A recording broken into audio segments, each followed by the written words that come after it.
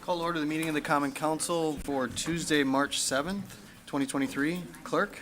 Thank you, Your Honor. We have 12 members in Civic Clerk, 12 members in the room present and voting. Thank you very much. Please rise for the Pledge of Allegiance and remain standing for the invocation.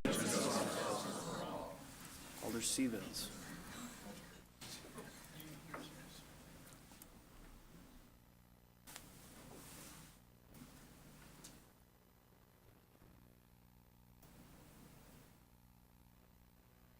Not quite. I have an issue with the mics.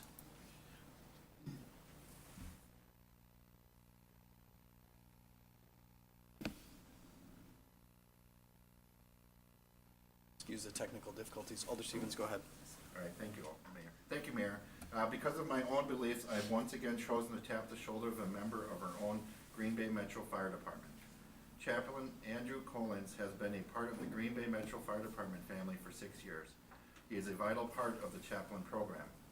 The fire department's chaplains are volunteer-based and help our fire members in many ways. Is it working? Okay, yep. As chaplain, I feel it is very critical when it comes to assisting firefighters and their families when they are exposed to trauma, losses, challenges, and experiences that occur with life in general. Chaplain Collins is a licensed minister with the Assembly of God and is a local business owner within the city of Green Bay. I also would like to congratulate Chaplain Andrews because he recently took over as head chaplain for the fire department. At this time, I would like to welcome Chaplain Collins to our March 7th Common Council.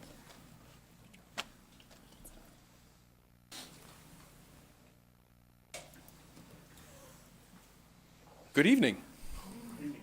You can respond. Good evening. I like it when you respond. Well, thank you very much for asking me to do this, Mr. Mayor and Alders. It's an honor and a privilege. I appreciate that. Yes, as chaplain with the fire department, we get to serve those who serve you, and it is an incredible honor. So tonight, as you start this meeting, would you join me with prayer? Yeah. If you bow your heads. Heavenly Father, we come to you today asking for your guidance, your wisdom, and support as we begin this meeting. Help those here today to engage in meaningful discussion. Allow us to grow closer as a group and nurture the bonds of community. Fill us with your grace, Lord, as these members make decisions that might affect the people of Green Bay, and continue to remind us that what we do here today, all that is accomplished, is for the pursuit of truth, for the greater glory of you, and for the service of humanity. We ask these things in your precious name. Amen. Thank you. Thank you, sir. Thanks so much for your service to the fire department and for being here.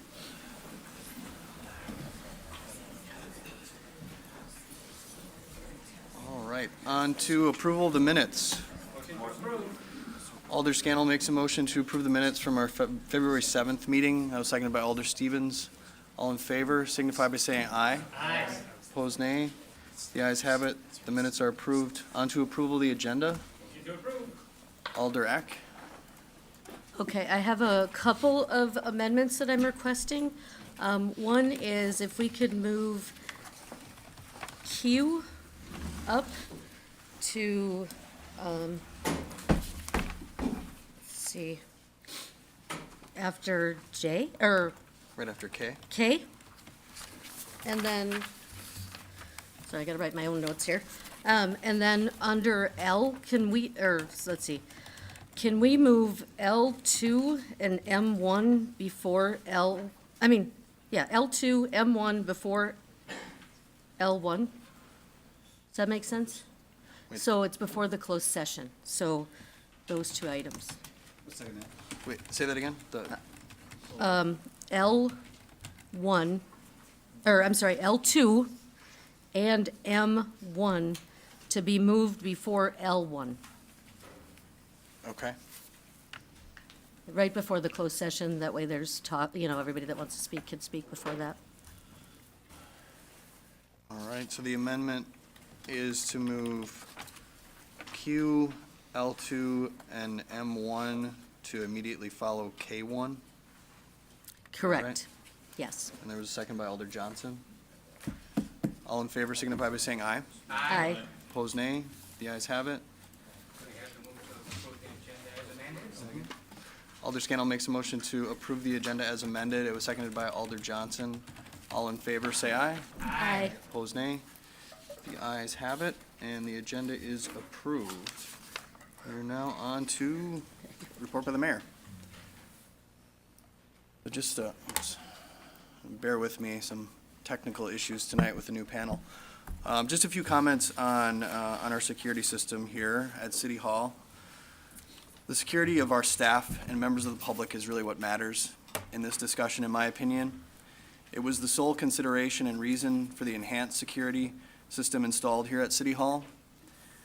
So let me be clear, the audio system was used exclusively to provide needed safety and security measures. It was installed with guidance from our PD, and it was done at a minimal cost to the taxpayer. That said, the city promptly complied with the court's order to immediately disable audio security here at City Hall. This action has eliminated any urgency on the part of our council. That being the case, I would encourage you all as members of the council to consider this ordinance and policy change with the thoughtful deliberation that it deserves. Now, people of good faith can have disagreements about how best to keep people safe here within our city hall, but the debate before us tonight, as I think many recognize, has not been advanced in that way. Instead, it's been characterized by bad faith and dirty politics at every turn. To those who are interested in a discussion on the merits, it's worth noting the presence of similar security systems at other city facilities and around the state of Wisconsin, including our very own Brown County Sheriff's Department, as well as Manitowoc County Courthouse and city facilities in the cities of Oshkosh and Racine. So you have to ask yourself then, why has the city of Green Bay been targeted by powerful political forces at the state level whose job it is to make laws and not to bring lawsuits? Might it have something to do with an election that's 4 weeks away? Perhaps it does. Regarding the specific security context here, a number of incidents prompted the addition of audio security at City Hall. In those incidents, what was said mattered. The Green Bay Press-Gazette described the incident with its staff as a, quote, verbal assault. Another involved a member of city staff who was targeted with aggressive and demeaning comments about their qualifications and their background. So regardless of the outcome of tonight's debate, I'll continue to focus on the safety and well-being of our staff and the public. Additional resources may be necessary to achieve these outcomes, which is why I'll be asking relevant committees to discuss additional funding for full-time security staffing at City Hall, as well as possible physical improvements. With that, we will move along to the rest of our agenda. Announcements. Alder Weary. Thanks for that speech, Mr. Mayor. You are welcome. I just wanted to compliment the UWGB women, the Phoenix. They made it the championship game again under Coach Barthes. Unfortunately, they fell a little short, but they're a pride that we can be proud of here in Green Bay. Thanks. Absolutely. It's a great squad. Alder Campbell. I want to thank everybody for, if you're donating.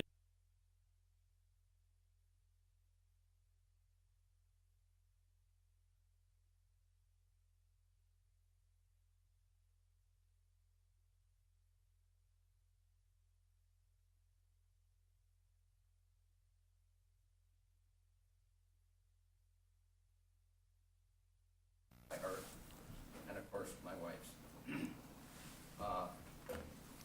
You know, every year through the city of Green Bay and the generosity that it shows.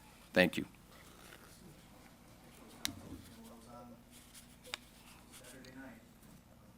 Enjoy my time there, so appreciate that. Other comments from council, announcements? Alder Scannell?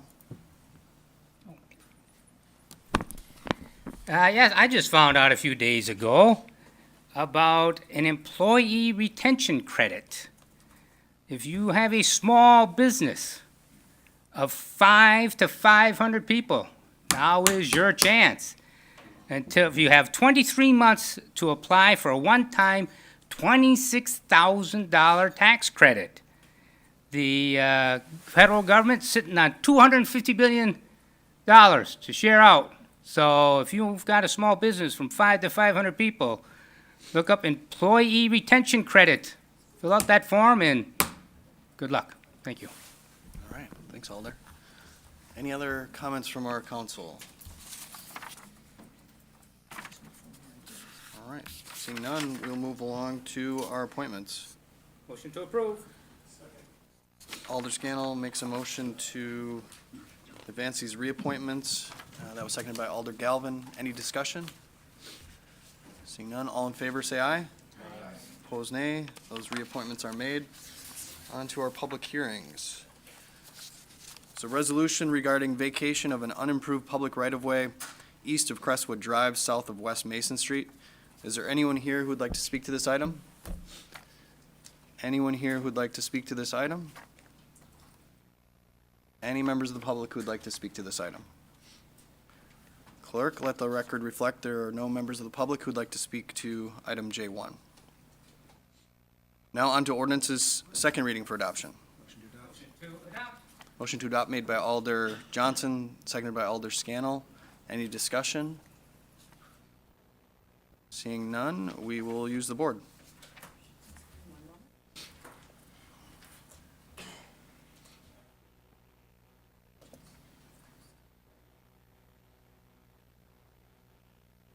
May vote.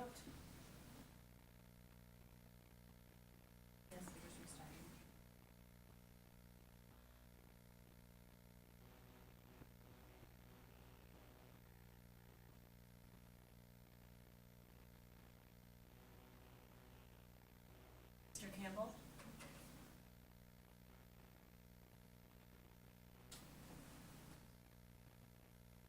Campbell, how would you like to be recorded?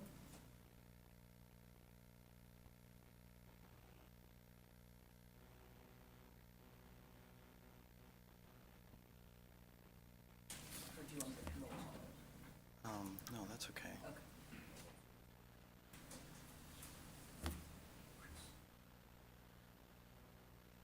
There's one. All right. One no vote. Otherwise, all the rest in favor. So now we are on to Q, which is the report of the Plan Commission. Entertain a motion. Motion to approve made by Alder Scannell, seconded by Alder Stevens. Items here to be handled separately. Alder Eck.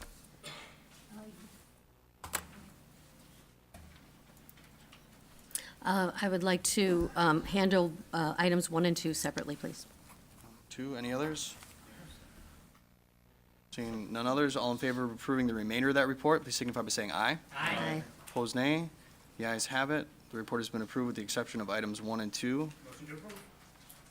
Alder Scannell makes a motion to approve item 1, seconded by Alder Stoyer. It was pulled by Alder Eck. Yes, I would like to make a motion to combine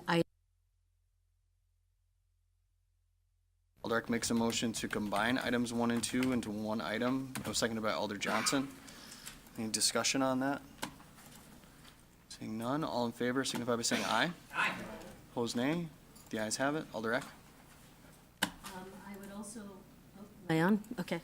I would also like to make a motion to hold these 2 items until our next council meeting on March 21st to allow all stakeholders. Hold both these items over to our next council meeting. That was seconded by Alder Stevens. Any discussion on that? Alder Johnson? Thank you, Mayor. Broadly speaking, I have no problem if we want to give a little extra time to the parties to kind of talk a couple things through. There's one maybe amendment that I would offer up. As many of you know, when we make these modifications to the PUD, it also requires an ordinance change, which of course requires 2 successive readings. So in an effort to be sensitive to the development time schedule, as well as maybe what needs to be accomplished through Alder Eck's objective here, maybe we could also amend this. I would make that formal amendment just to be sure it's included. Move to amend so that the next council agenda that's published reflects first and final reading, so that way no time is lost, but also time is bought. Just on that real quickly, we don't actually need it to have it reflected in the agenda. We can always Okay, well, I guess that's the request then, is to have it, noticed that way. well, it's got to be published that way in order It for us does to not. take the action. It That's doesn't. what we've been told in the past. Yeah, it does not. So we've not gotten the right advice in the past? No, the council always has the opportunity to advance an item on a first and final reading. I think if it's the intention of the administration to recommend that, then we would absolutely want to notice it. But council always has that ability. That's why it requires the additional threshold and two-thirds vote. Okay, I guess it's not what we've been told before, so if that's what it is, then that's fine. But council doesn't really have, well, I guess I'd ask, Yeah, I mean, let's get clarity on that, because we've actually republished agendas in the past to ensure that that was done. right, no, I understand the point. I'm not sure if that's something that can be amended by our council, but Attorney Bungert? If the question could be repeated, because I'm not sure I'm following. Does it need to be published on the agenda as a first and final reading? It doesn't need to be, because council by ordinance has the ability to take up any item that's on a first reading and take it up. I think in the past, the practice has been to categorize it that way on the agenda for additional notice, but the agenda doesn't, the public needs to be noticed of what items council will be discussing, possibly taking action on. So it doesn't have to be. Okay, and I appreciate that I think we have in point. the past for additional clarification and for additional clarity, but it doesn't need to be. Okay, so I appreciate that point. However, Okay. I'm still going to make the amendment. And the reason I'm going to make the amendment is because if it's still just published as a first reading, then it's possible that it gets delayed until the April council meeting. Does that make sense? Because if council says we're not going to do the first and final reading, now you have delayed the project another 2 weeks if the votes aren't there to do the first and final in the same meeting. So I'm still going to make that amendment, Sure. and I think that's a motion that's in order. The only clarification I would add is that council still, even if you're adding it as for first and final reading, council will still have to do a vote to suspend the Two-thirds. rules to adopt it for first reading Yep. at that meeting. Understood. So that's still, it's not guaranteed in stone. Yep. Okay. Alder Scannell? So then for the second, is it still required for a three-quarters threshold vote? Two-thirds. Or two-thirds? You suspend the rules by two-thirds, and then Right. you vote to adopt by majority. So okay, that's what you're we're suspending the rules for. Okay, to okay, do okay. two readings, you're adopting on one. Mhm. Right, and apologies for belaboring this, but I guess my question is whether or not council has the ability to amend the way the agenda is put together. They can refer it to be categorized how they want to. It's the motion, but ultimately, it's a distinction without a difference, because ultimately, council still has to take the Right. vote to suspend the rules. Okay. Sounds good. So we have that amendment. Is there a second? Second. All in favor, say aye. Aye. Opposed, nay. The ayes have it. Motion to approve is amended. Motion to approve as amended, made by Alder Scannell, seconded by Alder Stoyer. Any further discussion? All in favor, say aye. Aye. Opposed, nay. The ayes have it. That item has been approved as amended. Now we are on to item L2. Consideration with possible action on General Ordinance 06-23, an ordinance amending Section 2-108 Green Bay Municipal Code relating to powers of alderpersons. Is there a motion? Motion to approve made by Alder Scannell, seconded by Alder Weary. Discussion? Alder Weary? Thank you, Mr. Mayor. I know there are people here to talk tonight, whether City Attorney, maybe you could explain for us, because I still, Yeah, sorry. I'll have to project. Yeah, and just, I kind of alluded to this, but we've got a new panel that I have to control with a mouse, and Dave and I are sort of both doing it at the same time.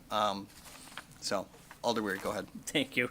Yeah, I just wanted to keep cognizant of the fact there are people here. Our ordinance states the council shall have the management and control of city property. Why we need to add this line in. Thank you. Attorney Bungert? Sure. So the reason is because there are two applicable statutes and legal provisions that apply in interpreting what powers are afforded to council as a legislative body and what powers are afforded to the mayor as the chief executive and a mayor-council city administration and city setup as Green Bay. So while council has the authority over city property, finances, highways, so on and so forth, as it's laid out, powers are also delegated to the mayor as the chief executive. The general definition of a chief executive is an executive who has management over the day-to-day operations and decision-making authority with respect to those operations on a day-to-day basis in running the city. And so security measures, security features, the day-to-day operations of the building itself fall within the purview of the mayor. And since council would like that particular authority to come back within its purview, this ordinance amendment is needed. Okay, is that in writing in the ordinance? Because it is in writing under alderperson powers, clearly in writing.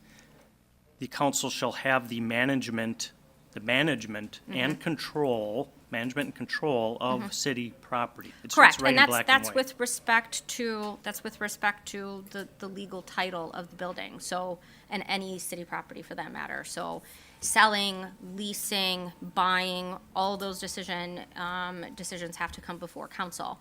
But as far as what the hours of operation are of buildings, the day-to-day management of the buildings, that doesn't come to council on a day-to-day basis. Simply logistically, that wouldn't be feasible on a day-to-day basis to be able to have decisions be up to the authority of council that meets twice a week, or twice a month, I'm sorry.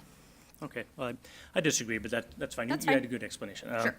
I would make a motion to have this be the first and final reading. I know we need a two-thirds vote to suspend the Sure. rules for that. So this is, at committee of the whole, it's the introduction It of is. the ordinance, so that would get approved, and then it's listed on first reading. Council then would take that ordinance up along with chapter 4, which I'll explain when we get to ordinances, and then the rules can be suspended so that it can be adopted tonight.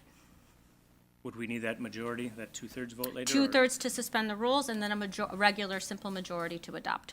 So this isn't the adoption of the ordinance, this is the actual discussion of the ordinance for council, and then adoption is in the ordinance section towards the end of the meeting. All right, understood. That's all the technical questions I have for now. Thanks. Thanks, Alder. Additional comments or questions? Alder Johnson? Thank you, Mayor. Attorney Bunker, I actually had the same question as Alder Weary. And so you said that in the ordinance, it says somewhere that the executive branch has authority over day-to-day decisions of the management of City Hall? Correct, that the mayor is, in statutes, the mayor is designated as the chief executive of the city.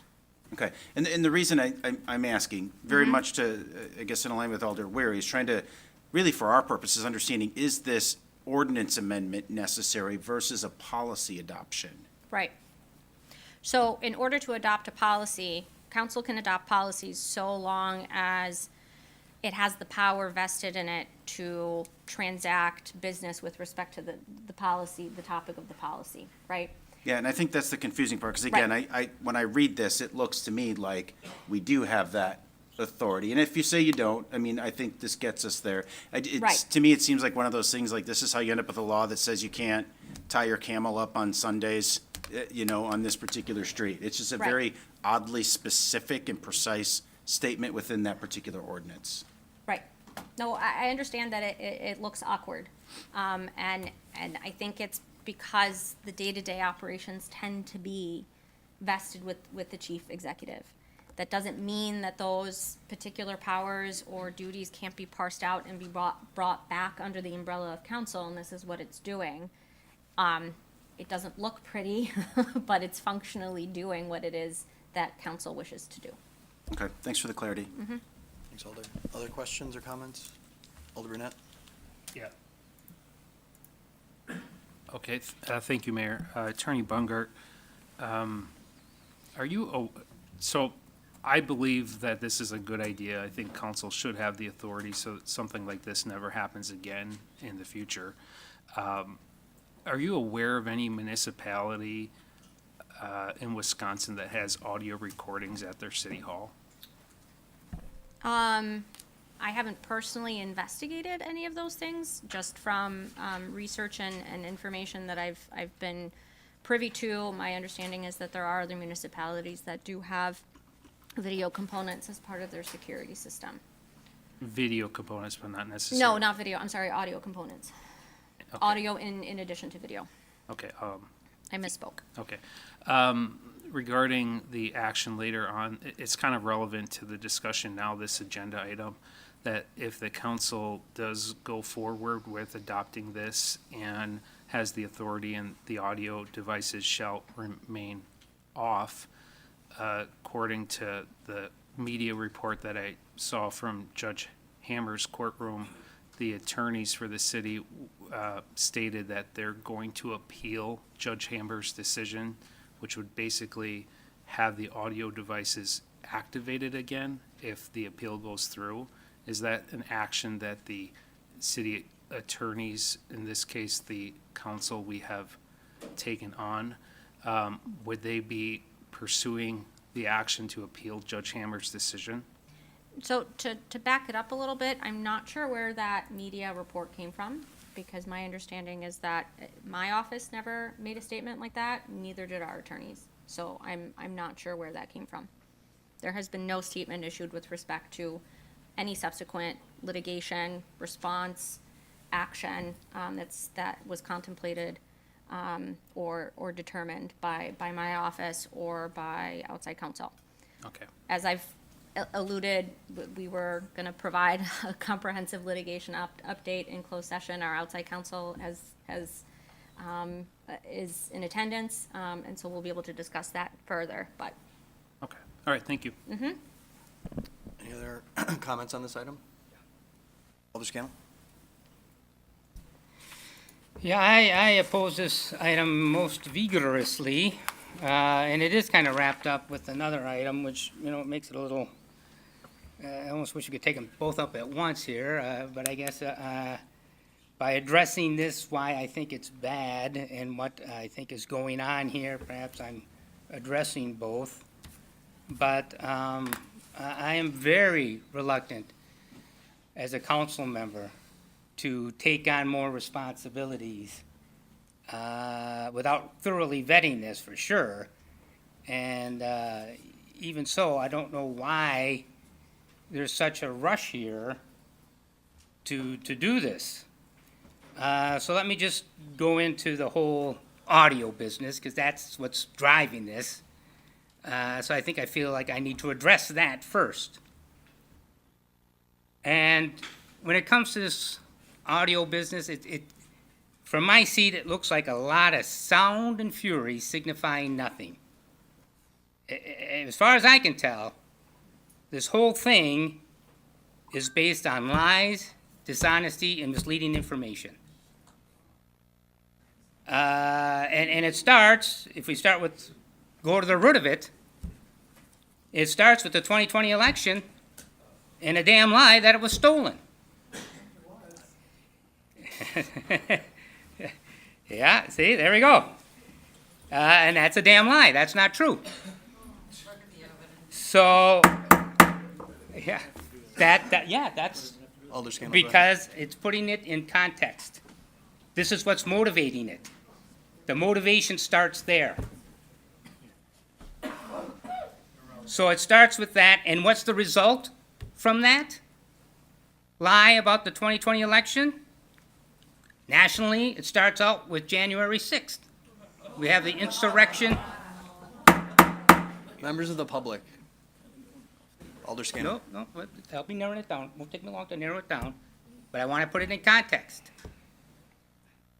And the January 6th riot, instigated by the liar, resulted in the death of several people that day and the following days as a result of the action of that day. 140 injured officers and 130 more who subsequently quit. Point of order. Go ahead. Alder Eck, what's your point? At my point, I don't think he's focusing on the, we're discussing the adjustment to the ordinance, and I really don't think that what you're saying is pertaining to that. Well, Alder Scannell, what's driving this ordinance, the change of this ordinance, is the security equipment at City Hall. That's what's the driving vehicle behind this. That's the motivation. So that's what I'm addressing. And it starts out with the big lie at the national level, and I'm going to bring it on down to what happened within the state.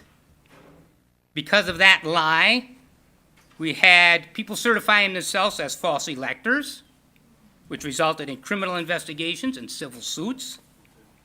We had the Gableman fiasco, the bogus investigation. It was never an investigation. He had his mind made up long before that the lie was true, and all his actions followed accordingly. He's now facing an ethics complaint for his voluminous and inappropriate behavior of his shambolic, dishonest, and destructive campaign that has cost the Wisconsin taxpayers $2.5 million. Now, how does this work out locally? How does this trickle down? Yep, we're there. Well, the vigilantism that we saw at the national level is what we're seeing here. We've seen a rise in vigilantism since that lie about the election. And what we see locally is people tailing cars from polls delivering ballots to downtown. People intruding into secure spaces. They have no reason to be there. People inundating staff with open records requests and questions to the point I consider harassment. People making demands on staff to follow procedures that are inappropriate. Their zeal to right a perceived wrong is only as great as their ignorance about how an election is run. And it's perfectly in order. What's out of order? Commentary. Alder I mean, Campbell, I think Alder everybody Campbell, in the- hold your I comments. think everybody in the crowd can. You're Alder calling a point of Scannell order. has the floor. I call the point of order, yes. Okay, what is your point of order? I think everyone here, get to the local thing, you're finally here. Yeah. But you're basing it off of what people from Washington DC came to Green Bay and created No. all this issue? No, it's local people. What's your point of people order, here. Alder Campbell? Point of order is that it's just commentary. These are baseless. These are facts. These are not facts. They are facts. Okay. Whether. They are facts. That's Every one irrelevant. of these is a verifiable fact. These are Alders. These No, are comments. I didn't and- say that. That is Kenny. not a point of order. Alder Scannell, go ahead. These are verifiable facts. I never said I. Remind my fellow citizens that we are in a meeting. Alder Scannell, go ahead. Yep. And we get to the reason for the audio: verbally accosting staff and public. And I'm going to refer to the three incidences in particular. The mayor touched on a couple of them already that were filed by the city with the lawsuit against us. One, we had a city attorney that felt threatened, her personal safety was at risk. No city attorney should feel that way. A reporter surrounded by a group felt isolated, threatened, and verbally assaulted to the point where now she's no longer working this beat. That's great behavior. And lastly, an elderly woman delivering an absentee ballot was so berated she cried and had to be physically helped to her car. She was so shooken. Point of order, if I could. What's your point of order, Alder? Two of those occurred in rooms, not in the hallway, and That's the elderly woman was in her 40s. That's irrelevant to Alder Scannell's argument. I'm just saying, they did not take place in the hallway. If you're using that as a reason That's to put audio in the Alder hallway, Weary, that's All right, I'm just pointing it that's a out. debatable point. That's not a point of order. it is a debatable point. Yeah, so it's not a point of order. You've been here long enough to Well, I made understand my the point. difference. Thank Alder you for Scannell. letting me make my point. You can do that on your own time, you know. I like to use yours. I raise points of orders. I don't interrude otherwise. Yeah, okay. So, so she was only 40 years old. Oh my God, that makes it better. You said elderly.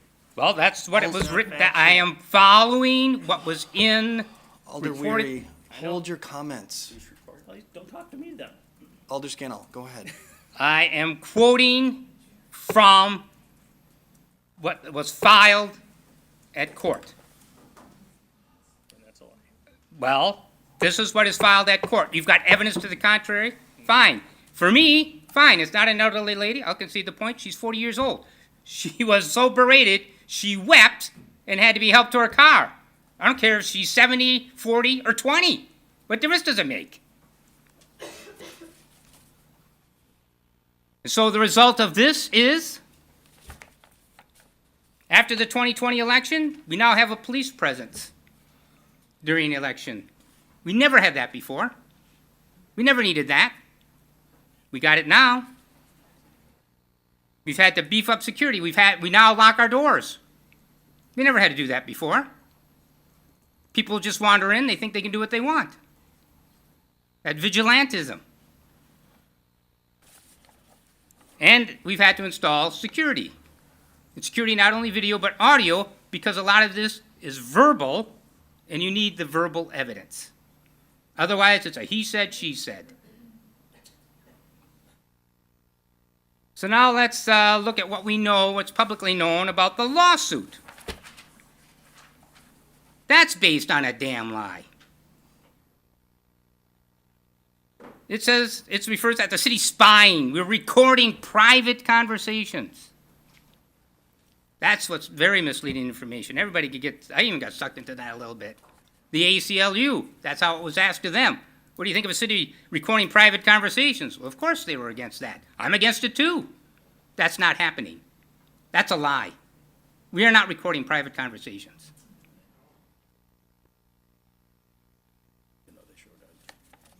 Alder Campbell. Okay? I think we're at 5 What we're minutes. recording, I think we're at 5 minutes. with all the interruptions I've had, I think I get a little longer. I would agree. Alder Scannell, go ahead. Well, then remember that when the rest of us speak. I won't be interrupting you, so you won't have to worry about it. What we record is loud conversations in a public hallway in a public building. If you want to have a private conversation, go ahead, go out there right now. You can have a private conversation. Go ahead. The recording equipment isn't going to pick you up. Man, I have never experienced this kind of rudeness. Again. What in the heck? For our members of council, hold your comments until I call on you. Please, we're going to have a very long night regardless, and it's going to be even longer if everybody's offering side commentary this entire evening. Alder Scannell. So if you want to have a private conversation in a public hallway, in a public building, you talk quietly. And if you're talking quietly, the audio cannot pick you up. And if you're not talking quietly, I don't know how anyone can classify that conversation as a private conversation. You need to speak quietly if you don't want people in the hallway to hear you. That's a private conversation. If you're speaking loud enough that the audio can hear you, people can hear you. That is not a private conversation. So to present this as what the city is doing is a lie. It's not what the city is doing. So, what's behind this lie? Well, again, the mayor alluded to some of it. Let's look who's pushing this lawsuit. We've got politicians playing politics, once again with city business.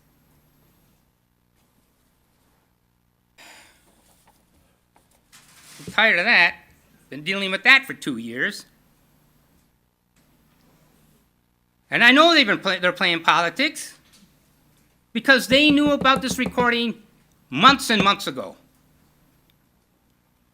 If this is such a horrible violation of rights, if this is something we got to burn through in one night without vetting this, giving it its proper due,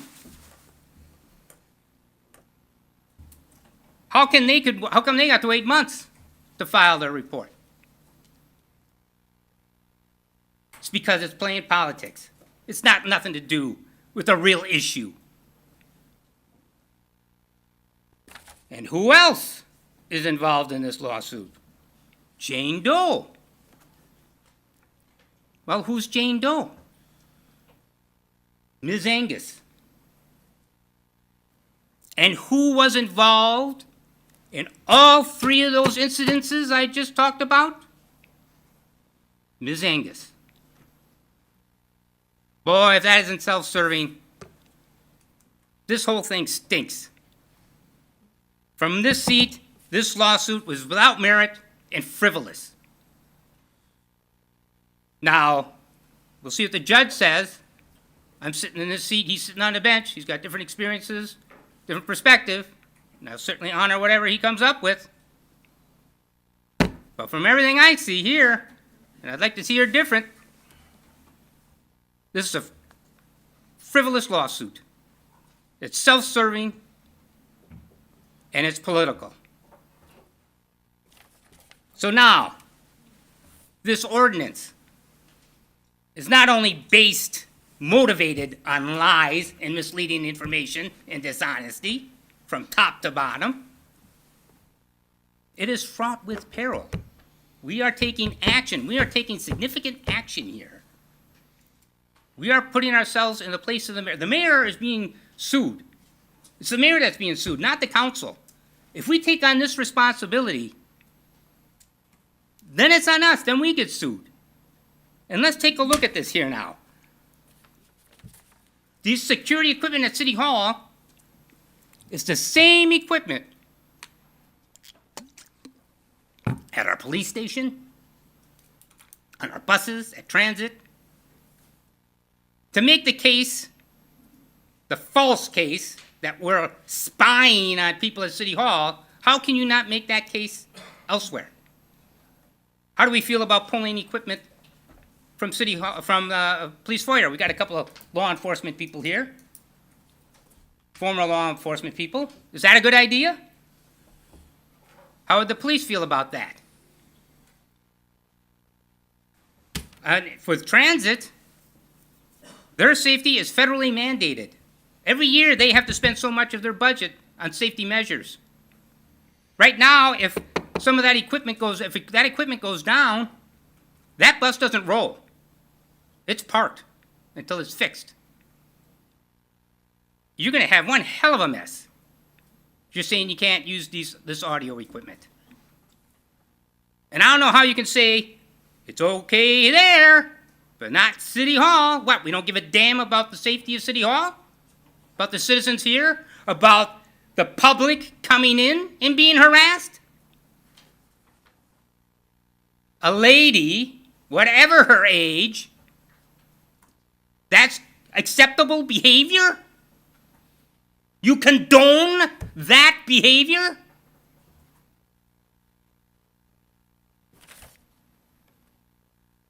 So, I'd like to make the motion that we refer this to staff and give it a thorough vetting so we know exactly what we're getting into. We don't know what other municipalities have done this. We don't know what problems they've had, what lawsuits we could be viable for.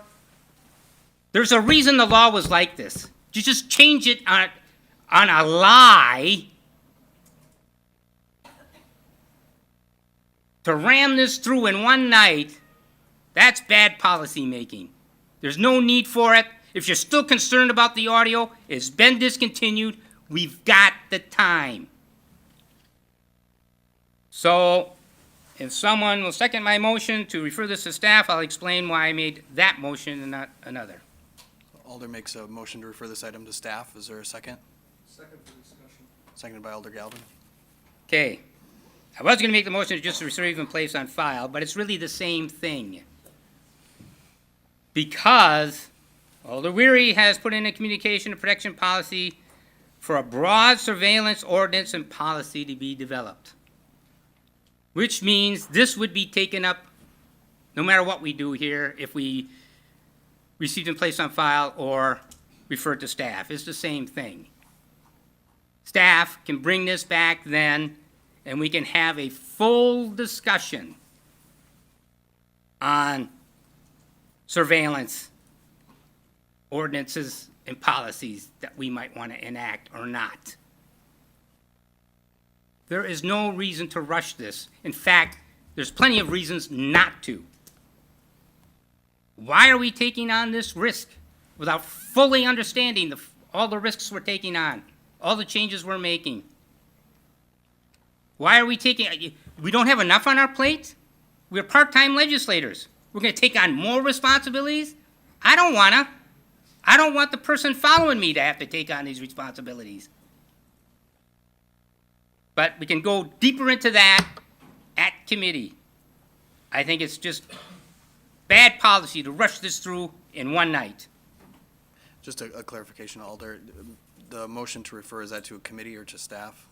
Just the staff, who could then bring it back to committee along with the broader, discussion we're going to have for ordinances and policies on surveillance. So,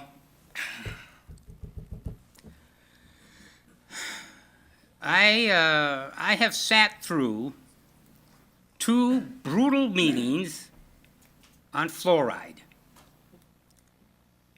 And the people who brought that forward were people I knew. I knew a lot of them.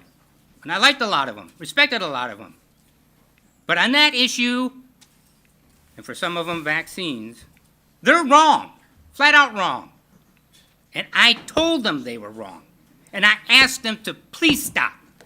And I said, stop wasting city time and city dollars. It cost me an ethics complaint filed against me, but it was the right thing to do. I am asking the vigilantes who believe in the big lie to please stand down, stop. What you are doing is wrong, it is hurtful, and it would be wonderful. I don't know many of these people, or know them well, but there are alders who do. And it sure would be nice if some of them would stand up and do the right thing. Thanks, Alder. I just want to end up with, I'd like to know why you're here. Why are you here? Why did you take this job? Is it to play politics with city business? Is it to support a faction of a party that fosters a bunch of vigilantes? That's what's driving this? Is that what we're here for? I took this job because I want to make Green Bay, my hometown, a vibrant city where people want to live, work, and play. That's what this job is about. And I would love it if you would all join me in that endeavor. Thank you, Your Honor. Thanks, Alder. The motion on the floor is referral to staff on this item that was seconded by Alder Galvin. Any discussion on that point in particular? Alder Weary?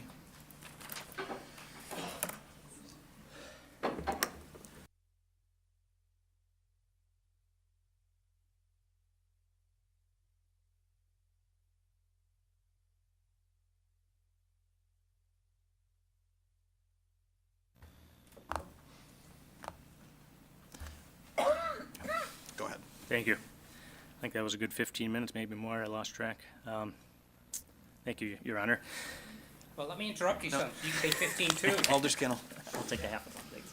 You always do. The council members. I, Chris Weary, Randy Scannell, Eric Enrick, fill in the blank, being duly elected as alderman, mayor, etc., of the city of Green Bay, do solemnly swear that I will support the Constitution of the United States and the Constitution of the state of Wisconsin.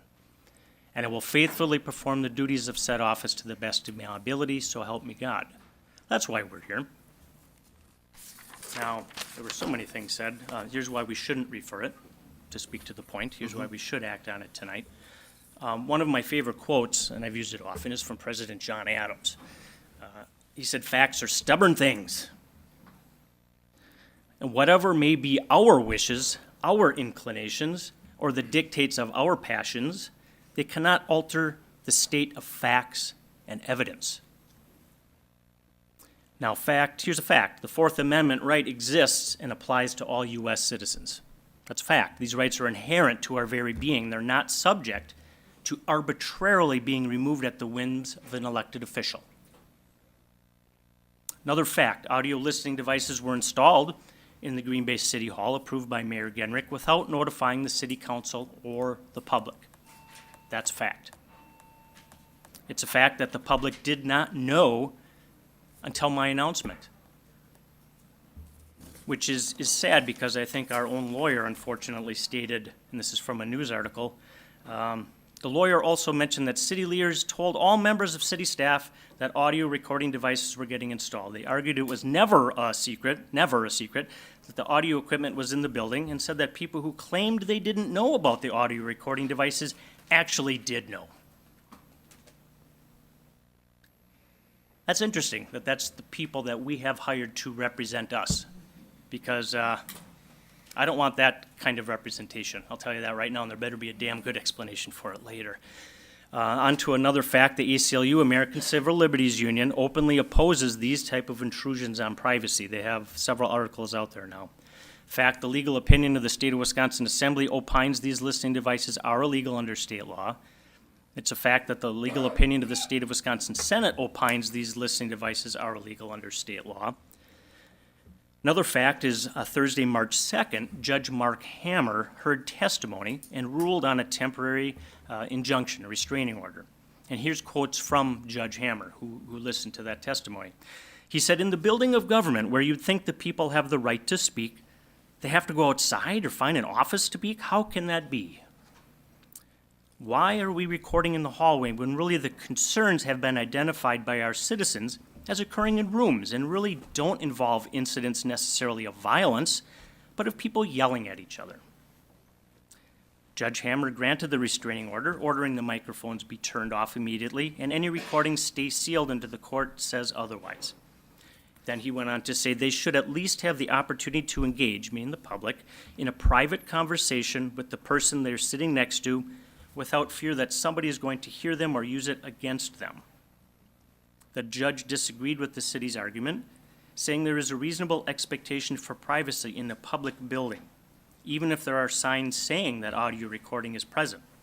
I don't know if you lose your right to speak privately if somebody says you lose your right to speak privately, Judge Hammer said. So I have plenty more to speak on it, but I believe there's plenty reason that the council should take action to something we had no knowledge of, we had no vote on, and this will send a clear message: do not support it.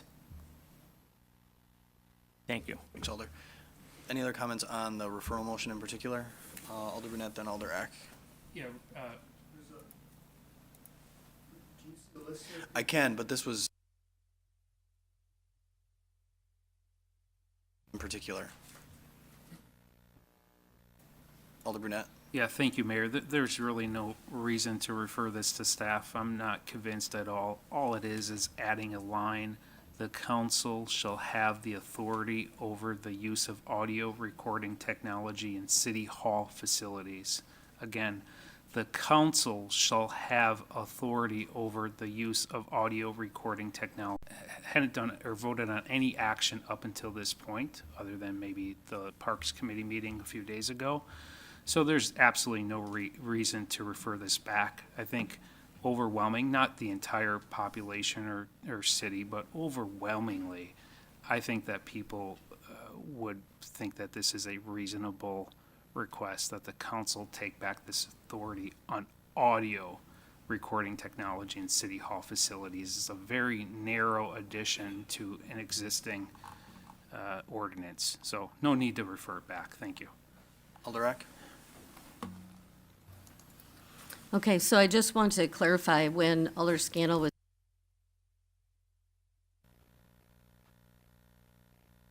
so I don't know if you saw the Parks Committee meeting, but we did talk about this in depth. It was a couple-hour meeting, so we discussed this, and then we referred it to staff to write the ordinance to add that addition onto it. So it isn't rushed. We didn't just make it up tonight. We did talk and extensively. We had Judge had to say, and one of the things that was pointed out was that, from my understanding, 2 out of the 3 incidences happened in different areas than where the listening devices were even installed. So he did point out that it was confusing that the listening devices were installed in places where there wasn't any incidences. So I just want to clarify that, and thank you. Thanks, Alder. Any other comments on the referral motion in particular? Alder Galvin and Alder Hutchison? Thank you, Your Honor.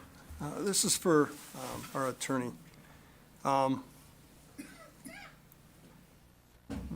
It's felt here, I guess, by some members of council that we have to change the ordinance to limit the mayor's ability on the day-to-day management of city.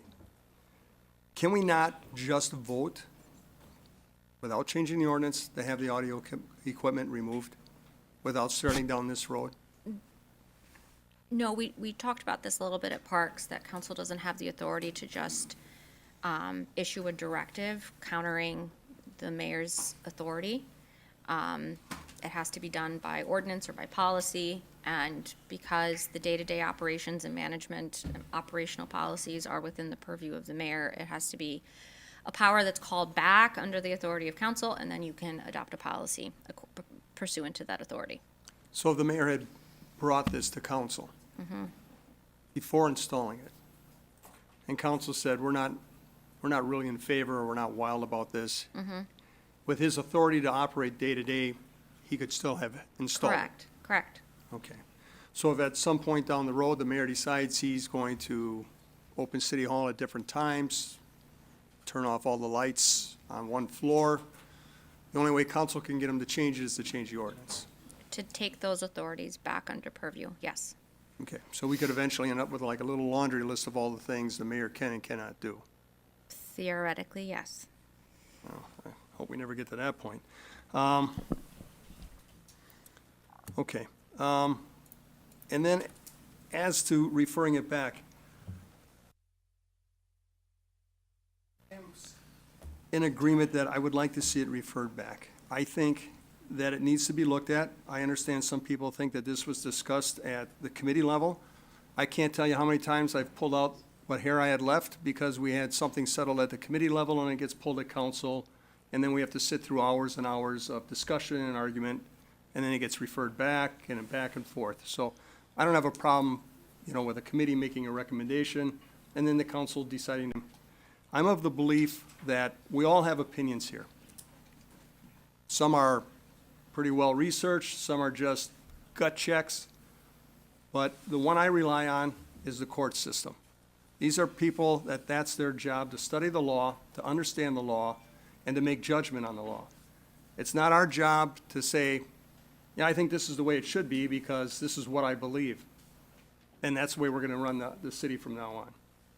I would prefer to wait and to see what the courts have to say about this. The audio recordings have been shut down. They've been preserved just in case the courts do rule in our favor and we're able to have them. And I think that's what we should do. I think it's shut down. Nothing's happening right now. And I think we should wait for the court system to make its judgment and then move forward from there. Thank you.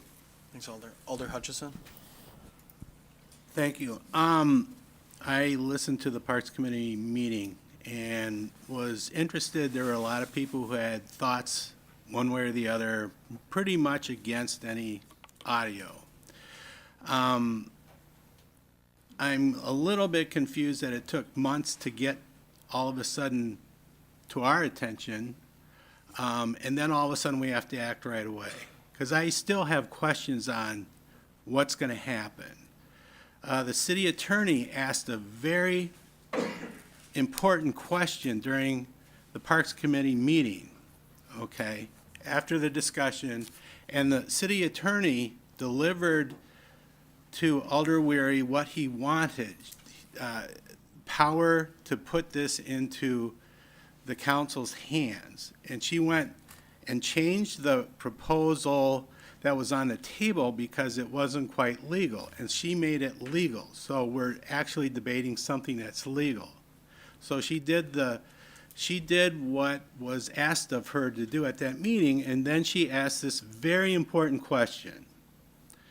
Do you want this to cover City Hall or all the area within the city? and there's two other areas where we have video equipment. And there was exactly 3 seconds of thought given before the answer was provided. Just City Hall. And I thought, what? That doesn't make any sense. Why are we doing it here, not at the other two? Point And- of order, Mr. Mayor. Alder Weary, what's your point of order? Clarification, I guess, if you could. The Parks Committee only oversees City Hall. And knowing that this item was going to protection and policy for a broader policy, that's why we decided that. Awesome. Well, that's a good description. Thank you, Alder. Thanks, Alder. Alder Hutchison? There was the process of thinking about it, though. You actually thought about it and then answered. So it would have been good to provide that. That's good. But there is an issue, though, with these other areas. I talked to the police chief today regarding their use of the equipment, and broadly speaking, he said it's different than just City Hall. He said the transportation at the bus station is different. It's federally regulated. There's all kinds of things that are just dangling there. And we need to discuss this in whole, I think. Just to take this one thing out and say City Hall, I think is a half step, and we should know where we are in the broader picture. So I'm in favor of this motion, just so we get more information before we decide on this. Thank you. Thanks, Alder. Any other comments on the motion to refer in particular? Alder Johnson? Thank you, Mayor. Just a question for Attorney Bungert. The injunction or the temporary restraining order that was put in place, what is the timeline on that? Attorney Bungert? Yep. It is effective for the pendency of the litigation. So there's no expiration date on it per se. Is there an identified date that we return to court? No, not at this time. Okay, so, well, I think the question has been raised. Why do we have to take action tonight? I think right there's your answer. So, we don't know. So there's a couple of things that have been talked about tonight that I want to touch on. And I think most people who know me, who come to these meetings, broadly say that I'm a very practical person who looks at both sides of the issue. So Alder Scannell, you gave me a lot of ammo here. Good. I'm not MAGA, and I don't support the big lie. And I will say that I think the timing of this is suspect. And I think that there are some very interesting political actors involved here. And I tell you what, to me, it doesn't pass the smell test, yet the individual named in this lawsuit is also the source of some of the complaints. But I will say, what's the vet? 12 people making this decision is better than one. We are elected as representatives of this body to make decisions about funding our police department, about funding our fire department, about funding our roads, about making our roads safe, but we're not capable of making a decision about whether or not we allow audio surveillance at City Hall. That just does not seem like an additional burden to me. And again, 12 people making that decision is better than one. What this ordinance does is it changes one small thing. The sky's not falling. And it can always be redone when a more comprehensive dialogue can be had. But the point of having it before us today is to say that depending on when the timing of that court case occurs, this gives council the authority to say we're not going to turn those back on regardless of what the decision of that court case is.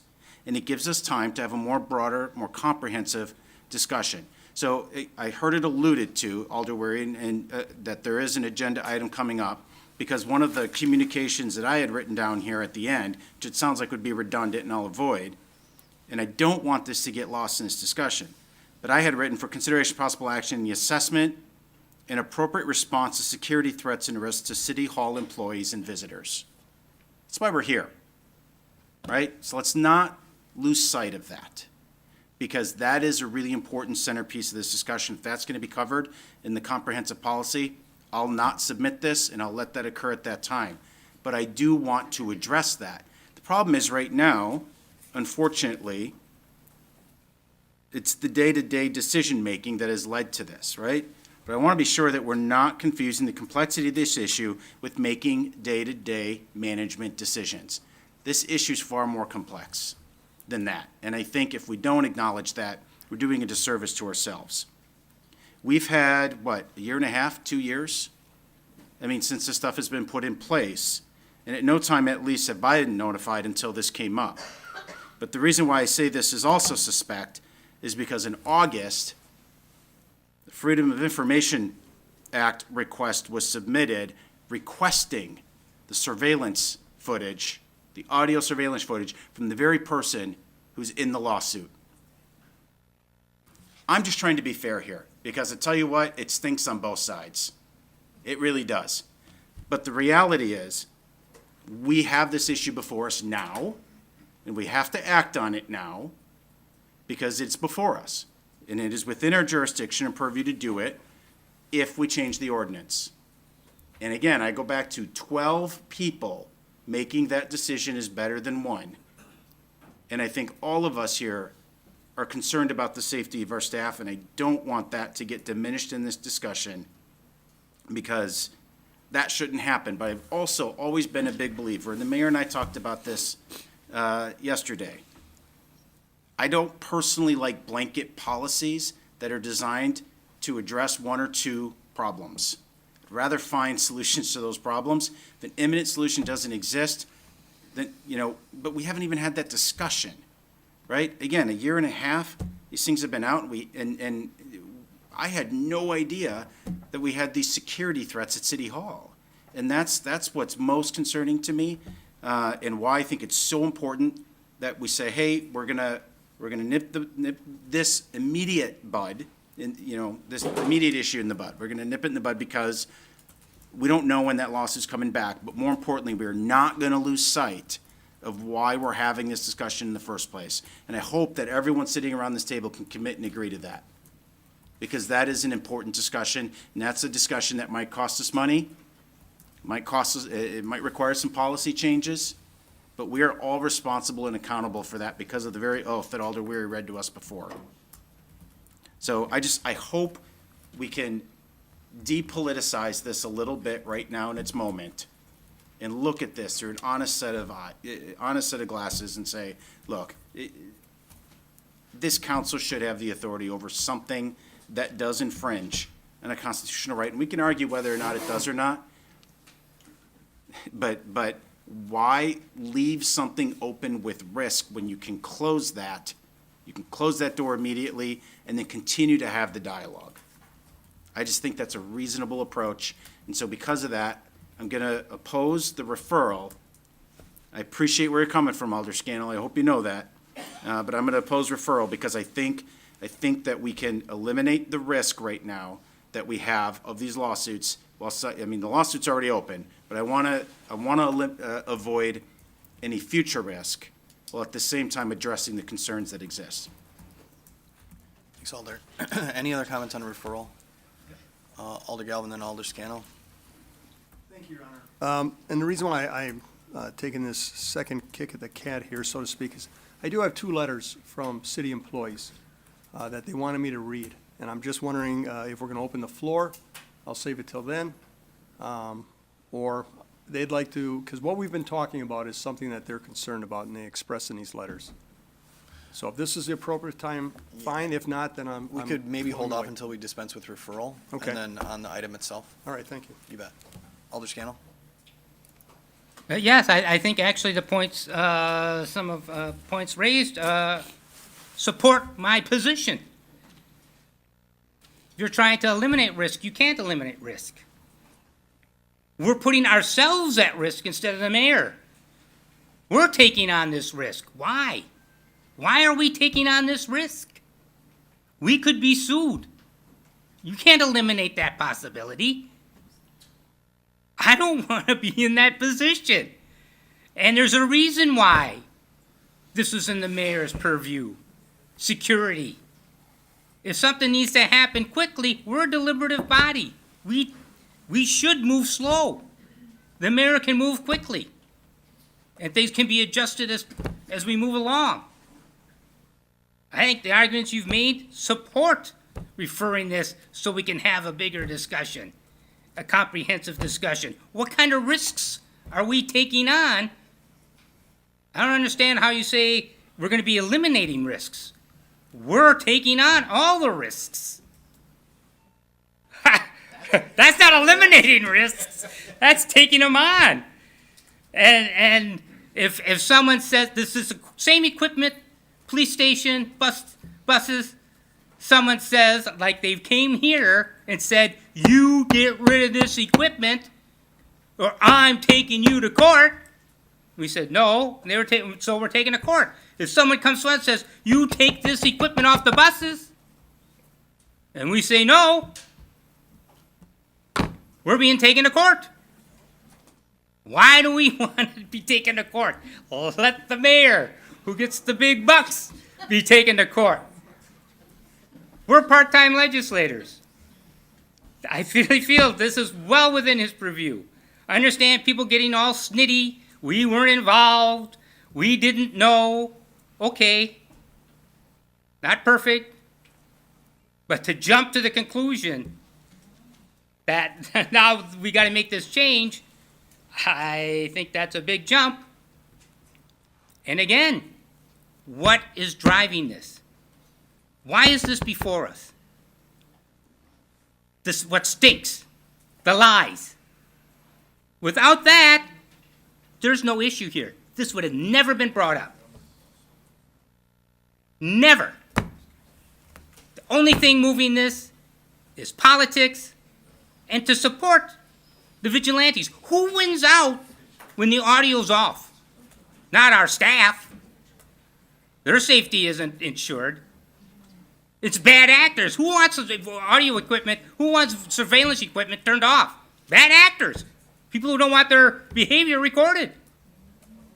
That's who we're supporting with this. Right? Show me how I'm wrong. So I think you can't say we're concerned about safety staff while we say, oh, City Hall, your security, you don't need this. Everybody else, oh yeah, police, buses, yeah, you need this. You didn't know about what was all going on at City Hall? Yeah, that maybe there's some confidentiality there with personnel. I don't know if we could have been better informed on that. I heard things here and there, and I always thought it was a shame more people didn't know, but I didn't know if it was something to really go into or not. I think the more we can disclose on just what has been happening here, the vigilantism, I think the better we would all be off, as much as we can go into that. Again, we're dealing with personal issues here, so I don't know what kind of confidentiality would inhibit that discussion. But I think it's a mistake to rush into taking this risk on ourselves without fully discussing the risk and the whole package of audio. You just mentioned it's going to have a bigger discussion. Why not make this part of the bigger discussion? I don't understand that. Why not make this part of the bigger discussion? Because it's going to involve all those other components. Let's fully understand that. So I think the argument made by the Honorable Alder supports my position. Thank you. Thank you, Alder. Would it be possible to dispense with this motion and move on to the substance of the matter? Yeah. Okay, let's do that, and then we'll move on to more general comments. All in favor of the motion to refer? Use the board? Yes, please. All right, we will use the board for the vote. This is on the motion to refer to staff. Clarify the votes either way for everybody. Yes, refers it off to Never Never Land. No. Never Neverland, it refers it back. Alders. Can we not? Can we just, jeez. The motion is to refer to staff. Everybody understands what that means. You may vote.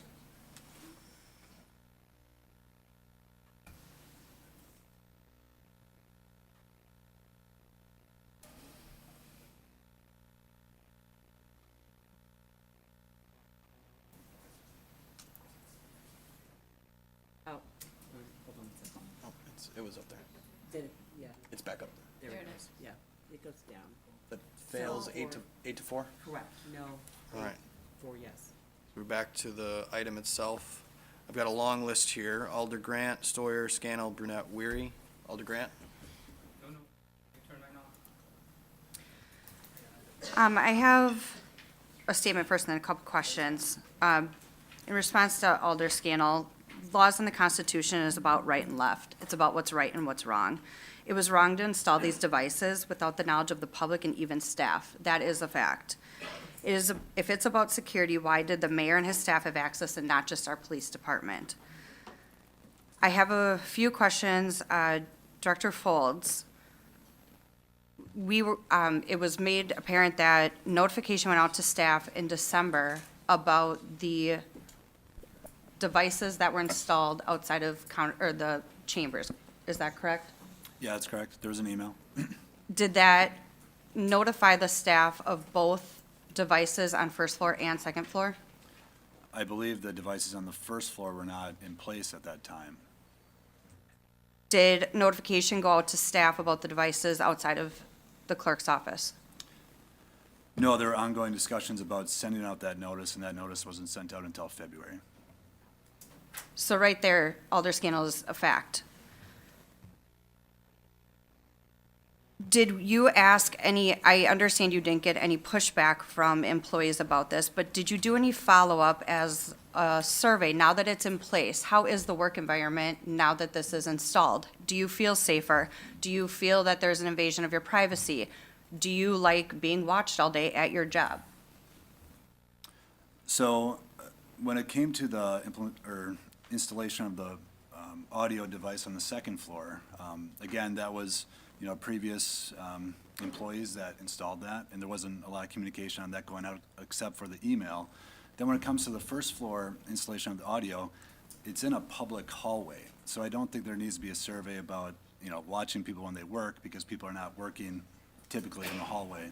So to answer your question after that, no, we did not send out emails if people felt more secure with the installation of the audio devices. But staff do use the hallways to talk to each other, leave and enter work. Yeah, so I was just addressing that we're not watching employees work. I was just addressing that. So no, there was not an email or survey sent out if employees felt more safe. Was there any policy or guidelines as to when and why staff could access the audio footage?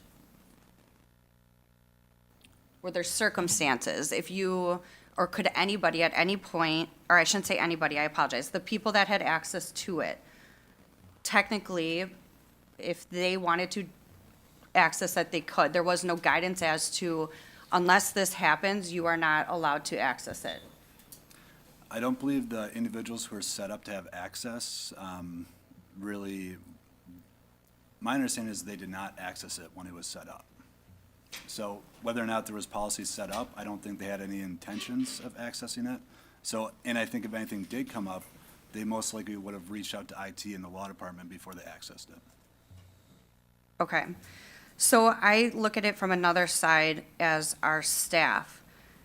There are personal things that happen at work. There are health issues, things that come up, discussions that could be picked up on this audio devices. That is where I'm also looking to protect our staff. If we want to create a happy, healthy work environment, if I have something personal to speak to my manager about or something, or if I go to talk to someone because I can confide in them, I don't want to worry that it is now on camera that I'm going into that person's office or entering the first floor when I don't normally go down there if there's someone there that I can confide in personal things. So it's not just about the residents, it's also about our staff.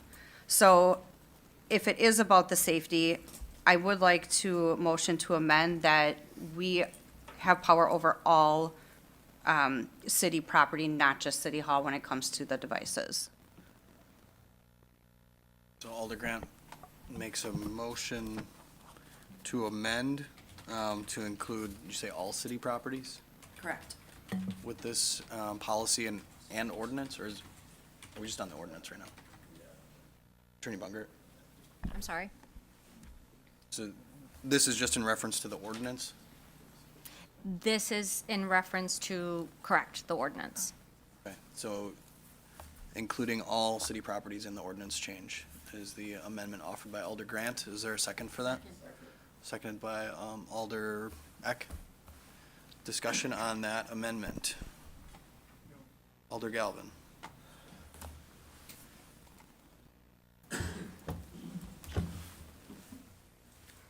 Kevin, you picked the wrong day to be here. Commander Warwick, how does the police department feel about having city council turning off the cameras that they have securing their facilities, especially in light of the fact that they still don't have a security fence to ensure that people cannot enter their property? In speaking with Chief Davis this afternoon, first of all, with the pending litigation, I would defer to the city attorney if we can speak on this. Attorney Bungert. I'm sorry, I'm conferring with. Question was, how does the police department feel about having their security cameras turned off? Point of clarification. Alder For Johnson. Alder Galvin, are you referring to cameras or referring to audio? Well, it sounds like this is what Alder Grant is asking for.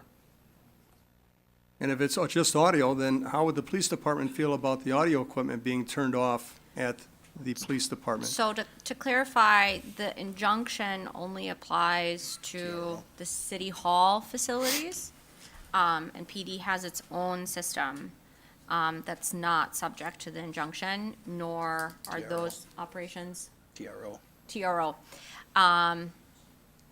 is not subject to the ordinance change, because that's a police facility so what is shut off is the audio feed that goes into shift command, correct?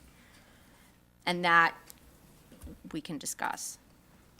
But is Alder Grant, that's what you're asking, is that audio equipment be controlled by City Hall, by the council?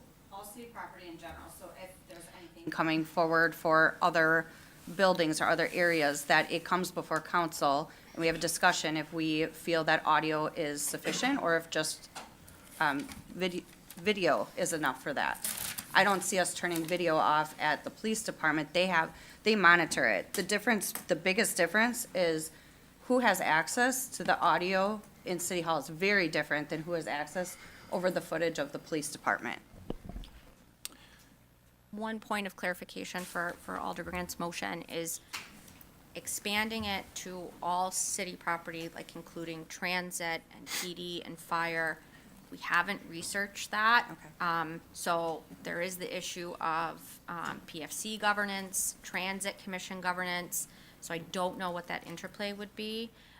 Certainly it can extend to other city facilities like the DPW shops and the park shop and other city facilities like that, but ones that are under the purview of fire, PD, transit, water, where they're under the umbrella of the city, but they also have their own commissions and authorities that govern them, that may complicate things as to whether we can do that. And I'm more concerned, with like your example, not. Sure. Yep. So where I just wanted we- to clarify Yep. so you understood okay. Sorry. So to clarify, it's giving city council authority over audio capabilities at all city properties. Okay, would that include the body cameras on officers? Attorney Bungert. In theory, yes, it's a city it's city property, I mean, it's city equipment. We could probably make a caveat for that, but, and that has its own set of policies and statutes that govern, how those recordings are kept, used. There's a whole set of policies within PD on how they're used, when they're turned on, how they're turned on, when they're turned off. So that will take a lot of review to ensure that we're not contradicting other policies that have to be in place. I certainly understand that, but this Yep. is, the motion on the floor is to do that. Right. And then so I'm asking Commander Warwick, how would you feel about city council potentially turning off the audio equipment on body cameras within the station, within the squad cars? We would recommend that would not be a good recommendation to make. And I'll give you some context on that. The police department, anytime we collect any video, any audio, it has judicial oversight. In the event that we're working an investigation and we collect what we would consider as evidence, that has to be obtained lawfully. And when we put together an investigation, and that investigation eventually will go in front of a prosecutor and through discovery go through the public defender or an attorney representing the accused, that evidence be provided and that the courts will determine whether that evidence was obtained lawfully. With the judicial oversight that we have, that is our checks and measures to capturing video, whether that includes audio or not. I'll give you an example. In the event that there is let's say a large-scale investigation, a critical incident, a homicide, you name it, and in the course of the investigation, the police department had to determine whether or not to put up a poll camera in a location to gather evidence, to do surveillance, a legitimate law enforcement reason, again with judicial oversight, because we have to collect this evidence lawfully, to collect that video and audio evidence. If the decision were to be made from council to have that oversight, we would end up having to go through council to talk about critical incidents, such as a homicide investigation, which potentially could divulge protected information through council and not through the courts.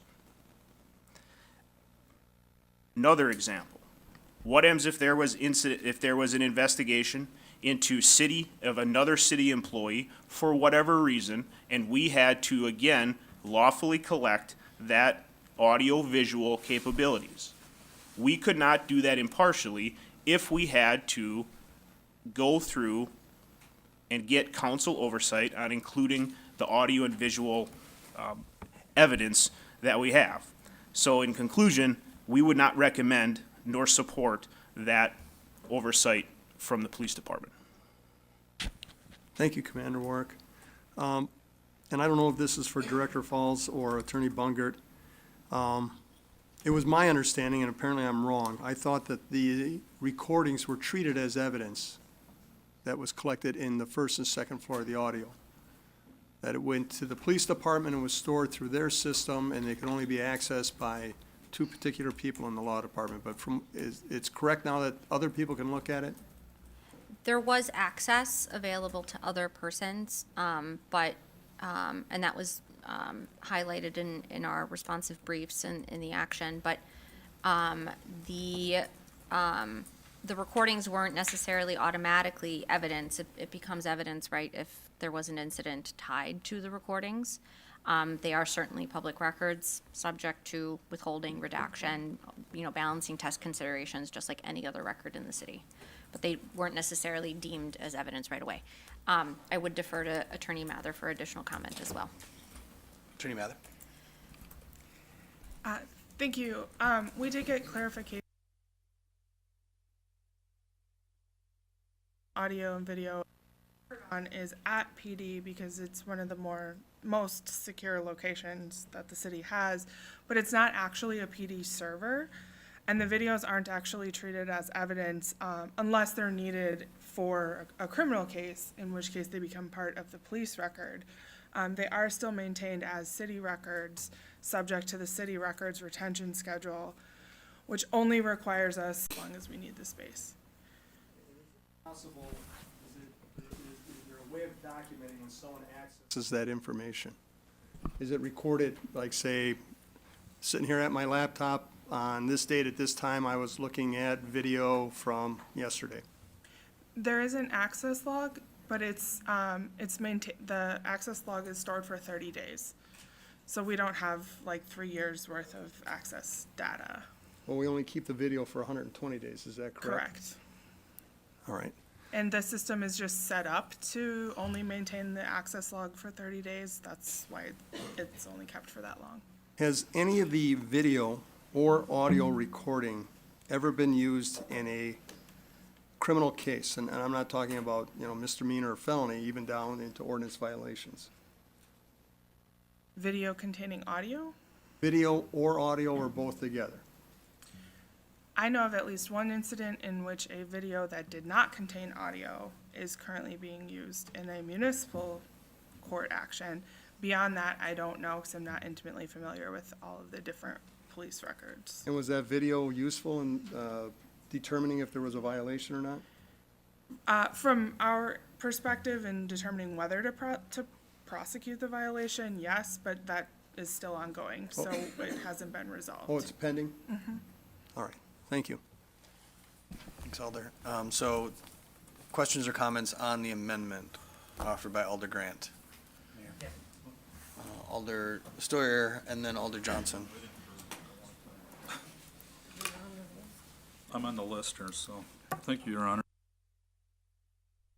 A number of these comments I wanted to make before, but we keep moving along, and I haven't had a chance to really visit on this. I'll try to keep it under 3 minutes. Well, and just on that point, On Alder this, Stoyer. on this point? No, I'm just saying, on this point, you have the opportunity, once we get back to the original item, to make Okay, so we're just broad-based speaking comments. on. This is the under- amendment that expands it to I- all city facilities. At first blush, I'm not in favor of that. You know, we're looking at City Hall specifically, and I can talk more about that on buses, a lot of noise, a lot of, you know, some tough situations. The police department, of course, I mean, that's a whole different can of worms. So we're looking at specifically City Hall here, and I want to stay with that. So I'm not in favor of referral. Okay. Thanks, Alder Johnson. Thank you, Mayor. And I appreciate the intent behind the amendment, and I think that there's some merit in a discussion on that topic at a later date. I, too, am not in favor of the amendment. In fact, if this amendment were to pass, it would jeopardize my support for the other amendment. And the reason I say that is not because I'm afraid to take on that issue. In fact, I think we ought to have that discussion at some point. But I think with some of the complexities that Attorney Bungert alluded to, whether or not we even have authority over that area, whether or not the federal government, for example, has jurisdiction over things like buses, state statute and police departments, I think there's a lot of nuance there that does matter. City Hall's clean, and we know that our jurisdiction can be there if we take action on the ordinance that's presented to us. But with this amendment, it really muddies the water a lot. That would create a lot of pause and concern for me about whether or not we're in compliance with the law after that. So my objective today with this discussion is to eliminate risk, not open up more risk. So I too am opposed to the amendment. However, I do support the spirit, and I do think that we ought to continue that dialogue just at a different date. Thanks, Alder. Any other comments on the amendment itself? Alder Scanlon, Alder Weary? I don't support the amendment either. It's opening up a bigger can of long. And if your view is that security equipment is unconstitutional, which is what you seem to be saying about what's the security system here, and it's the same security system everywhere else, that means you're going to be disabling the security system everywhere, which I think is horribly ill-advised. There's a difference between security systems and spying systems. There's equipment where you can hear a pin drop. That's not other. Sure they can. Anybody can go out in the hall and talk. If you can have a private conversation, you're going to be talking low because someone could be coming out in the hall at any time to hear you. If you want a private conversation, you're going to talk low and the audio can't hear you purposely. That's why that's the security. That's why it's security and not spying equipment. So you can paint all kinds of fantasies, but I feel we need to stick with the facts and to broaden out this project to cover everything, I think, is a big mistake. Compounding a mistake. Thank you. Thanks, Alder. Alder Weary? Thank you, Mr. Mayor. I will say that when looking at then it truly is spying equipment. So I think that's not even debatable. That's abhorrent. However, on this point, I think we should narrow our focus to what came out of committee and what we have in front of us tonight. Otherwise, it will make it a really broad topic, and that is the purpose of it going to protection and policy, to have that. In my research, Madison and Milwaukee both have some pretty big, comprehensive surveillance policies. Most of, not all of their surveillance do want to have that, most certainly. So I'll be voting against it, not that I don't want to talk about it. Thanks. Thanks, Alder. Alder Grant, on your amendment?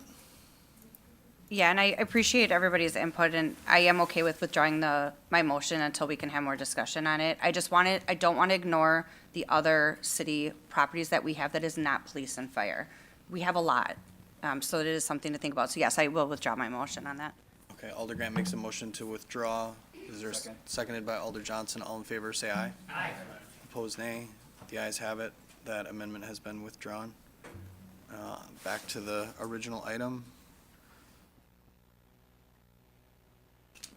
Alder, let's see, I've got Alder Stoyer, Brunette, Weary, Scannell. Alder Stoyer. Can you refresh me again? This is the original ordinance. I don't have a problem with that, and I will say this, trying to take politics out of this, you know, first of all, when I signed up to be an alder, public servant, that's it. All this other stuff is a lot of noise, and I don't like it, but it is what it is, and we gotta deal with it. The big problem I have was that, you know, city employees, some said they were notified about these audio devices, and then we were waiting for an email from somebody, it didn't show up, so we were thinking, well, what's going on here? And it said everybody was notified. I think we could have avoided a big problem if we would have just communicated better. That's it. That's all I wanted to see, just better communication. So the public wasn't aware of it, the council wasn't aware of it. I'm not gonna delve in all the different political wranglings, left or right, on this. I'm just looking at the situation as it stands, period. And it was just poor communication. Wherever that happened, maybe the administration thought that we can move ahead and just do this, but just a simple discussion matter with us, letting us know, would have really helped. I also sat in at the court proceedings in Judge Hammer's chambers, and I'm pretty much at the point where when it goes to court, and you gotta deal with it. You know, whatever else comes out of that, fine. Locally, we can't probably do a whole lot, but we have to wait and see what the judge says, or what comes out of that. That's really about it. Better communication, period. Thank you. Thanks, Alder. Alder Brunette and then Alder Weary. Thank you, Mayor. I'll make it brief. Hopefully at the next agenda item, once we dispense of this, we should really open the floor. I think we need to hear from the people, not necessarily in this. I think we can dispense of this quickly. Now that we've gone through this discussion, it's a good motion. I'm in favor of it. Mr. Mayor, Alder Scannell keeps talking about how you're being sued, and that is true, and that we're not being sued as a council. That may be true as a body, but as a government, the city of Green Bay is being sued. So we have a duty to do what's in the best interest of the city, and as far as I'm concerned, we are being sued because we are the governing body that oversees city government. And so you can't just keep saying that it only involves the mayor. It involves the entire city government, which then involves us. So this ordinance change ensures that we say definitively, if we vote in the affirmative, that we are not okay with audio surveillance at City Hall. We want to step in, we want to use our power as a governing body to make sure that we say we have control over audio surveillance, because we can't lightly brush aside valid constitutional concerns. This is not a settled court case, okay? This is going to go on for a while. I have very serious concerns. I'm not some radical either. I look at things objectively, and I don't rush in either direction. I try to get as many facts as I can, which is what I have been doing. So I'm in support of this motion. I think we need to dispense of this and move to the meat of the agenda, because we're going to be talking about this for a while still. Thank you. Thanks, Alder. Alder Weary. No, I pulled it, thank you. Oh, all right. Some final comments, Alder Scannell and then Alder Eck. I think there is a big difference, and I'd like to ask our city attorney, there's a big difference between the mayor being sued and the council being sued. I mean, we are not being sued. You may see you feel like it, but we're not, and it's a big difference when our name is on the dotted line. And if we could get some clarification from our attorney on what some of that means? Attorney Bungert. Sure, Yeah, so, that's council. No, essentially, it's not. alders can be sued in their official capacity, just like the mayor can be sued in his official capacity. So with the current litigation, it's the city as an organization that's being sued. as a municipal corporation, and the mayor in his official capacity. I think what Alder Scannell is, I'm looking at Alder Weary, but talking to Alder Scannell, is alluding to is that if a particular decision or authority is, or a particular decision is under the jurisdiction or authority of the council, there is a likelihood that individual alders in their capacity will be named, along with the city and the mayor and everybody else. Typically, you try and name all applicable parties. And obviously, that becomes a much more complex defense because you are now balancing 12 alders, the city as an organization, and the mayor. And that becomes a lot more complicated litigation in that sense. Alderek.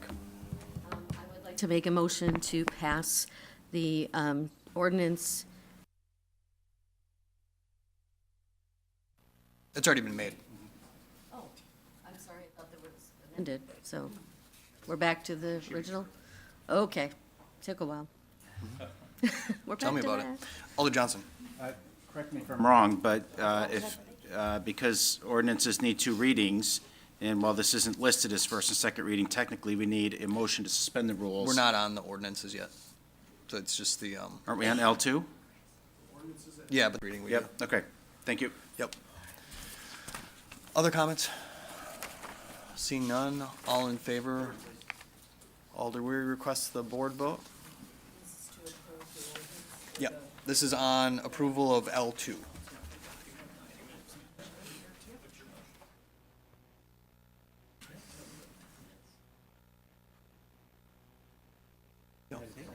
The whole system is weird tonight. Mayor, point of order. Alder Johnson? Where's it on the back? It should be under ordinances for first reading.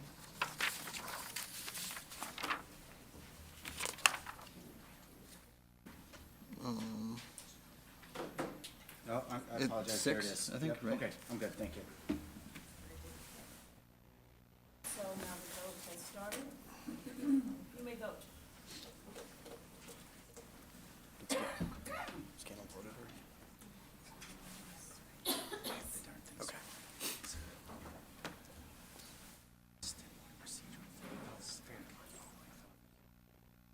Ready? All right, and that is approved 9-3. On to item M1. Motion? Alder Weary makes a motion to approve. Is there a second? Second. Seconded by Alder Campbell. Can open the floor. I am going to make a motion to open the floor. Now, I know we've been here almost 2 hours.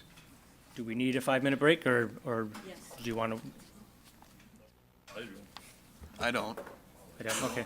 but we can. You want a break? I don't want alders because they may need to use the restroom, kind of coming and going and missing the We testimony. can take a So I 10-minute really break. want them to hear. We'll stand in recess for 10 minutes.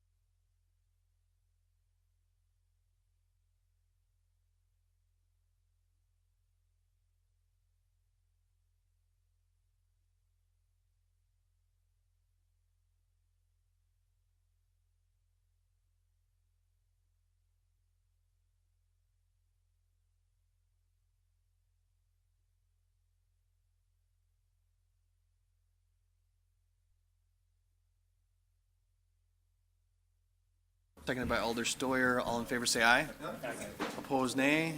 The ayes have it. The floor is open. I do have a couple listed here, so I'll just read these to get us going. Scott Litticoat. Scott's still here. Yep. So, sir, if you just want to offer your name and address, and then 3 minutes.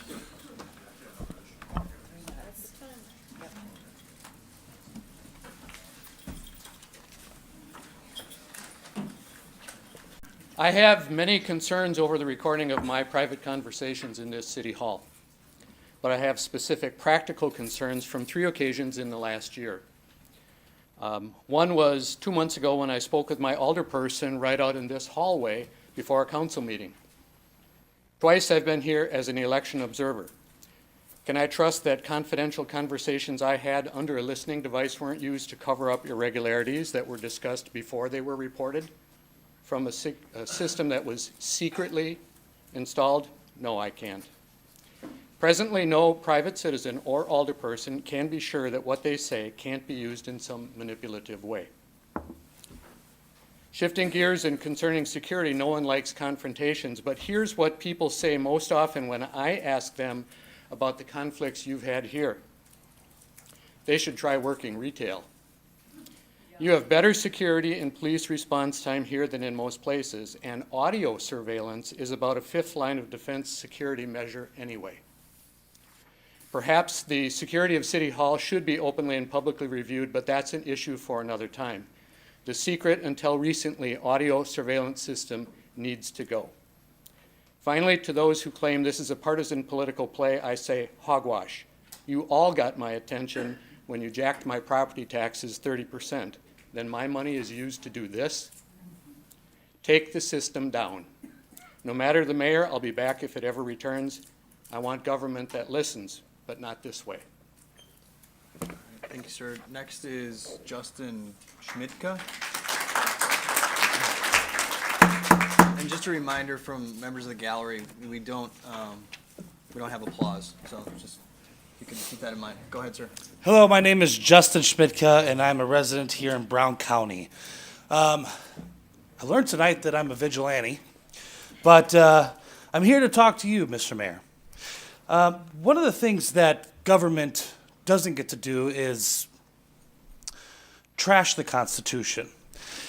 Multiple members of this elected body understand the Constitution, which I believe that you do not, especially the 4th Amendment. I believe that you do not understand HIPAA and how private conversations need to be maintained in private.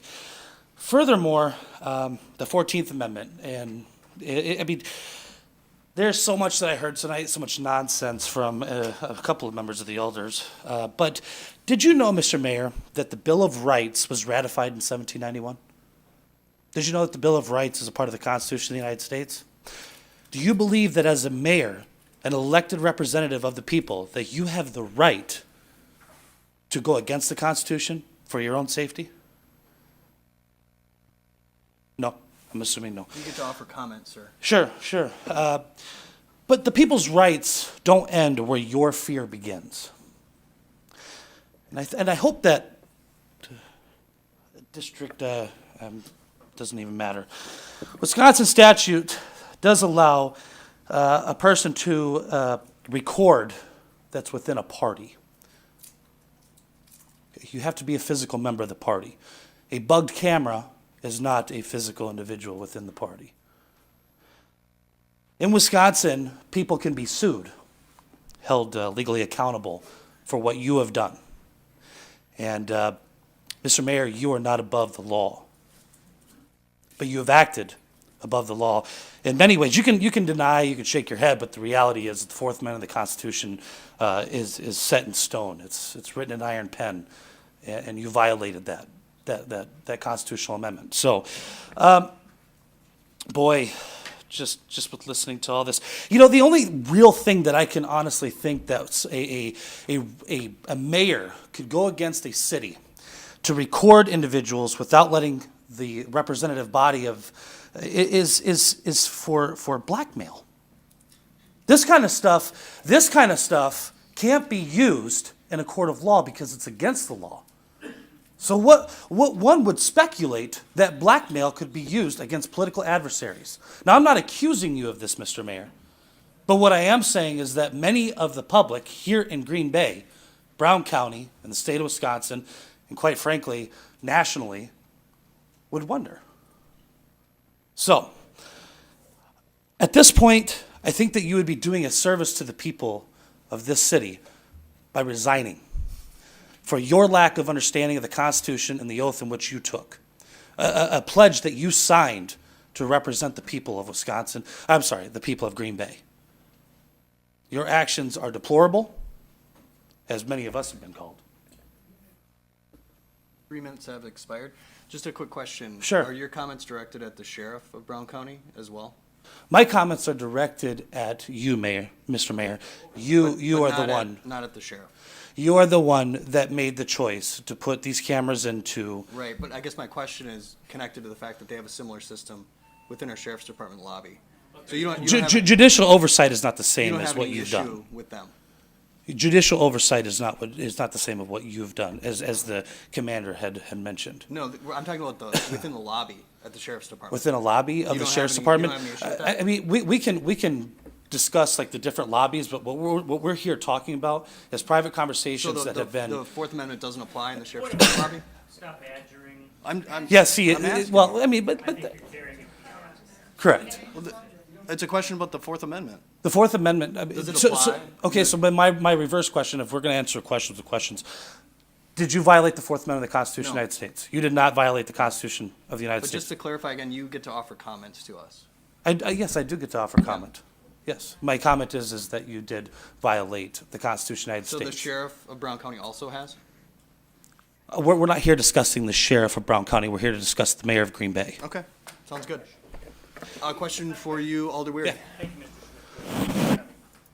Did you know that the listening devices were put up without the council's knowledge? I did see that in multiple articles. And what do you think of the fact that, they were installed to prevent, I guess, some kind of bad verbal altercations that were going on, but signage wasn't put up to stop it? So, for the individuals within this body that have talked about the safety, I would remind them that they have a Second Amendment right. That's the first and foremost. You have a Second Amendment right. You have the right to protect yourself. Okay, even on city property, if your life is being. Yes, you do have the right to defend yourself. So, please show me in the Constitution, in the Second Amendment, where it says I don't have the right to defend myself in the event that somebody's attacking me. Okay, any other questions for our guests? Did I answer your question? I apologize. Well, in a roundabout way. I appreciate you talking. Sure. All right. All right. Well, as Green Bay's Batman, I appreciate your time, and you all have a wonderful evening. All right. Thank you, Justin. And then all right, we don't have any other folks listed, but if you would like to approach the podium and state your name and address, you're welcome to speak.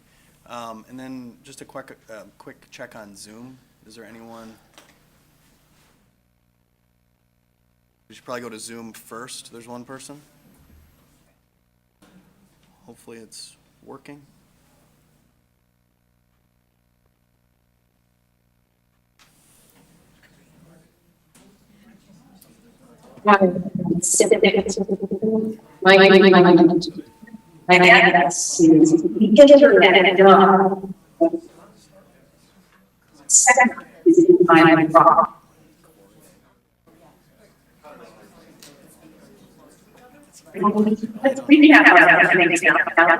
So as we said, and transparent, from elections for members of the process.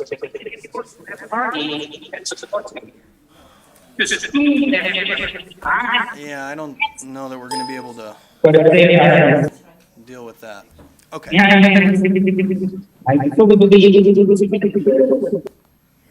That's interesting. Okay. Thank you.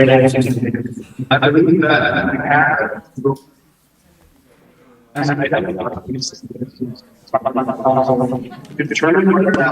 This is bullshit. Turn her off. Okay. Go ahead, sir. Good evening. My name is Steve Seiler. I live at 124 Albina Street on the west side. Sir, repeat, please. Sure. My name is Steve Seiler. I live at 124 Albina Street over on the west side. When I got here this evening, I was going to trash. Okay? Then I heard the allegations of the political thing, and I thought, I'm going to trash. But I'm not going to trash, because that would be wrong. I'm here to talk about leadership. Mayor, when you were elected president, my God, mayor, okay, you did things like you prioritized the need for economic success and a focus on infrastructure, but his first order of business was to make sure there's peace at City Hall. The final point that you made was that we want to do the city's business in a really decent and civil way, and so that what I'm most interested in is pursuing immediately. Okay?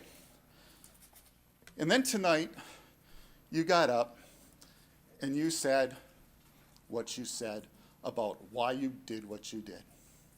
Okay? A year ago, 16 months ago, whenever it first started, okay, as a leader of the city of Green Bay, if you would have gotten in front of this council and said, hey, we're having significant issues. I shouldn't even use the word significant. You're talking 3 incidences, okay? We're having these issues. I would like to put up video and audio recordings. We wouldn't be here today because this all would have been taken care of one way or the other, okay? When it first came up, you were asked by the council, please stop it until the litigation is over with. You could have stopped it then, but you insisted on proceeding with it, okay? The judge said to stop it, and your lawyer said, we're gonna fight it. This isn't leadership. No, that's not accurate. That's what it said, okay? But anyway, okay, a good leader would not do that. A good leader would sit down and think about what he wants to do and present the best way possible for the city to proceed, all right? And that's, I've only got one other thing to say, okay? Randy, follow the science. Okay. All right, next we got David Vanderleest.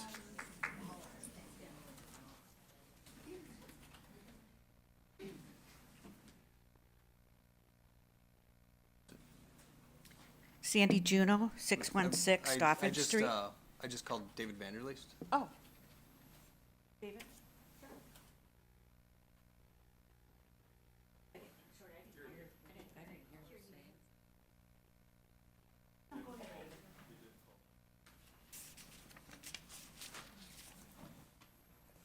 Hi, everybody wants to know what the facts are in this.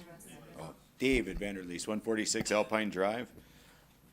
Everybody wants to know what the facts are here. It seems like everyone wants to question the facts, and people think that other people are insurrectionists. I don't see any insurrectionists here. I see a bunch of neighbors, friends, people in the community. But I think, you know, Randy brings up a point that, you know, this is all about an election steal and everything. And, you know, this all got started because Janet Angus was a poll observer, and she was observing the polls, and she seen someone come in with 2 ballots, and she said, hey, you can't have 2 ballots, you know. And at the time, they had the election observers on the far side of City Hall, and you had to talk loud so that people could hear. Actually, we had to go to court so that we could actually put some seats in the clerk's office and actually observe the voting process. So Janet just kind of said, I'm going to raise my voice so that the witnesses can hear what's going on here. And, you know, Janet wanted to make sure the process was done right. And I think staff took a problem to that she was kind of stopping some election. You might call it fraud or maybe a mistake or whatever it was. It's not right. One person can't bring in 2 ballots. And obviously there was an issue made with that. And Janet was given a disorderly conduct over this situation. And she made a discovery request, and that's how we found out the audio existed and that it was being done.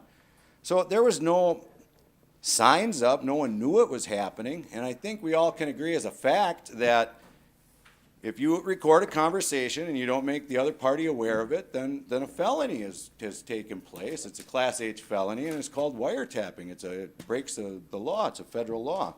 So when you start to look at that, you start to think, geez, she was pointing out an election irregularity and got a ticket for it. You can kind of see, Randy, how some of these perceptions can come up. And I think we have to go out of our way to make sure that, we don't have these perceptions. And I think as citizens, election observers, it's our job to question these things. And that's how this whole matter got started. But in the process where you didn't have signs up and you were recording, I think we all know that a wiretapping law was broken and that the crime was committed. So I filed a complaint with the district attorney and the sheriff asking for an investigation to see if a crime has been committed. I haven't heard anything about it, but I would like to see maybe the council ask for an investigation. Don't you want to know? I mean, don't you want to have someone look into the fact that, hey, we didn't have signs up. People didn't know they were recorded. Did a crime was committed and who committed it? Should there be a penalty for it? If it's a felony to wiretap, is it your felony? These are some things we got to look at. So I filed a complaint, and here's my complaint. I'll read what I filed with the sheriff and the DA, and I would ask this board to also file to ask for an investigation. But I wrote on August 9th, 2022, and November 8th, 2022, I engaged in private oral communications with fellow citizens and other poll watchers in the first floor inside Green Bay City Hall. I had a reasonable expectation of privacy for my oral communications as my speaking volume was low and the parties involved were Mr. less than 2 Vanderleest? feet apart. Mr. Vanderleest, your 3 minutes has expired. Can he have my 3 minutes? No. So just bring us to a conclusion here. They're only going to take another 40 seconds to finish this. Okay. So basically, what I said, due to this incident, I'm a victim of a Class H felony by the city of Green Bay and Green Bay Mayor Eric Gendrich. This is based on Wisconsin statutes under Chapter 968-27 and 968-31, as well as Wisconsin Supreme Court's Durtrow decision in 2008. Since it has recently been learned that the Green Bay Police Department was involved in the secret surveillance effort of the public, the investigation there would seem to present a conflict of interest. I respectfully request Brown County District Attorney and Sheriff launch an official investigation into the entirety of the matter, since this egregious crime has been committed on citizens who reside in the county of jurisdiction for which they were elected to protect. And I would ask you guys to file a similar complaint, find out if a crime was committed. And I think we all agreed it was your decision. That seemed to be a fact that you guys had no choice in the matter. So if a crime was committed, I think it would be on you, and I just think it needs to be investigated. And I would just ask you guys to ask the sheriff department to do something about it. Thanks. Yeah, Alder Galvin, go ahead. Thank you for your testimony, Mr. Vanderleest. Were you with Ms. Angus when? No, this but incident took I'm not a place? party to the law. I don't have to go in closed session. I'm able to listen to anyone's audio that they're presented as evidence. So. And when did you find out about the audio recording? That, things were being recorded? Let's see, probably in early February, I would say. I had a discussion with Janet. She told me what had happened, and she had the evidence. And when did you file your complaint? I filed my complaint on February 13th, 2023. And was that at the sheriff's department or at the district attorney's office? I hand-delivered it to both. To both of them, and they haven't responded to you yet? I have not gotten a thing. Okay, but you knew about this before February 13th? Very shortly before February 13th. So like over a month ago? I probably knew about this on or about February 1st, 2nd, maybe. Oh, so over a month ago. All right, thank you very much, sir. You're welcome. Go ahead.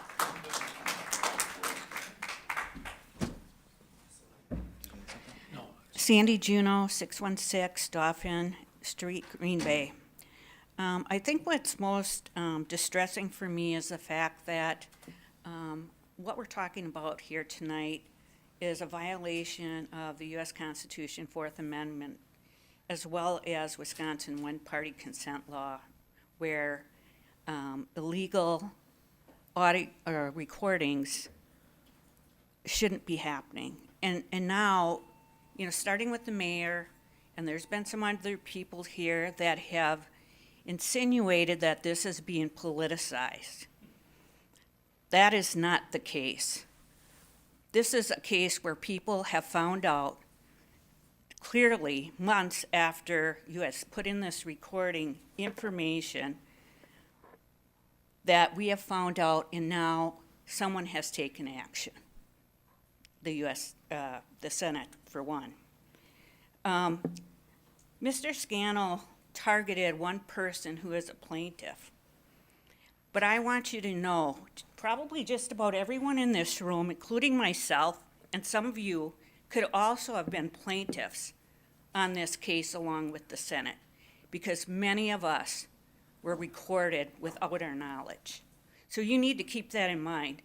If this one person stepped back and withdrew from this case, you'd probably have 100 more people coming forward to be added to this case.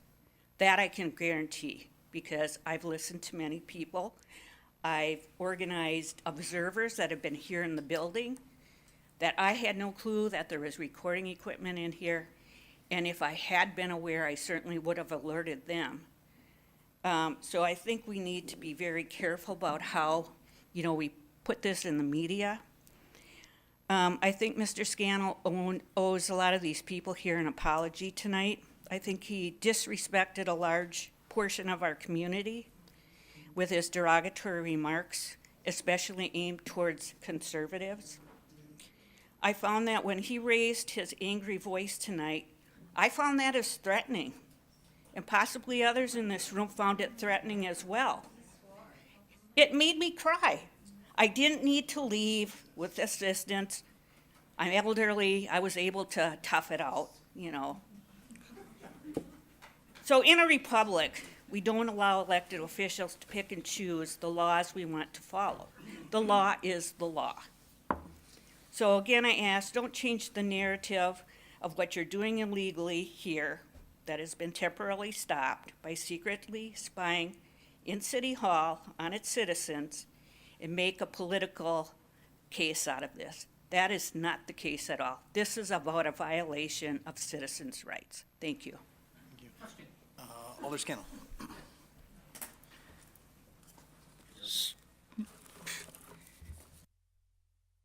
You could have been arrested? You behaved in ways that disturbed the process? You said you could have been arrested instead of Miss Angus?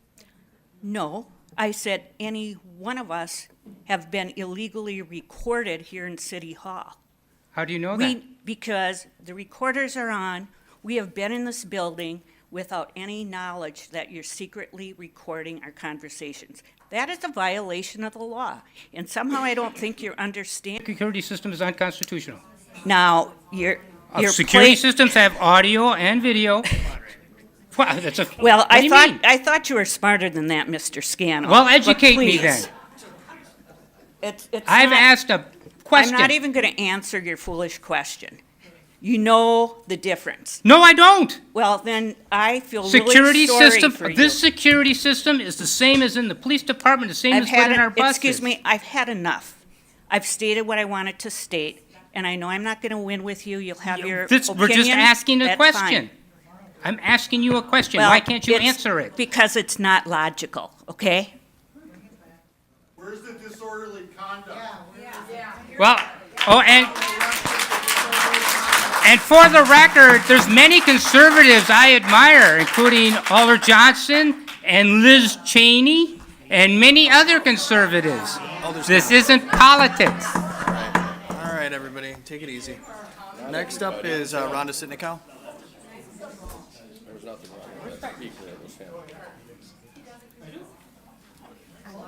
I know, Rhonda Sitnikow is next. Okay.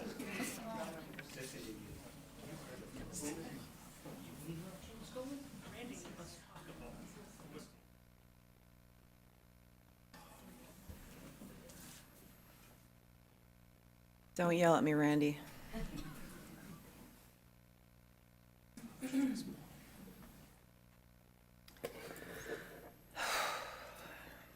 Haven't been here for a while, so I need a moment. Oh, you got it.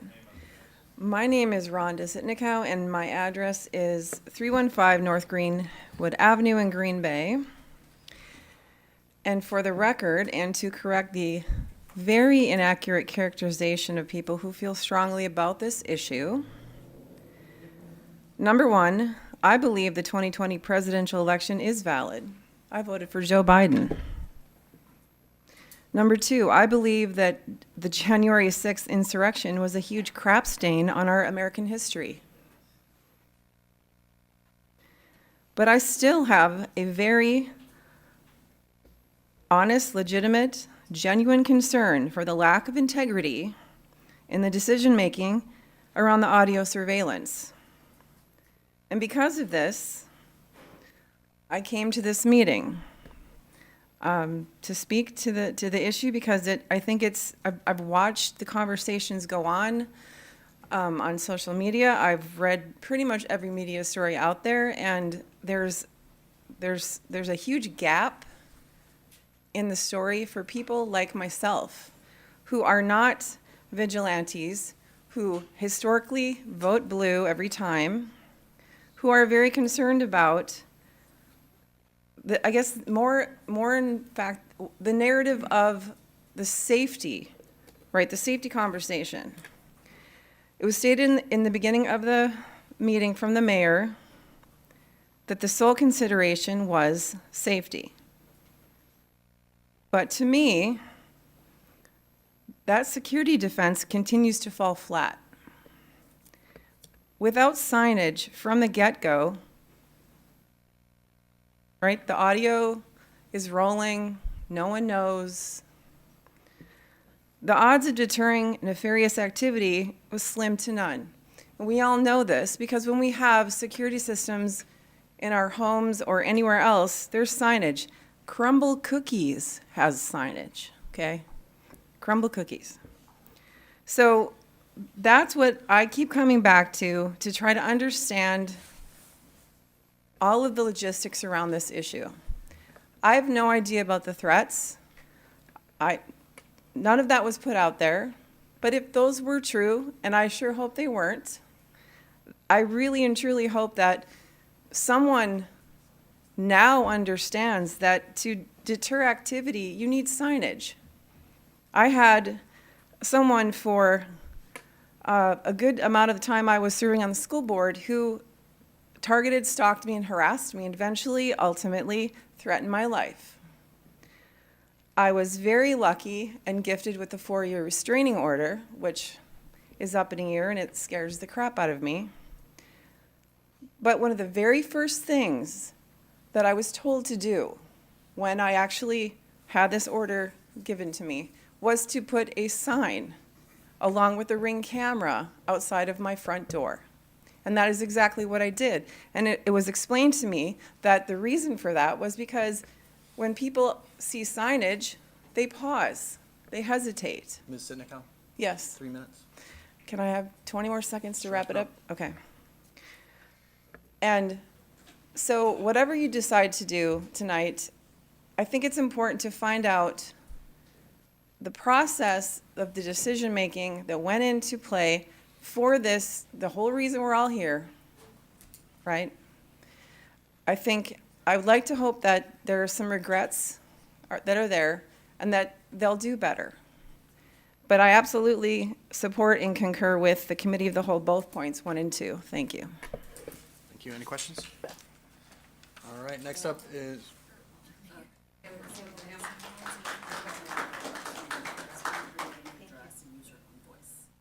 Okay, so we have another citizen attending via Zoom who'd like to speak.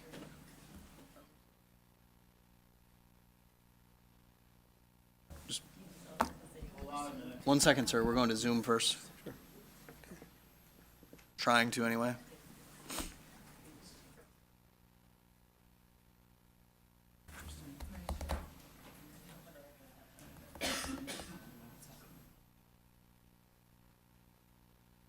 Okay.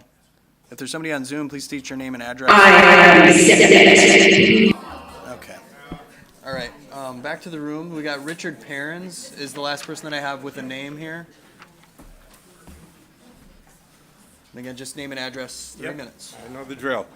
Richard Perrins, 1402 Kellogg Street, and I guess the main thing I want to say right off the get-go is a mistake was made. So however we decide to repair it, and I think the lawsuit will lay down a path to that, the city council needs to follow that, and ultimately the rights of every individual that comes into this building, especially under the guise that they did or did not know that they were being recorded, was wrong. And I'd like to see that corrected. And apart from that, I really don't have a whole lot more to say because the damage has been done. And why we're here tonight is to try to undo that damage. Thank you. Thanks, sir. And then if other folks just want to, please, with the applause, if other folks could just step up to the podium and state your name and address if you'd like to speak.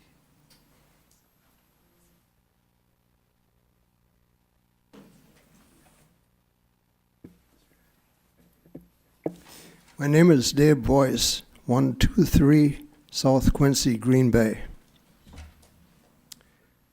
I'd like to see a show of hands.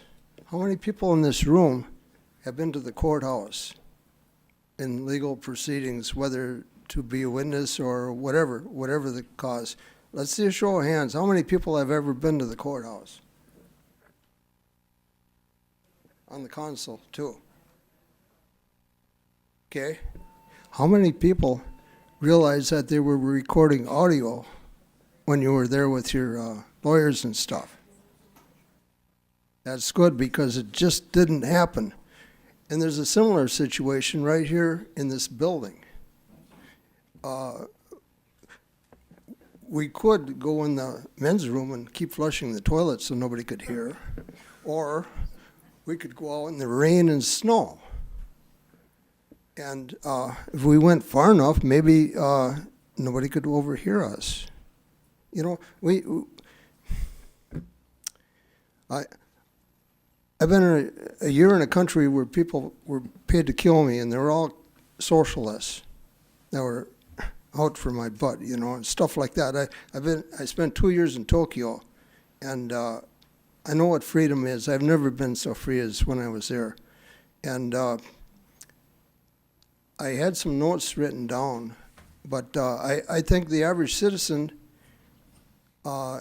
is entitled to be to have privacy equity.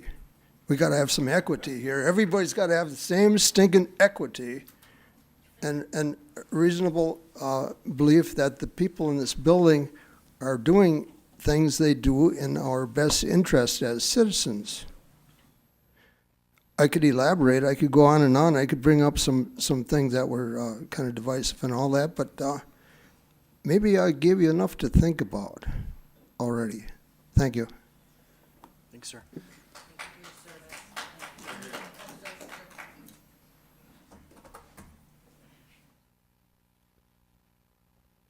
Lynn Austin, 1449 Morrow Street in Green Bay. I don't think I'm an insurrectionist. However, I was blocked from voting, and so was my daughter, which I've always tried to be a good citizen and took the time to go vote. But that vote, the one that Randy, my alderman, was referring to, both Muriel and I were unable to vote. And I didn't make a big stink about it. I just figured, obviously, America is not really the country of freedom that we feel it is. And there were a lot of complaints about that. And hopefully that will never occur again because it was not fair. However, I feel like I talked with a bunch of my customers regarding this issue, and everybody had a lot to say, and they were pointing out what this was a boundary invasion. And as we would discuss it, they said it's similar to when someone steals something that belongs to you, and our privacy is something that belongs to us. So it was a type of theft, and it was not respectful, and hopefully you guys will make sure that just people are protected that just don't work here, but the rest of us who are stuck having to come down here occasionally to pay our taxes or try to get, things taken care of when we're being abused by the city or all those other problems that come up. So please, you're the ones that I always thought we elected you to represent us, but I didn't really hear that, tonight, and maybe it's because my alderman was, upset. However, we need somebody to protect us too. I mean, we're the ones that are earning the money, paying our taxes, funding everybody that works here, funding the building, paying the mayor's wages. We are the least respected, so. All right, any other comments? Any other comments? Seeing none. Close the floor. Motion to close the floor, maybe Alder Johnson, second. Okay. All right, we will go to Zoom. Just state your name and address and begin.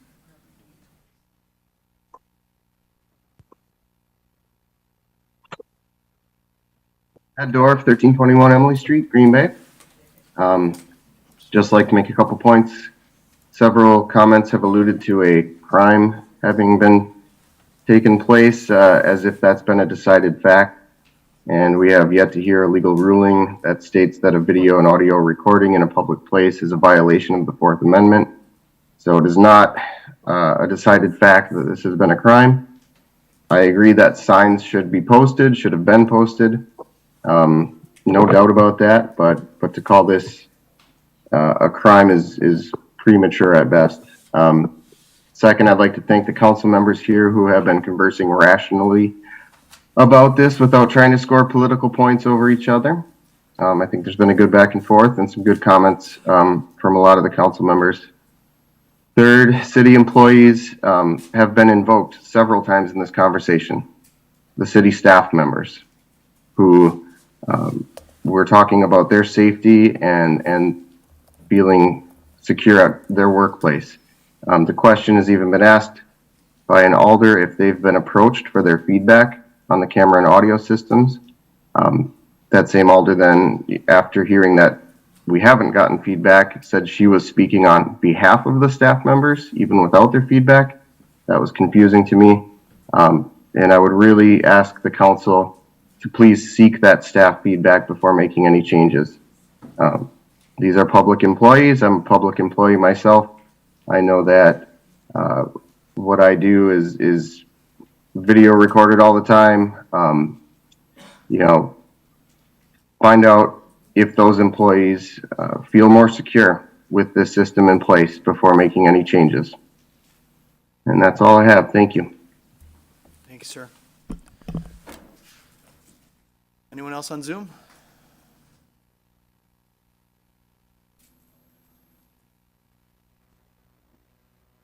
State your name and address and go.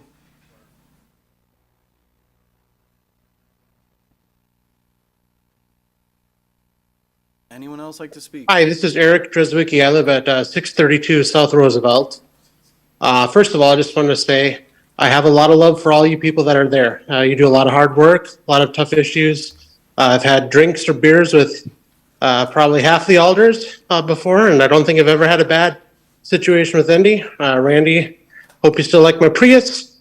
But what I wanted to say is I think what this issue speaks to is that there are a lot of us who we just have concerns about things that are not being done in full transparency. At the end of the day, I don't believe there were ill intents that were going on with this. I take issue sometimes when I hear people are supposedly on my side of the aisle that are, painting demon horns on people over things, and that's not the politics I believe in. But I do think that at the end of the day, we could have easily said, my bad. We shouldn't have done it this way. It should have been transparent. I'm sorry. And it's over. And it's just done. And it frustrates me that we don't get to those points quickly. It frustrates me that we dig in.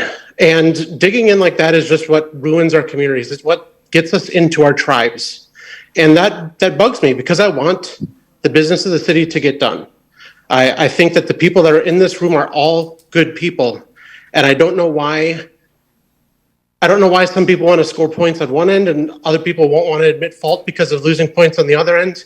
And my hope and prayer is that we can do better. I believe that we have the capability of doing better. I believe that the people that are elected, that are in these office seats right now, you're not incapable. You are good people and you're capable of handling this better. I support passing this and giving the power to council. But at the same time, I want to say I don't believe that there were some sort of demonic or evil intents or any of that baloney. I just think it was a poor decision that we should have just apologized for and moved on. Thank you. Thank you, sir. Anyone else on Zoom?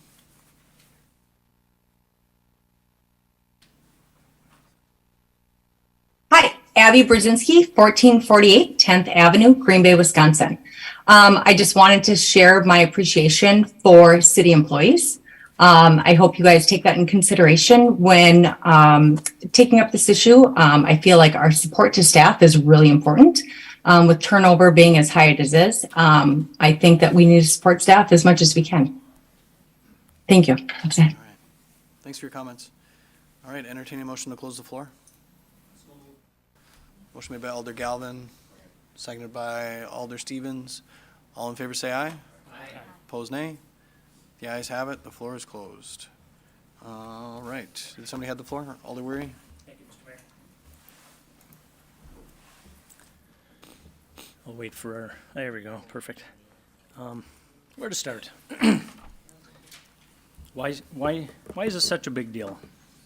I think as we saw tonight, and probably all of us have heard in multiple ways, people are angry. I'm angry. In my 20 years on council, I get to say that. No, Guy always used to say that, but now I get to say it. In my 20 years on council, honestly, this is the most disturbing issue that I've encountered. Hands down. Hands down. And that says a lot with some of the stuff we dealt with previously. I will ask whoever wants to answer it, if the purpose of installation was safety, then why secretly install them and not put up signs? Isn't signage the whole point of deterring bad actions? Who wants to handle that? Well, I think, it's something that maybe Alder Scannell No, alluded to. staff. No, I'm saying, you don't want me to answer? Oh, no, I thought you were referring to Alder Scannell as saying something, but go ahead. Yeah, I mean, certainly, if you I want know to. there's been a tradition of interrupting people throughout this meeting, but it'd be great if you'd stop doing that. I'll try. Alder Scannell had mentioned the fact that you get into sort of a he said, she said situation, right? So this is a way to protect the integrity of staff who have been attacked with false allegations. That would be one example. So not putting up signs protects the integrity of Well, employees? if you're able to confirm whether or not something was said or done, that's helpful. So to try and prevent bad actors and putting up signage, you didn't do that and somehow hoped it would deflate the situation?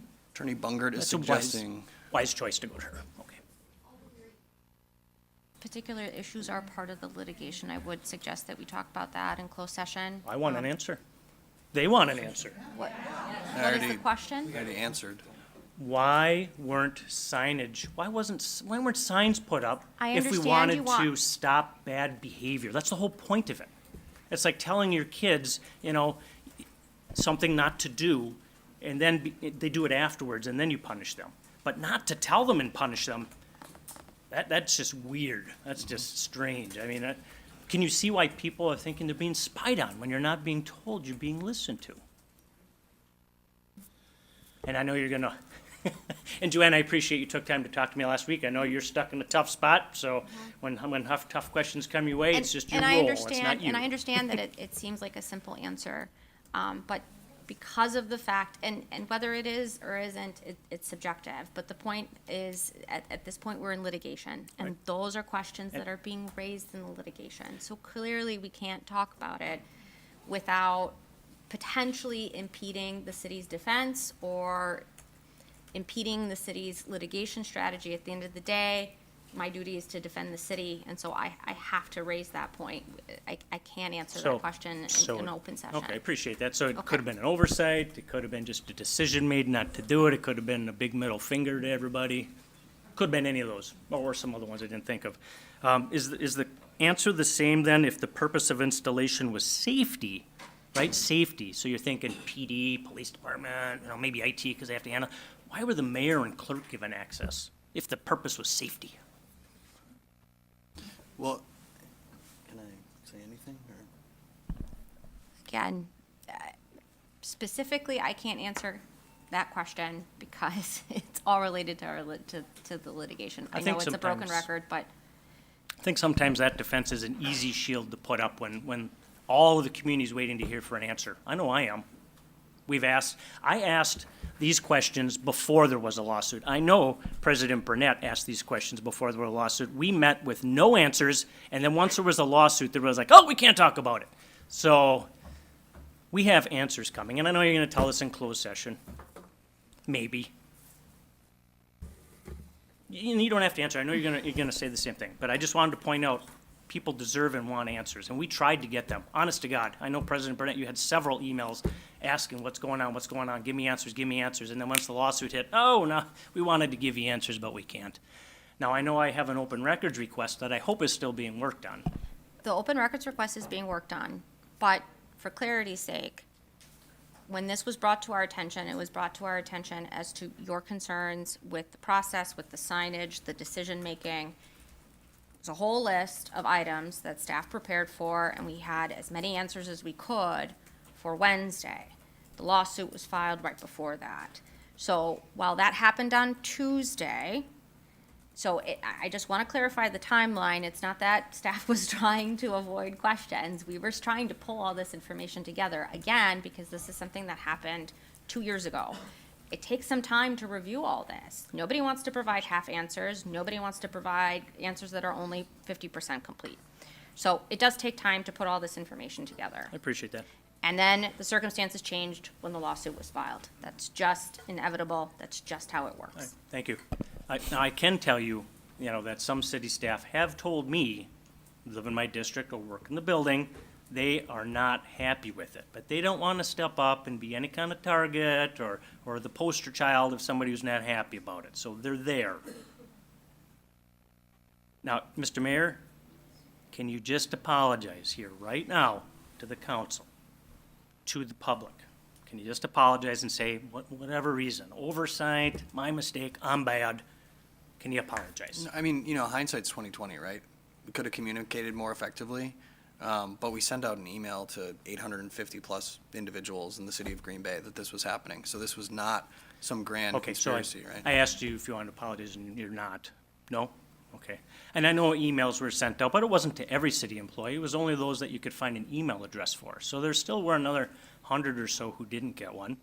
And there were those who were hired after that date for a good year, as was asked at our park committee meeting, who also didn't get one. So any new hires who come in, they'll just be bumbling along in the hallway talking about anything in their private life, and they don't even know. We didn't give them the courtesy of telling them. I have a lot more to say, but there's an anger because it's a right. Whether some believe it is or not, that's how you lose it. When people want big government who control a lot, it whittles away at rights until there's nothing left. And somebody has to hold the line. Somebody has to. And God damn it, I will. Right. Unless we're talking about. I will. I don't need your commentary. Thank you. I don't need your commentary. So just to Nope, clarify. I don't need your commentary. No. No, I know you don't need it, but you're going to get it. So just to clarify, this concern doesn't come into play when we're talking about a political adversary of Alderman Weary's, whose privacy he directly invaded. Point of order. Come on. Alder Galvin? It's the truth. It's What's I'd it like happened? to point out to the council members here. You're embarrassing us. This back and forth nitpicking, I'm about ready to do the Joe Moore dumpster fire speech. We're not showing the proper decorum and respect to each other that we all deserve and that the public deserves to see exhibited by us. This constant bickering, snide comments, and other things going on is embarrassing, and I'm ashamed. It needs to stop. The public can act any way they want. We can boot them out if they get out of hand, but at least let's try to respect each other and show each other that respect and expect it in return. Thank you. Thanks, Alder. Alder Eck? Okay, so I wanted to go back to, there was a question that we brought up at the Parks Committee that was answered, but then Alder Galvin asked it again tonight, and he didn't get the full answer. And one of the questions who had access to the recordings? And originally, we thought it was all at the police department, and they were the ones monitoring it, but we found out that those that had access were the mayor, the clerk, all the city attorneys, in addition to the police department. So I just wanted to clarify, that was talked about at the Parks Committee meeting. But I do have a question, and I don't know if I need to ask each person individually, but I would like to know if the mayor has listened to the recording devices, if the attorneys have, I have and if not. the clerk has. I have not. Okay. And the clerk? Clerk? Alder Eck, I was not aware that I had access until last week. Okay, thank you. So I did not access any recordings, listen to any recordings, view any recordings, didn't know I had access. Had I known that, I would not have done that because that is not in the purview of my job. Okay, thank you. Mayor, has any of your staff accessed it? Not to my knowledge, no. Okay. And the attorneys? Yes, I'm on the list that has access. I don't believe I've accessed directly. I've viewed footage in relation to records requests and a personnel review, or a personnel issue review, but that's the extent of it. But I haven't accessed it from my computer. I wasn't aware that I had direct access either. Thank you. Alder Galvin? Got a little emotional. I forgot I actually had 2 letters here to read. Oh, yeah, go ahead. So, what I have are 2 letters from City Hall employees. I don't know who they are. They contacted me, and they wanted these read. And I think what they have to say will explain why they don't want to be identified. The first one is, good evening, Mayor and Alders. I felt compelled to address you all this evening to highlight an element of this issue which has so far been entirely overlooked in this conversation: employee safety. I have asked Alder Galvin to submit my comments anonymously tonight because, as detailed in this statement, I do fear for my safety and am also concerned about people using existing processes to retaliate against me for expressing those fears. I'm asking you all tonight, if you are considering taking away a measure designed to keep us safe, please do not let that be the end of the conversation. Please replace it with something else, or better yet, make safety and security of employees a top priority. I enjoy my job as a public servant, and I feel proud to work for the city of Green Bay. City Hall is a great place to work, but I don't feel 100% safe here. Unfortunately, this is a harsh reality of the world we live in. The tone of public discourse in this country has become more divided and more violent in recent years, and there are far too many days where the thought of something terrible happening at my job crosses my mind. This is especially true when the city of Green Bay is again in the news for one political controversy or another. There have been incidents in this building in which my friends and colleagues have been threatened with physical harm. There have been incidents in this building where people who are emotionally charged show up knocking on the door demanding to speak with someone to have their issue resolved immediately. Recently, a phone call came in where an individual was asking when the next scheduled meeting was to occur, where the most people would be in attendance at City Hall. I personally was involved in an incident where a gentleman was upset about being evicted and came to City Hall demanding someone to stop the process. Myself and other staff spent 30 minutes in the hallway with him in an attempt to de-escalate. We thought we were successful until he came back a second time, upset the first suggestions given to him were inadequate. This resulted in myself and staff being isolated in the hallway with the individual.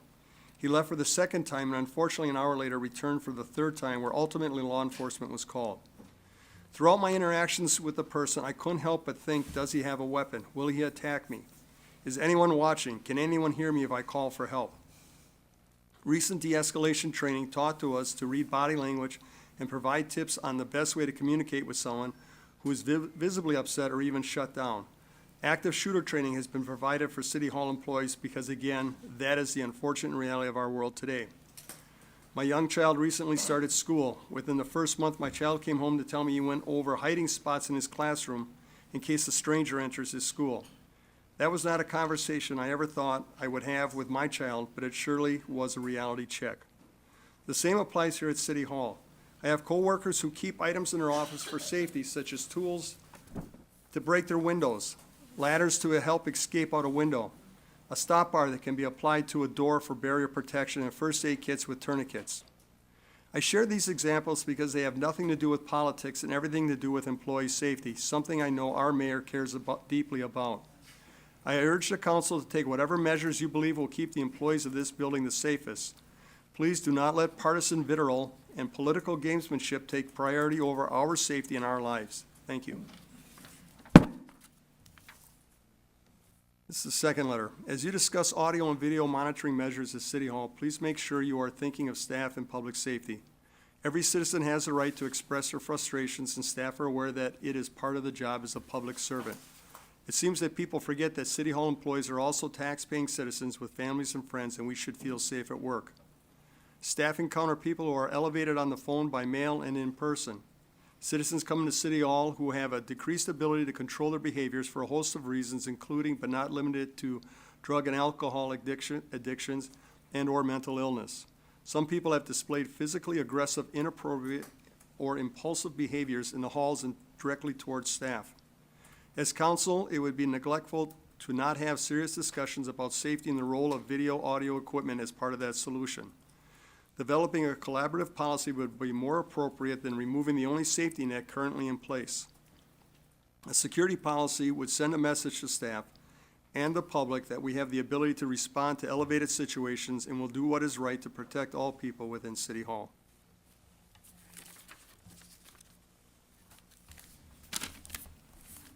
And then I have some comments. We talked about signs. How many times do you see signs telling people there's alarm systems, there's cameras, and yet crimes occur? I don't know if signs would necessarily someone that's intent on bad behavior from committing that bad behavior anyway.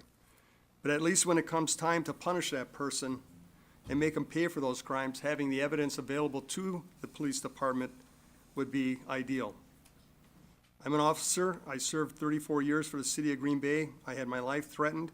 I had my family's life threatened. I worked with an officer who had someone fire a shotgun through his house one day and almost hit his child sleeping in bed.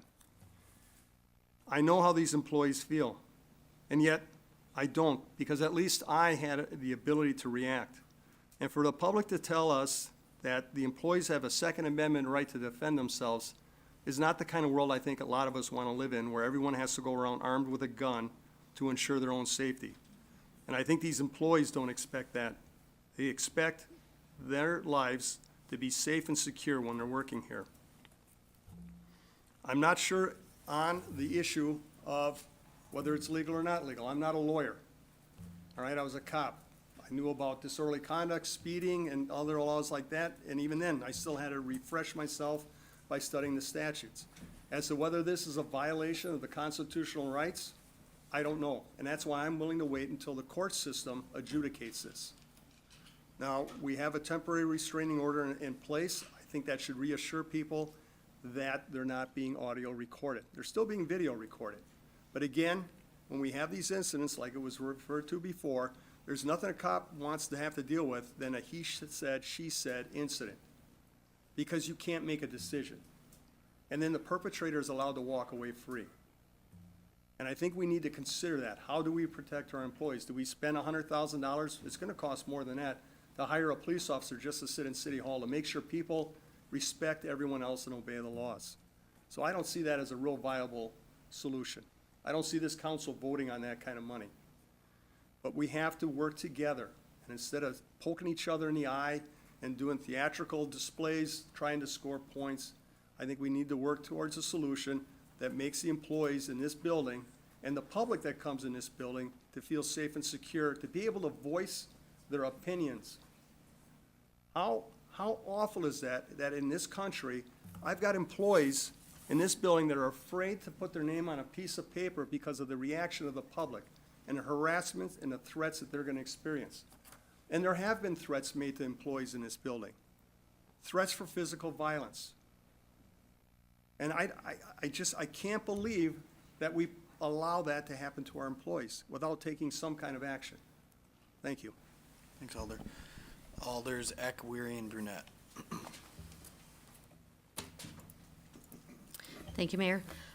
So in hearing different incidences, what I'd like to know is, were the police called? They're very close by. Were they ever called in these incidents? If people were feeling threatened, is there some kind of police report that was made? Does anybody know that? Go to Captain Warwick. Yes, there were. Okay. So the police arrived at City Hall in these incidences when they were called?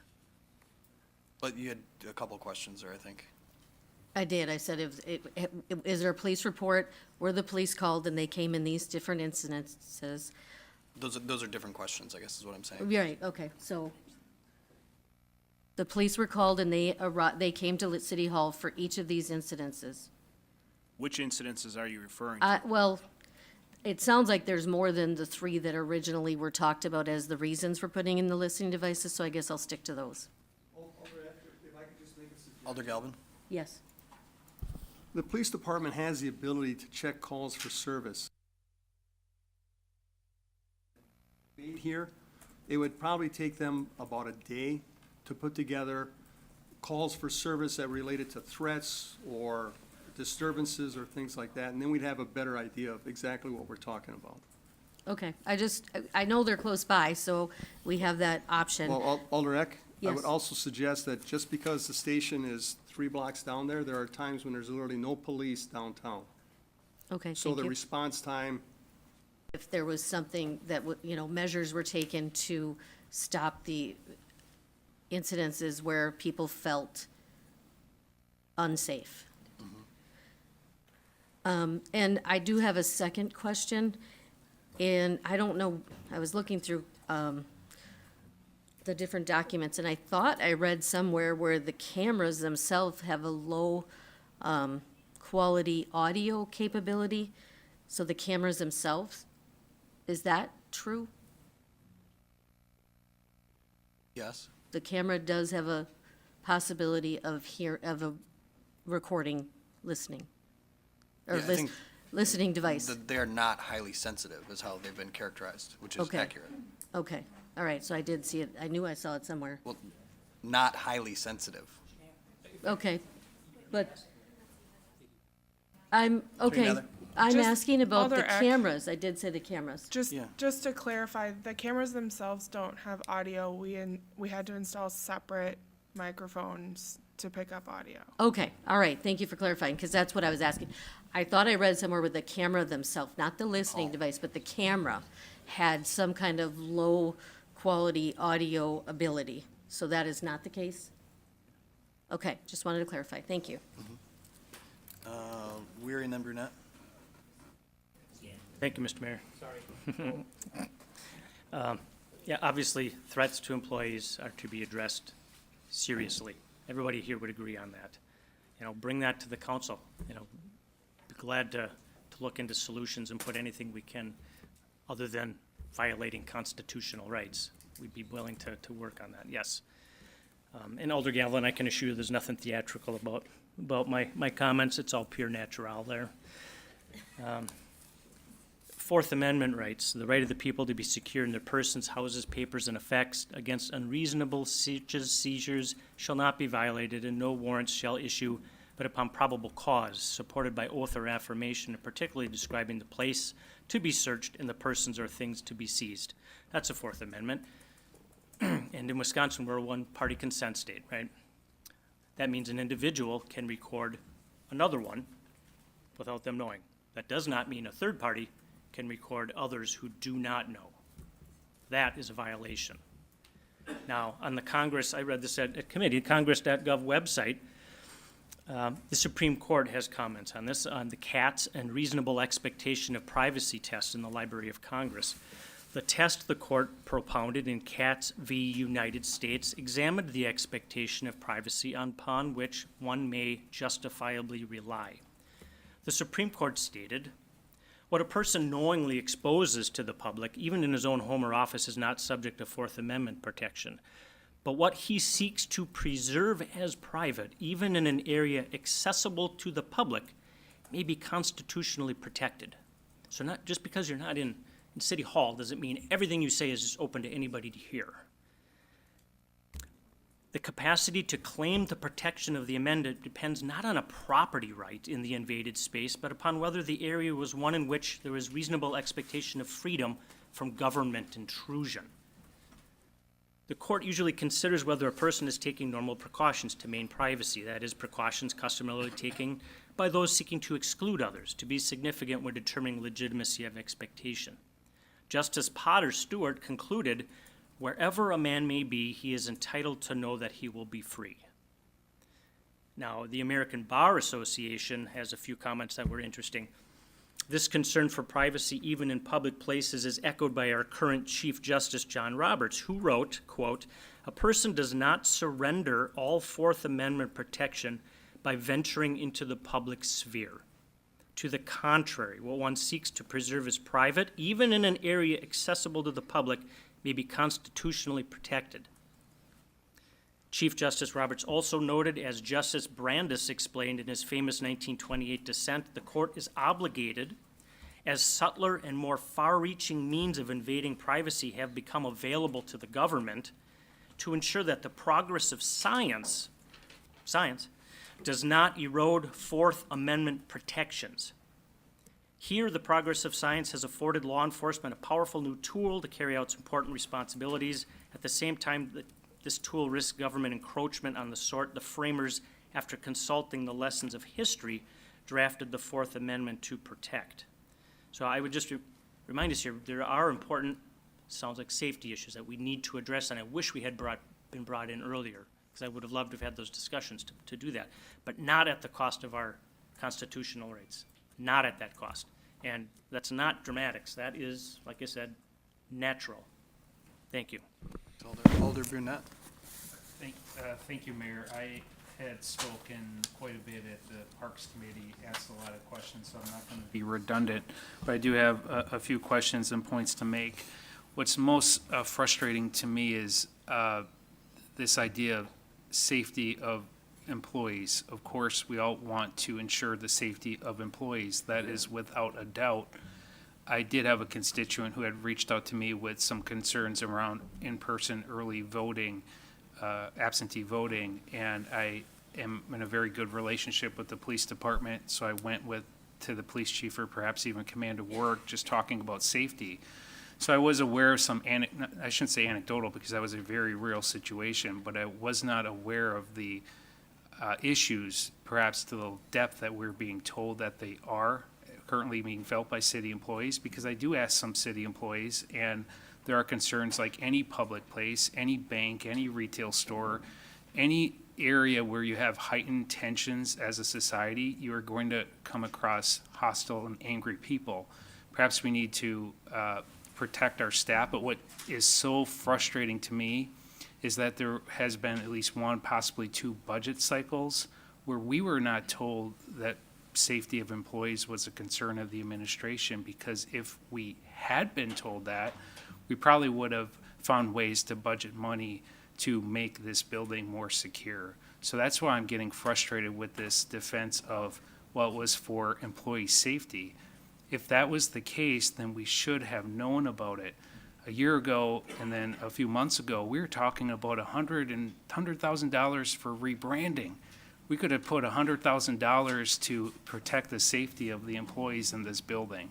So I'm not saying that our employees aren't feeling safe, but if the administration's way of protecting them is putting audio surveillance without notifying the public.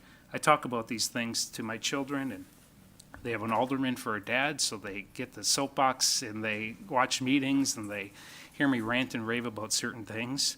But even my 11-year-old son, when we were talking about this, he said, "Daddy, how did people know to behave better if they didn't know they were being recorded?" I mean, it doesn't pass the logic of an 11-year-old.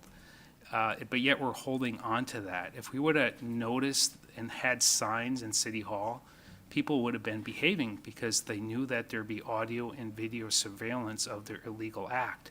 I do have a question because Commander Warwick had mentioned judicial oversight, and this is the thing that I'm really struggling with the most in regards to the Fourth Amendment.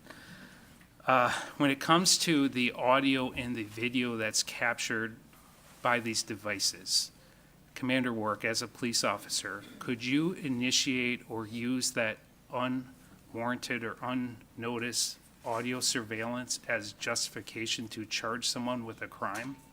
Well, there would have to be a crime for us to go looking for it, or an incident to investigate it. Okay, so if somebody, and again, I don't know, that's why I'm asking. So you mentioned judicial oversight.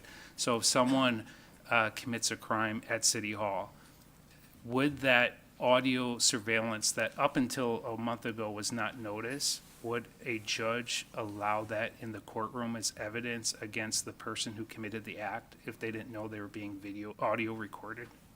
I can't speak for the judge. I don't know. I can tell you from a police officer's perspective that it is their duty to collect all exculpatory evidence for both sides of that disturbance. And when I say that, any evidence, including video, witness statements, a canvas of people in and around that area where the incident occurred, is all included in that. And then that is what's presented to the judge to determine whether that's allowed in the prosecution of that incident. Would you, though, as a police officer, would you feel comfortable putting into the record or in the court hearing, court case, audio that was collected that was not noticed?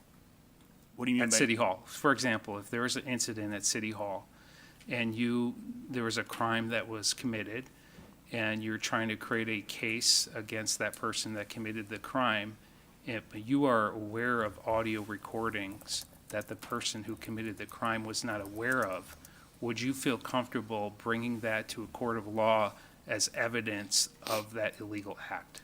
Yes, because I have a duty to provide all evidence of that incident to the court. Okay, thank you. That answered the question, because that for me was a big part. Now, on the other end of that, judges could rule that evidence is not admissible if they feel that it was collected without a warrant. Correct. So, for example, if you're going to create a case against someone, like drug trafficking, some sort of horrible crime, human trafficking, things of that nature, you would have to go to a judge to get a warrant to wiretap a phone line or to conduct some sort of surveillance or search warrant, would you not? There's a lot to unpack there, but in a roundabout way, yes. Okay, thank you. You mentioned judicial oversight. I just wanted to understand it from a police officer's perspective. It's a real shame, as our community, many of us who are in these seats, we do this because we love our community. We love all of our community. We love the liberals, we love the conservatives, we love the Republicans, we love the Democrats. Local government used to be about serving. Used to be about neighbors serving neighbors. Randy, you're shaking your head, but I gotta tell you, man, I love you, but you're one of the most partisan. You're calling out the partisanship on the far fringe of the other side, but you Alder Burnett, yourself. just direct your comments to the chair. Well, the point is that the most politically motivated people through political parties are the ones that are calling out the actions of the other fringe. And we gotta get past that as a society, because we can't be at each other's throats all the time. We can't look at government service as the progressive agenda versus the conservative, and on and on. We can talk about policies and we can talk about how we're going to pick up garbage and make parks safer, but when these partisan political party agendas get thrust into local government, this is the result. It's literally neighbors at each other's throats about things that we should not be talking about. If we're real about even the incidences that happen at City Hall, as horrible and unjustified as they were, the actions of some members of the public who are doing horrible things and treating our staff very poorly, it all goes back to some of these election issues that we have been struggling with from the beginning. Randy, we have had issues with our elections. Alder Burnett, just We had direct your comments to the chair. Maude, do you have a question? Because you're shaking your head. Alder Burnett, direct your comments to the chair. Okay, Mr. Chairman, this all goes back to some of the issues that we have had, and we're trying to get past it. But just within the last couple, like election or two ago, there were observers that wanted to observe our election activity, and the clerk or the law department, whoever, kind of had them removed, and they had to go to court to get the city to have the court overturn the city's actions. That frustrates people, and that's justified. We have to get a hold of this stuff. We have to be realistic about some of the things that city government has done the last few years to create this level of mistrust. It's not excusing poor behavior, boorish behavior, violent, verbally abusive language. That should never be tolerated. But if it's truly safety, why didn't we have that discussion? Why didn't we talk about that and look at the better ways of securing our building than putting up audio devices without publicly noticing them? So, thank you. Alder Campbell and then Alder Scannell. Mr. Mayor and fellow council members, first of all, I want to straighten out a few things. One of the biggest ones, I think, for the public to understand that seems to be thrown around back and forth is, first of all, I want to clear the ground as far as what people think of me.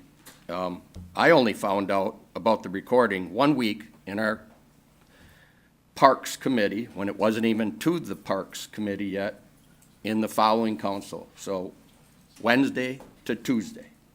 That's when I found out. I didn't know if it was fact. I found it in an elevator, and someone that I was riding with said, shh, maybe I heard. So I didn't know for sure. That was the first I heard of it. This insinuation that this is a political thing and a move, I want to clear the air. Now, while I ran for office, I actually got 3 people that didn't agree with the election cycle that went on, and they stepped up as citizens, went through the training, and were down at City Hall at several different polling locations. They got involved. That's what I'm trying to do in my own district, is get people involved, because that's ownership, and ownership of the city, and because they care. The fact that they vote is because they care. They elect us, okay? Again, I've said this before. We have 5 new alders here. A lot of people are sick and tired of it, and I think this is coming to a hilt here. So, you know, I just want to, I'm frustrated. I have a few more facts here. Mr. Galvin, I just want, hopefully that straightens out, and some other alders here. That's when I found out, okay? So if you want to point to me that, wow, I must have one heck of an imagination then, okay? Now, I have spoken to people that were down here, that were present when stuff happened. And it only shows that they care. Now, I'm going to compare this. Incidents that we keep going over and over on, that, number one, this wasn't proven in a court of law yet. So we can't speculate, just as if we can't speculate against the lawsuit, against the city, against the mayor, okay? So this thing about getting points and everything is not that. God, I'd be rich if I could. So my biggest problem here is, you know,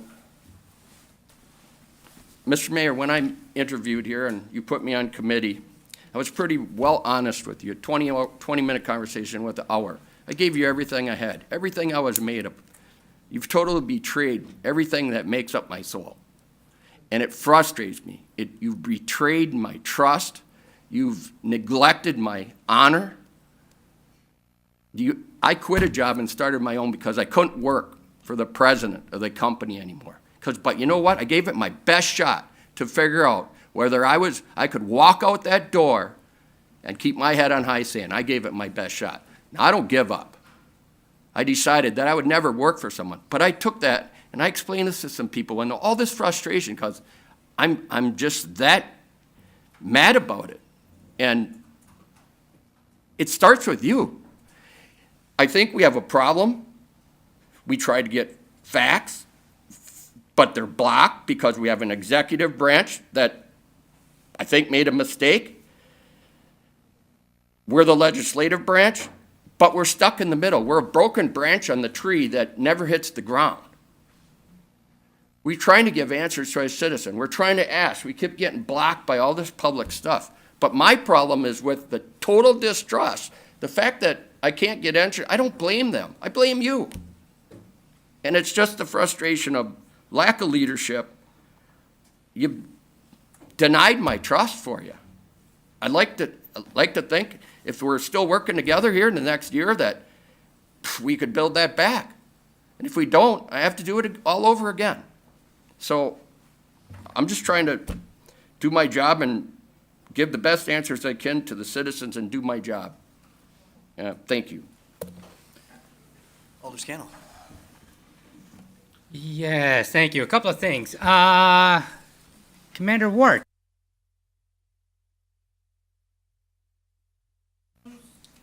And security footage from businesses ever been used in a court for prosecution?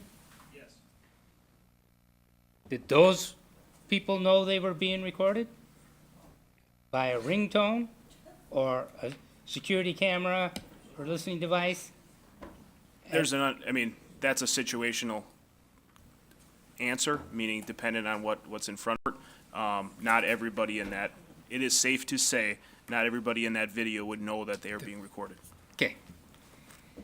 So that's not a violation of the Fourth Amendment.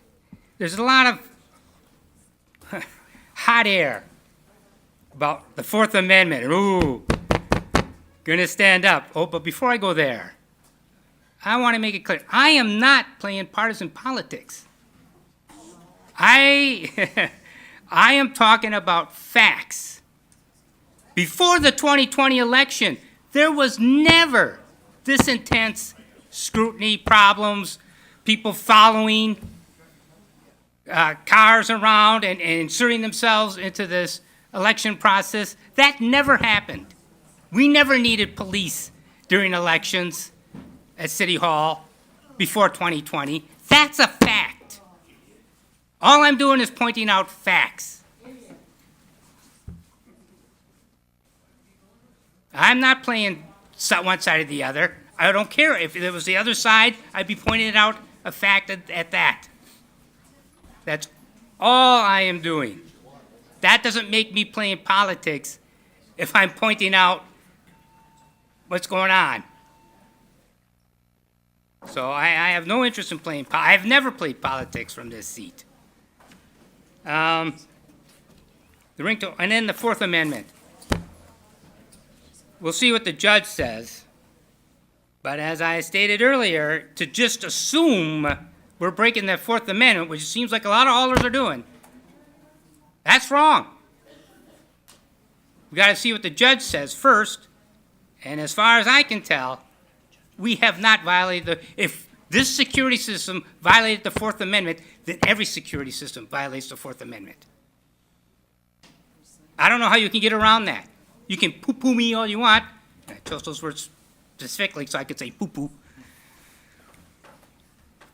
But if you are going to take the stand that, oh, this is a huge violation, well, then that's true of every security system, because that's what this is. Now, I can understand being KO'd about not being included in sooner, not, breakdowns in communication. I mean, until this all hit the fan, the police station didn't have signage.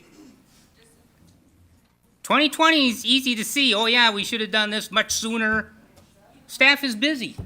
They're working. It's a process. Were mistakes made because things have done better? Sure, that's always true. But to take that and blow it up, I think it is a gross exaggeration. I think this is a huge mistake that we take this action tonight until we find out more about the security needs of this building and the verbal assaults made in this building, which is why audio was put in. That's the evidence you need. Audio of video ain't gonna cut it. So let's refer this to protection and policy. Table it. I don't care. We shouldn't act on this tonight until we know what the security needs are in this building. And it might need audio. We don't know that for sure. The decision was made that it was, so I kind of trust it myself. I'm not that suspicious. But perhaps we deliberate it, we decide otherwise, now that we're gonna have that authority apparently. But to act on it now, especially since there's no need, since it's already disconnected, until we get more information, I think it's a mistake to come down hard and say, no, this is a Fourth Amendment violation when we don't know that. We can't act on that as if that's true. We don't know. There's a lot we don't know. Let's find out before we act. Thank you. Alder Grant? I just want to make a few things clear about our staff safety. That is very important to myself, and Alder Stevens and I have actually met with HR a couple times now, looking into retention and where the issues are within our employees. So I do want to make that clear, and I have been commented numerous times by staff, and if their perspective is different, it's not fair to discredit it or say that it's incorrect. And it is opposing to other ones. Everybody's going to have an opinion on that. So I do think it's fair that we recognize all of that perspective. Just one thing, Attorney Bungart, you mentioned 2 years ago. Ultimately, it was December of 2021. So we're looking at about 1 year and 3 months ago. Okay, sorry, just timeline has been very important to this. So when you said 2 years, I just wanted to make sure that that was clear. The incident started about 2 years, so, but the installation happened. Thank you. All right, we've been at this 3.5 hours. Any other comments? Alder Morgan? I just have a question, I guess, for police, because they're the only ones that do see this. If you just, Mike. I'm sorry. That's okay. Is there someone actually monitoring this? We're talking safety. No one really looks at this unless there's been a report of a problem. So as far as the safety aspect for our employees and stuff like that, but you can't use safety as a reason why we should vote yes or no for this. Just 1 sec. Commander Work? The shift commander who's at the station has this on the live feed. And there's screens in the shift commander's office that have the ability, and if there are people, and I say if there are supervisors in there, they have the ability to monitor this when they're in there. Do you feel they actually are paying attention to it a lot? I mean, you know, that'd be an opinion, I know. Yeah, that's an opinion. I mean, I can tell you when I was a shift commander, I mean, it is something that you glance at frequently. I mean, if you're picture 3 big screens in front of you, I mean, there's a lot of camera views because there's a lot of cameras throughout the city, not only in the buildings, but intersections. And if those cameras are up, they would look at it. I can tell you that I've given direction, you know, because my oversight is the operations side, that they do have those cameras up and do look at it. I mean, I've asked them to look at it. I don't know if they do. But there is a good attempt on our part to watch those cameras, but I do preface it by saying that the supervisors have to be in the shift commander's office to view it. If the shift commander is in his office doing something else, or he gets called out to a major incident, is there someone else that monitors it? No. Okay. Just have to say, yes, we need to worry about our employees, but I don't feel this is something that's we have to find better ideas for our protection of our citizens and our employees than these cameras, which are somewhat hard to watch anyway. You're not getting a perfect sight of what's going on. Okay, thanks, Alder. Alder Hutchison? I have a question. Are we on M1? Yes. Okay. It's been long. Is this even valid since, if I read M1, it's to direct staff to create a policy to remove all audio recording systems at City Hall, to amend any ordinances necessary to effectuate the policy, and to destroy all audio recordings after the litigation matter has been resolved. So I guess it is pertinent with regard to the word destroy all audio recordings after litigation matter has been resolved. But the recording systems are down, right, the audio. So we're really on M1, it's really the destroy all audio recordings after litigation matter has been resolved. I guess that's the pertinent thing left in this item.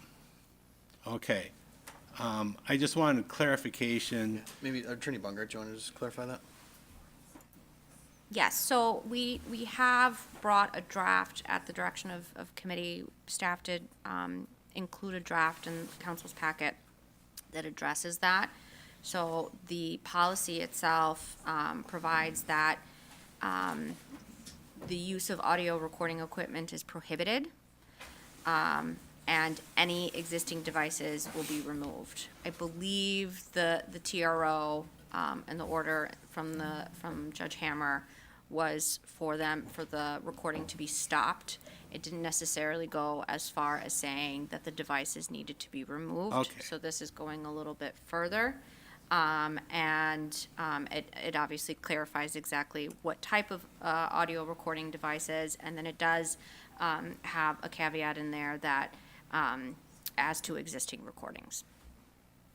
So it goes a little bit further than the court order. Okay.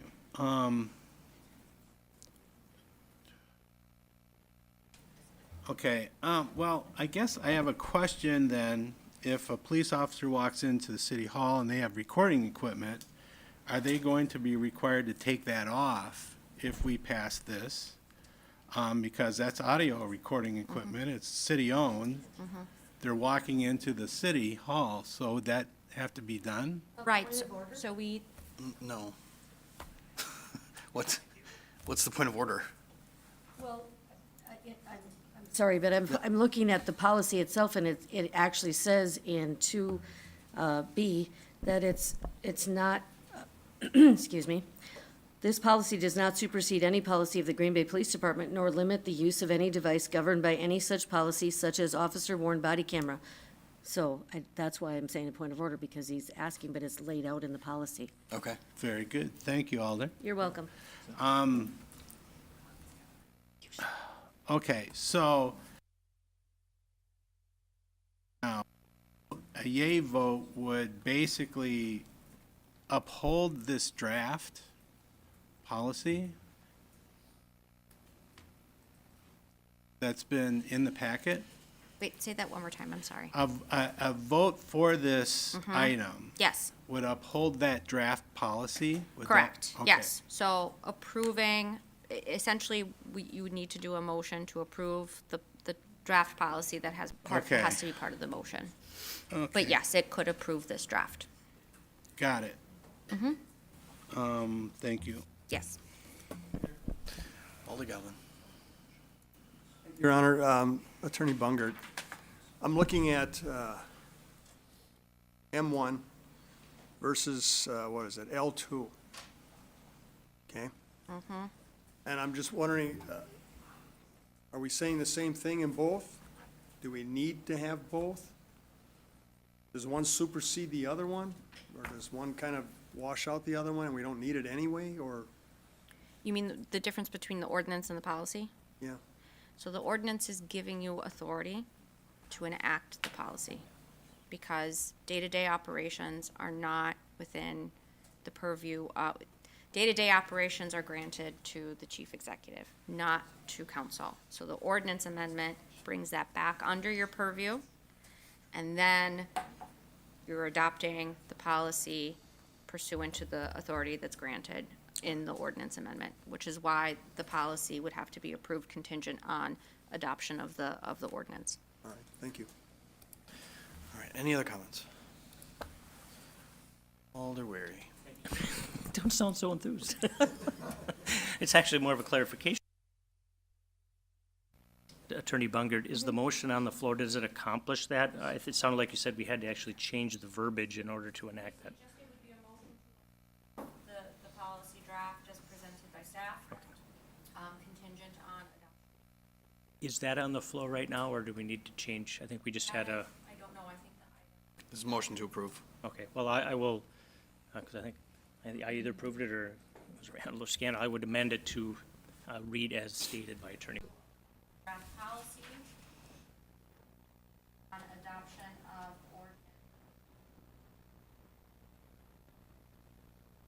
Pass the ordinance to get the policy. That's basically what it is. Ordinance, Can't do one without the other, supposedly. general ordinance 06-23. Okay. Alder Weary That's all. Thank makes that motion, seconded by Alder Johnson. All in favor, signify by saying. Board vote has been requested.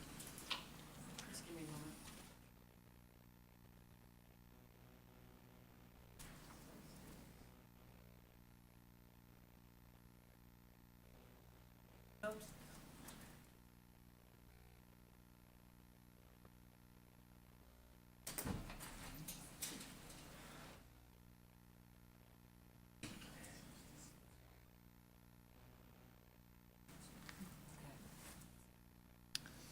right.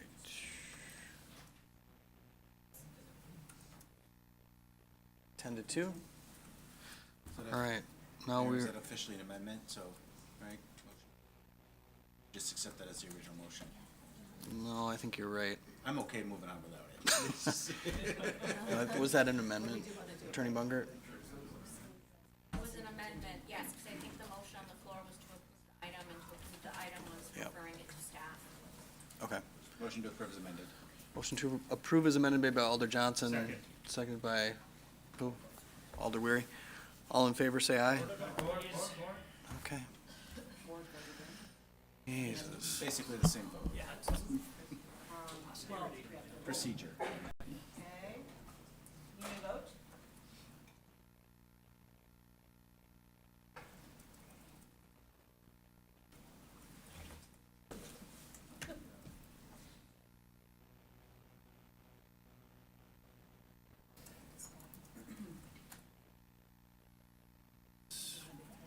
Nine to 3. All right, on to L1, litigation update regarding Wisconsin State Senate et al. Versus City of Green Bay. Move to go into closed session. You're making a motion? Alder Johnson makes a motion to go into closed session. Is there a second? Second? Seconded by Alder Scannell. Alder Johnson, you got the language? And then I assume, sounds like there's probably some folks that want to even debate the motion. Okay. I'll read the language. The committee may convene in closed session pursuant to section 19.85, section 1, subsection G, Wisconsin statutes for the purpose of conferring with legal counsel for the governmental body who is rendering oral or written advice concerning strategy to be adopted by the body with respect to litigation which it is or is likely to become involved. The committee will thereafter reconvene in open session pursuant to section 19.85, subsection 2, Wisconsin statute to take action on items discussed in closed session, if appropriate, and to consider the remainder of the agenda. Mayor, if I have the floor, I would just say, I support closed session. This is legal stuff, guys. We already took up all the other stuff. We had plenty of open forum for that. This is legal stuff. We're still in a lawsuit. We got to be sensitive to that. We've got to mitigate our risk. Thanks, Alder. Alder Burnett? Yeah, thank you. On the motion, I think I can get along, I'll go along with this. I do have some questions because keep in mind, the public is watching. The public wants to know what we're going in closed session to discuss. So I'm not going to ask anything that we're going to be discussing in closed session necessarily, but if Attorney Bungert could kind of answer this question. If we go into closed session, I'd like to think as a government body, the council as a whole, including the mayor, the common council, has the authority to kind of set make decisions or set the agenda as to what our legal strategy is. Does the authority to move forward lie with the council as a whole or with the mayor the administration and outside counsel? Fairly complex question. Generally, the city attorney is vested with the authority to transact all legal business on behalf of the city, defend all city officers, including the municipal corporation, which is the city. Council is obviously the governing body for the city, so if council had a directive that it wanted to see, in theory, it would have that ability. But how that would interplay with the fact that I and outside counsel are tasked with defending the mayor in his official capacity, and tasked with defending the city. It's not a simple answer, so it kind of depends on, the directive that council wants to take. So, that's something that we could definitely look into to get an answer. But it's not So- a black and white All right, answer. I can appreciate that. Okay. So there'll be an action item that we can entertain, like the council will be able to dictate an action to proceed as we see fit. Would that be a true statement? The agenda item isn't slated for action. It's just an informational update, a litigation update. There's nothing that's being presented to council to take action on at this point. It's essentially a litigation update from our outside counsel, giving a summary of what has transpired thus far, and kind of what the future holds, and to answer any of your questions with respect to the litigation and any legal questions that you have. But So that- the At mayor. this point, there's nothing that's being brought to council for action. So that's, quite frankly, that's concerning, because, as a government body, we may disagree with some of the actions. We didn't have much say in what has led to this point. And, my understanding, correct me if I'm wrong, but in different lawsuits that we have discussed, the council had some ability to influence the decisions that were being made, the actions going Sure. forward. Like, let me just ask Yep. this one, kind of a clarifying point. The mayor is entitled to a defense, just like as individual council members or the council as a whole. If we do something that causes a lawsuit to be initiated, we are deserving a defense. So I don't want to deny the mayor a legal defense. He's duty. It's our duty to ensure that that happens. My point, though, the other part is that the city as an entity is being sued. As an entity, there were decisions that were made, even like decisions to ignore the lawsuit threat and just kind of proceed with keeping the audio in place that has kind of led to a lawsuit. So my concern is, if you're saying that we're just going to go, and I'm not putting words in your mouth, I'm really trying not to do that, but if we're just going to go and close doors, hidden from the public, and then just come out and just say, hey, this is the action that the city's taking, council, you have no say in that, that's where I think the public would be very alarmed to hear. Can you No, clarify Alder, that? I'm not saying you don't have any say in it. I'm just saying, what I'm trying to explain is that there isn't any directive or anything placed in front of council to act on at this time. That wasn't the intent of the item, of the committee of the whole item. And frankly, committee of the whole specifically doesn't have the full authority of council. There would have to be a secondary element that would need to be implemented in order. So when council meets as committee of the whole, it's meeting with the powers of committee, not necessarily with the powers of council conferred upon it. But that's kind of beside the point. And I lost my train of thought. I'm not saying you can't take any action. I'm just saying there's nothing in front of you to take action on at this Okay. time. I understand. Thank you.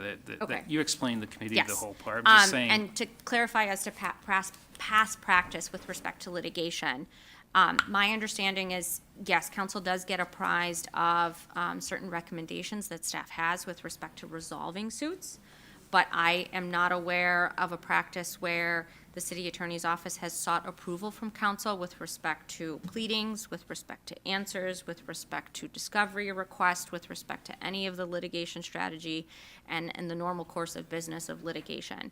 Staff, namely me, will bring a summary of where, what has transpired with some litigation. And then we'll bring a legal analysis and a recommendation as to what my recommendation is with the suit or with a settlement amount, and we'll request approval of a settlement and a settlement amount because the purse strings are within the purview of council. But as far as management of litigation, that is not something that has ever come before council. Okay, one other question, and then I'll be quiet for now. In regards to how the attorneys were chosen, I know you had talked about this at Finance Committee. When a lawsuit is initiated against the city, our insurance company kind of dictates the action moving forward. Like, you have to pick attorneys to defend the city to limit financial exposure. And we chose 2 attorneys, again, no council oversight. I'm not saying perhaps we needed to vote on those appointed attorneys, but how many, like, the manager, the insurance company, do they say you have to pick these 2, or did they give a list of like 10 or 20 attorneys and that the city administration can pick what attorneys to represent us? Sure. So our insurer, so typical process is whenever we are sued, we tender the suit to CIVMIC, our insurance company, to determine whether they will provide coverage. They gave a determination of coverage subject to reservation of rights, which is fairly standard, particularly in a declaratory judgment action. And then they have a list of approved attorneys that they work with for certain matters. Certain ones are more skilled in certain areas of the law. The attorneys that were recommended to us from Stafford Rosenbaum were recommended by CIVMIC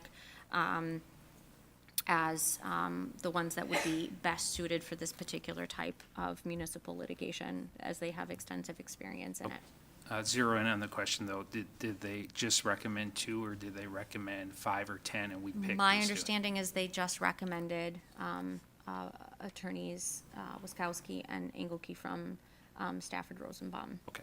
All right, thank you, Attorney. Alder Ray. And I'm paraphrasing perhaps, but Attorney Bunger, you did state the governing body is the city council. The legislative body, yes, Yep. and the governing body, to Governing. certain extents, Okay. yes. And I can tell you, I'm going to use that term again, in my 20 years, we have given direction countless times at the beginning of lawsuits, especially big ones like this. And I know that was before your time, but I'd like to think those attorneys were also correct that they consulted with us for direction. They would come in and say, hey, here's the issue.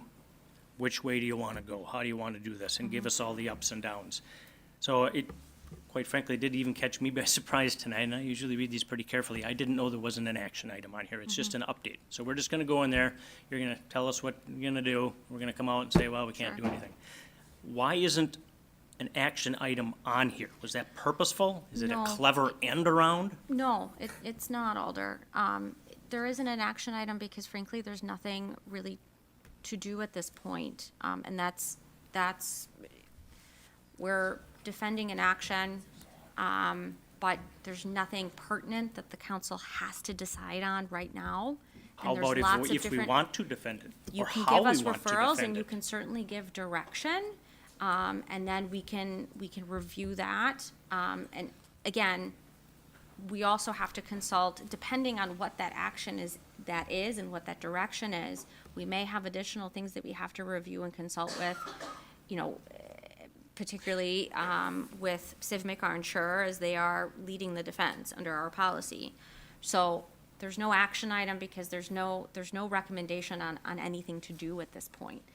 But if council has wishes and council has directives and they want to vote on that as a majority body, that's something that we will listen to and take forward.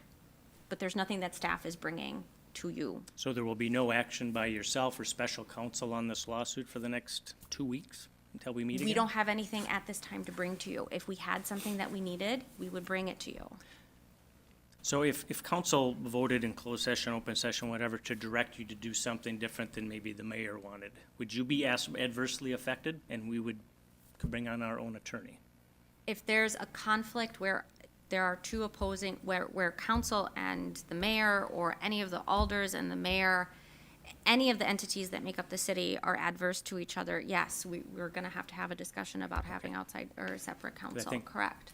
All right, I But that's appreciate not it. something we can determine right at this outset. We're gonna have to have Certainly. additional conversations. But I want that to be out there, that that could be an option.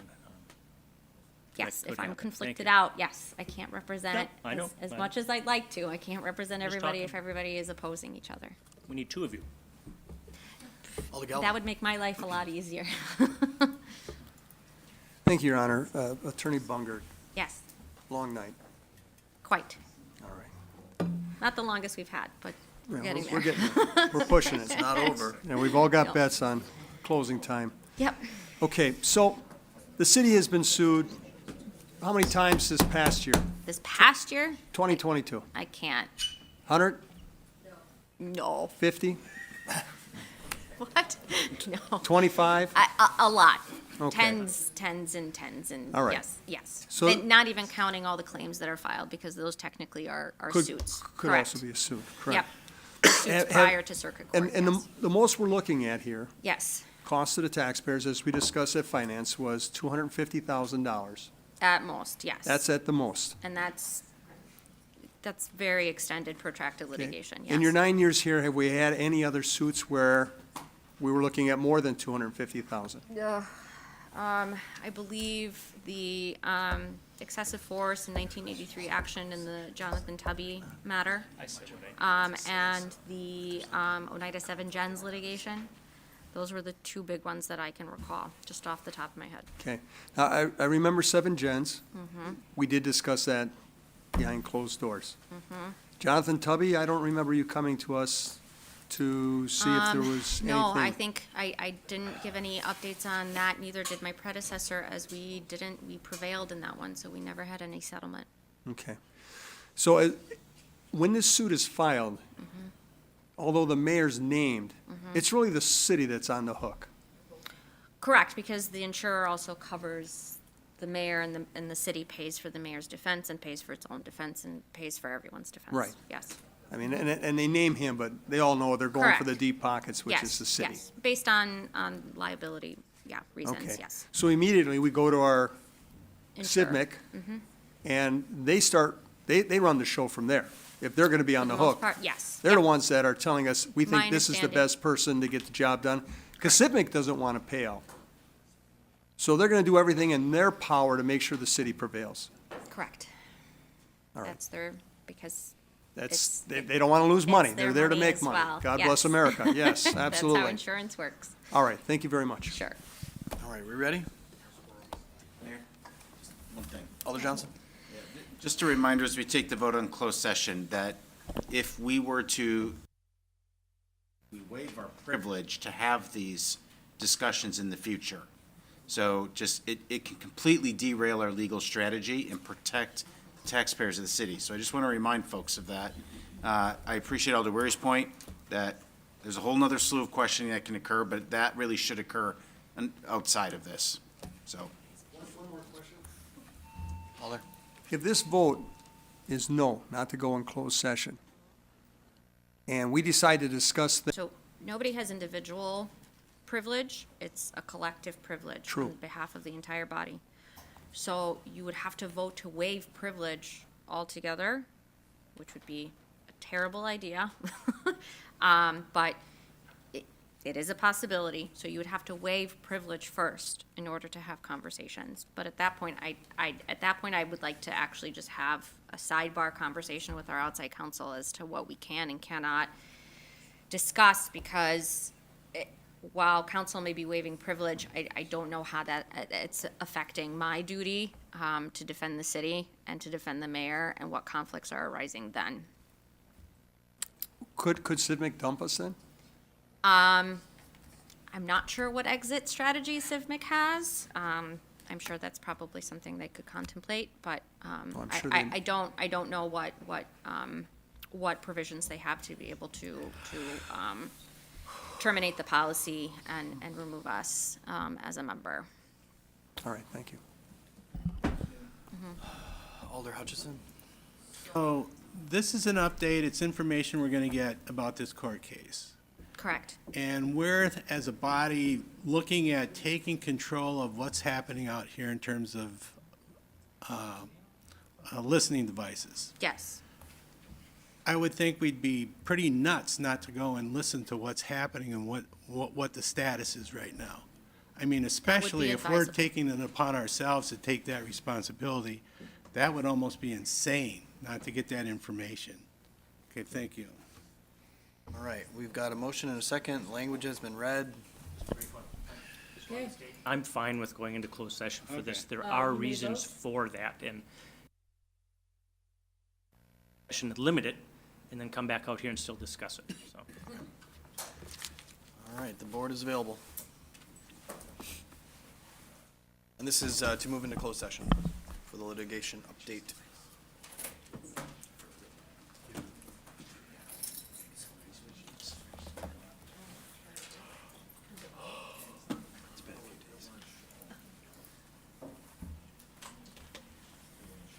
All right. Folks understand.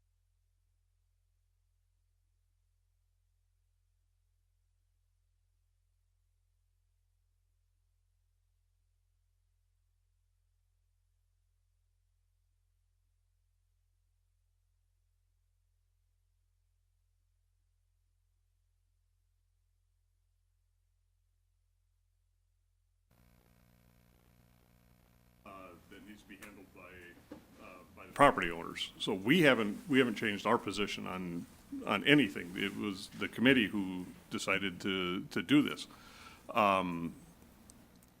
We probably get 20 to 30 inquiries about similar types of issues with backyard drainage address relative to folks who have sump pumps that are discharging across the sidewalk, across the terrace, out into the road, that they cut orders requiring that property be connected to mini storm. So with a nuisance situation like that, I could see that it is conceivable that somebody who's been ordered to hook up to mini storm would similarly request that city pick those tabs up too.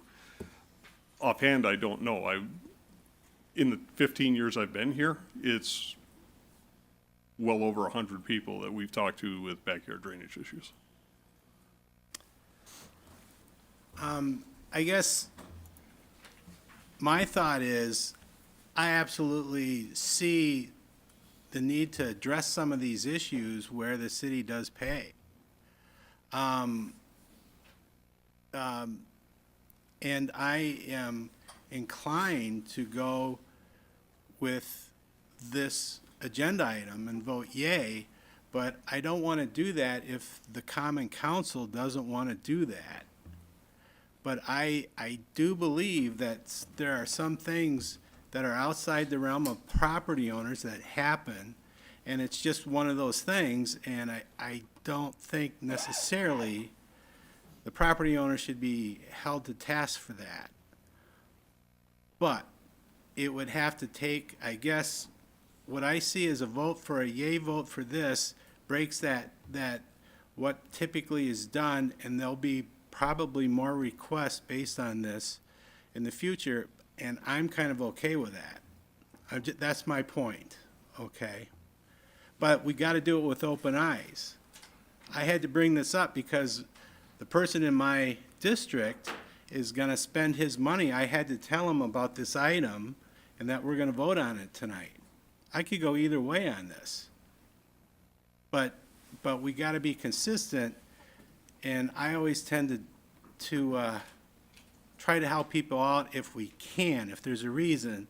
This looks like it's danger to the city, to public, if something isn't done. So I guess, where do we stand on this policy?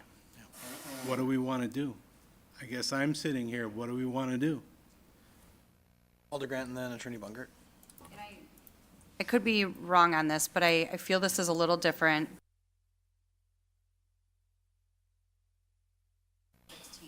November is the first time this has happened.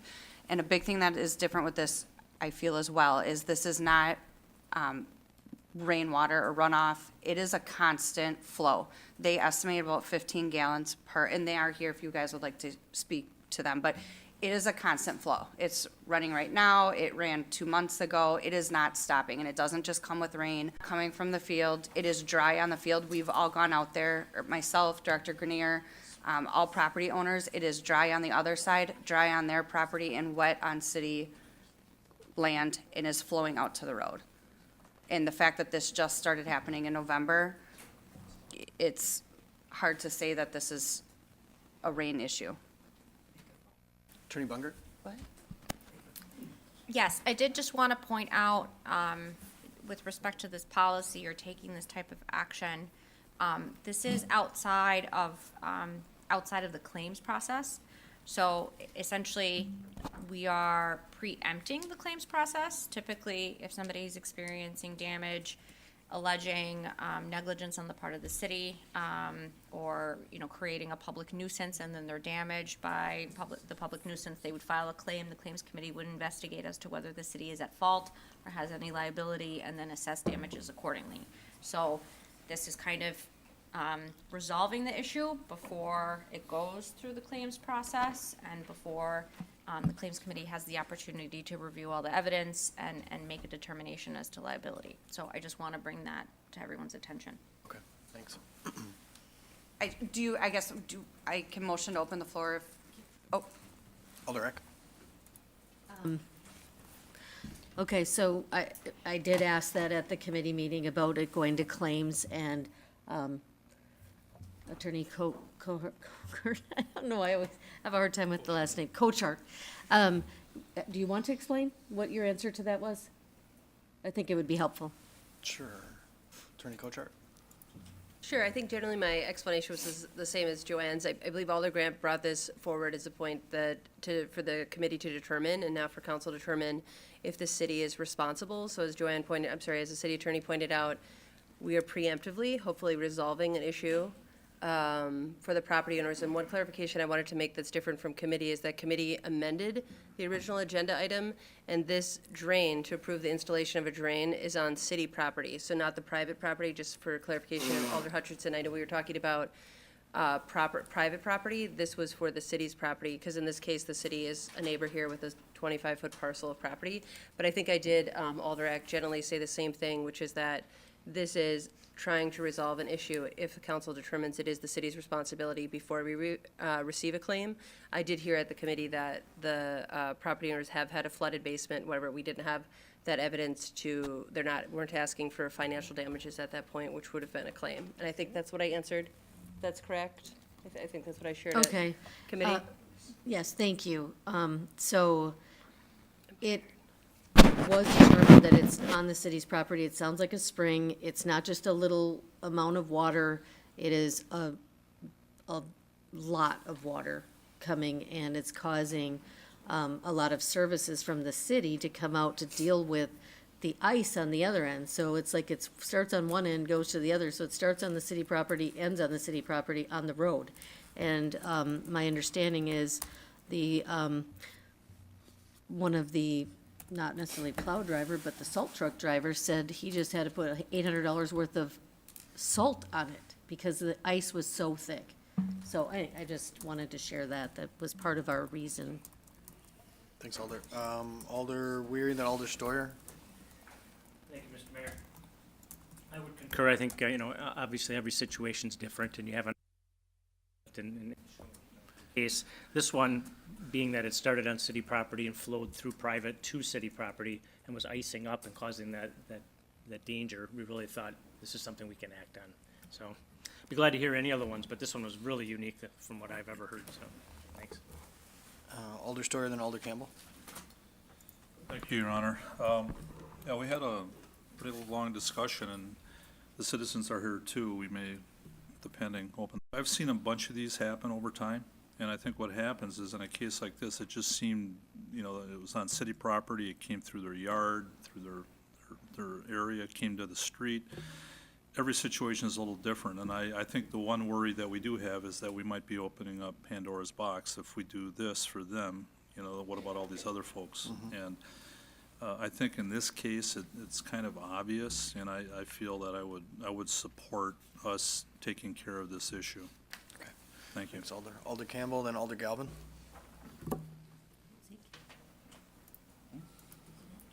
Yes, I would say, I think if we asked the owners here to come up and explain it, it looked rather painful, to be honest. I think they've went through quite a bit already. I don't think this is a huge amount of money, and I think I made the motion to bring it here. Like I said, it starts there. It looks like it could be taken care of. There are, Director Grenier also did say there were sewers both ways, down the right-of-way, or whatever you want to call it, in the back of these. This is just adding one more. Maybe this problem didn't exist. What I found really odd is this isn't coming down the ledge. This isn't coming off the fields. They've tested the water. They've done everything. They're strapped to. They can hardly get insurance. They can't get flood insurance. They can't sell the house. They can't. I think this is a cut and dry operation here, and I don't think it's a lot of money. I'd like to actually know the cost of all the city equipment that actually had to go out there to understand. They even had a breakdown of one of the machines once, so they even had to come out and fix it. So, it's cost us thousands of dollars already just to remove the ice and whatnot from the road. Sometimes they can't even get in and out of their driveway because it's such an obstacle, let alone their driveway, let alone the street. So I definitely think this is one that doesn't infer on other, it would be hard to find the same thing somewhere else that, exactly this situation, so. I'm in favor of passing this. Alder Galvin? Thank you. Maybe I missed it, but Director Grenier, has the city been able to determine why suddenly, 2016 till just this past November, there's no problems, and suddenly water starts bubbling out of the ground? Has the city been able to determine if anything's been done in that area or around there to suddenly have this start happening? We have not been able to determine what the source of the water is. I know there was a chemical sample taken, but that chemical sample simply determined that it wasn't city water. It didn't determine definitively what the source was. At this point, we were first notified of this issue late in November, early December, and with winter conditions, we've not had an opportunity to investigate what a potential source of that water could be. That's just not possible at this time of the year. So if the city spends $11,000 and puts a storm sewer in, and it turns out the water is coming from some other source, and it just moves, and we end up with this problem again, I mean, won't we be better off determining where it's coming from before we start spending money and digging up the ground and all that kind of stuff? That's not my call. Well, I understand it's not your call, but what best practices, what's the best way to handle a problem like this? Well, I think that's what Attorney Bungert was trying to get at. The typical process for something like this, somebody who's been aggrieved typically will go out, reconcile, remediate the issue, and then file a claim against the city. That's the typical process. Here, what is being asked is rather than have the property owner expend that money and then file a claim with the possibility that that claim could be denied, they're asking for the city to proactively go out and just manage the problem.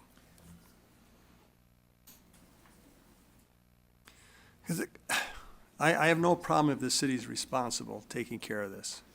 I'm just afraid that we're gonna spend $11,000 and find out that's not gonna solve the problem. Or it diverts the water some other neighbor's house and we end up doing this all over again. It just seems to make sense to me to determine where the water's coming from so that when we do react, if it is our problem to solve, then we solve it, but we solve it in a way that it's not gonna reoccur. And I guess I'm just kinda surprised we're gonna go and dig holes and put in storm sewers when we're not even sure where the water's coming from, and that it may end up coming up 40 feet away somewhere else or coming up in someone else's backyard later on. And that's why, I'm just wondering if we're getting the cart in front of the horse here. Thank you. Just on that real quick, Director Grenier, do you have any concerns that if the city does this work, the problem won't be solved? Well, there are multiple issues going on out here. You've heard that the property owners had damage to the house, but the damage to the house was not from this location, not from this situation. That happened several years ago, and it was overland flow that came off of the farm field, the 167 acres, that overwhelmed the storm sewer. So there are certain things that we simply can't, with our current infrastructure, there are certain things that we cannot stop. So if we get a large intensity, short duration storm, these gully washer type storms that we've been prone to getting lately, that runs off of that farm field and comes down to Spyglass Lane, Spyglass Drive again, that intersection's going to be overloaded because the storm sewer is going to get inundated, and this won't solve that at all. This won't touch that. Not that The hope particular. is that the water that seems to be bubbling out of the ground, the hope is that this would handle that base flow. Right. Nothing more. Okay, got it. Alder Eck? I was just gonna make a motion to open the floor. Motion to open the floor has been made by Alder Eck, seconded by Alder Grant. All in favor, say aye. Aye. Opposed, nay. Ayes have it. Floor is open.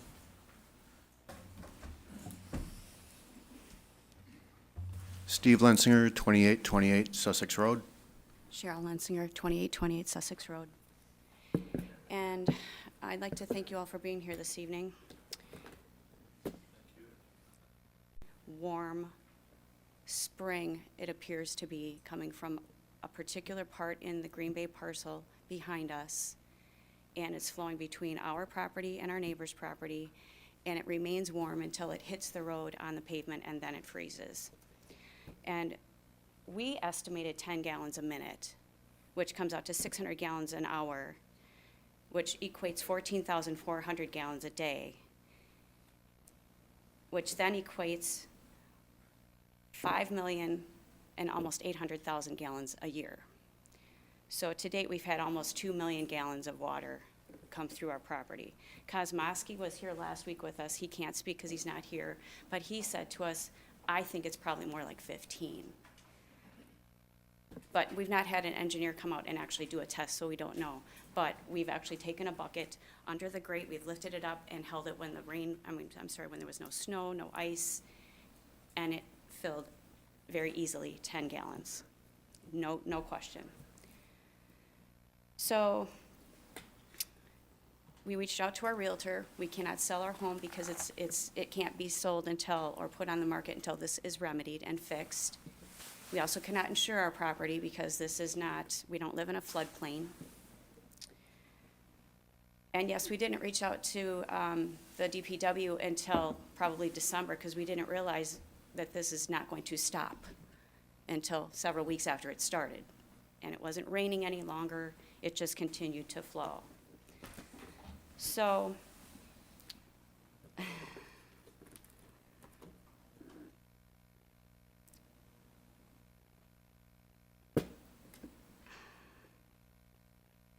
yeah. So on 2/27, I called the DPW. I had gotten home. That's not the same day. I had called on 2/27. I talked to the DPW street service and was told a hard no about any additional street services. Yeah, that was a Friday. We were supposed to have a holiday gathering that day, and we were gonna cancel it because we couldn't get in our driveway. And so I said, well, Josh Brassfield, he's your supervisor. He gave me this emergency number to use in an emergency. My husband's out in the road. You can't get in the driveway.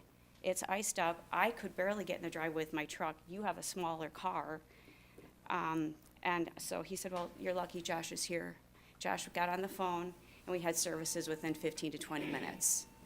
And that same day is when the salt truck broke down, and he's the one who said, I'm putting $800 worth of salt down today. We had a front-end loader coming in that day as well, and I think there was another piece of equipment that particular day. And that's, well, as of that day, that was the 17th service request that we had made. But that is also the day on 2/27 where the salt truck broke down and they had to have the repair truck come out. So that day alone, I can't even imagine how much just that day cost, not to mention $800 of salt that day. And he said we do this every time we come out, $800 of salt. 17 times 800 is, I'm not sure what, I don't have a calculator in front of me. But let's just hypothetically say it's $300 per trip. Times 17 trips is $5,100 since probably December, because in November we didn't have it freezing, causing ice in the road to cause a problem for the safety for us and for the public. So,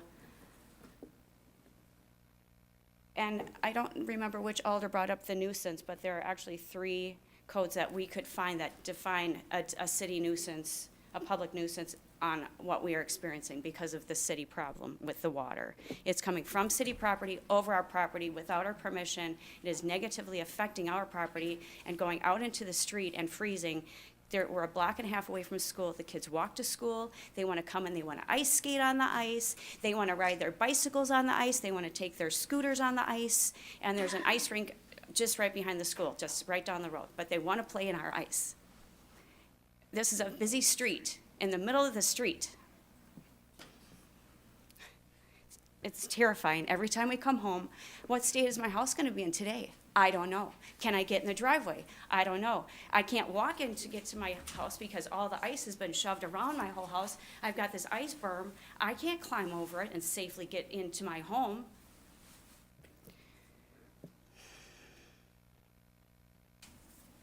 If you have a pool that's 15 feet by 30 feet and 6 feet deep, it takes 13,500 gallons to fill that pool. Every day, we have 14,400 gallons coming across our yard. We can fill a swimming pool bigger than that 15 by 30, 6-foot deep pool every day. And that's okay. I don't think it is. If this were coming from my property, negatively affecting any of you, if you were my neighbor, I would have to fix it. I don't know why Green Bay is getting a pass.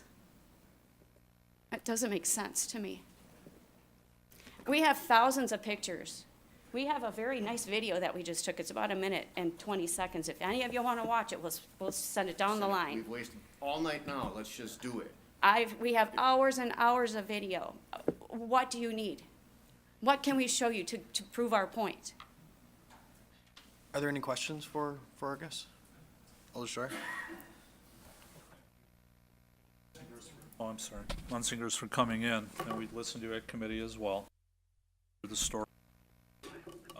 Are you, maybe it's off the point, but if this is fixed, is this something that you would say, I'll stay in my house, or are you? We moved here, we bought this house, it was brand new. It was, I'm not sure when it was built, we've been there 6 years in February last month, so 6 years and 1 month we've been here now. So you said you would stay? You have 5 years to work to retirement, I have 6. We don't want to stay in this situation but we can't sell it. I'm terrified to come home every day. Right, I don't feel comfortable in my home. okay. What's gonna happen next? It's not fair. Yeah, and we saw the pictures and that, so we appreciate your testimony, but thank you for that. You're welcome. Any other questions from? Thank you for your testimony. Appreciate it. Motion to close the floor made by Alder Scannell, seconded by Alder Stevens. All in favor say aye. Aye. Opposed, nay. The ayes have it. Alder Brunette? Director Grenier, if there is a field drain placed, it would be on city property. Is that correct? If the city were to install something, yes, we can't do work on private property. When would that take place? When would you begin? When it thaws? If the council directs me to put it in, you tell me when to put it in. I mean, I can put it in the winter, it's just gonna make a god-awful mess. Sure. I mean, I would argue that there is a mess that's occurring now, with the. It's gonna be a substantially worse mess if we go in there before spring. But Okay. if No, you fair want it point. in, we'll put it in. I get that. Thank you for that. No other questions. To me, it's just, I understand the concerns of the alders, but, I mean, there are so many flooding issues and concerns we have in the city. It's no small consideration to spend, a few $1,000s to fix something that may not be the end goal or the end fix. I mean, maybe the water source is coming, maybe it's moving down, I don't know. But I just know that the number of flooding issues we have in the city, there's an ability to put on city property a field drain that will alleviate some of the very serious flooding concerns in that area that may be caused by a city property. We don't know. I don't know. Why would we just prolong this and then have if it is in fact caused by a city property, then open ourselves up to a claim that could cost much more the cost of putting in a simple field drain? I don't know why we're going to this level when we have an obvious concern that could be alleviated by putting in a field drain on city property. I just say do it. I'm in favor of the motion. Thank you. It's Alder. Alder Grant? Just a question for Director Grenier. If you could recommend the best amount of negative effect with the yard, would you guess like April, May? Is this something that possibly in the? Time, like I said, if the council wants it in and that's the direction we're given, we'll go out there and I'll get it in. And I apologize, I know we just closed the floor, I just thought of this now. Can we ask the residents if, yeah, I mean, it's gonna affect potentially their. I'm sorry, Alder can you Grant? please ask it again? I'm sorry. Yes, just with being the property owners, they're potentially with construction, it could affect mess-wise slightly their yard. Do you have a preference if they can do the least amount of damage in April, May? Is that an issue? It's not an issue. It's a mess now. It's a disaster. It's getting But you're worse. okay waiting, or you would want them to break ground next week? No. Okay. They can do it when it's. When it's safe, when it's safe for everyone, but For I the do city appreciate employees, a timeline. Okay. Like a timeline, so, Alder Johnson? Are you okay? Obviously contingent on the outcome of this vote here, but are you okay if we, rather than specifying a time, we just leave it up to you to work with Public Works on when the appropriate time is to do the work? Are you guys okay with that? Sure. I mean, that way we don't have to sit and belabor this point of when to do it. These folks can all figure it out. So, okay. Okay, great. Thank you. Motion to close the floor. Second. Second. Close the floor made by Alder Steuer, seconded by Alder Brunette. All in favor, say aye. Aye. Opposed, nay. The ayes have it. Floor is closed. We have a motion. Are we ready to vote? Okay. More comments? Alder Slight- Campbell. Slight comment. I know we just asked the people there in correspondence with Alder Grant so that we can make sure everything is communicated good. I think it would be a good idea. That's all. Sounds good. All right. All in favor signify by saying aye. Aye. Opposed, nay. The ayes have it. That motion is, that item is approved. Thank you for sticking around so late. On to protection and policy.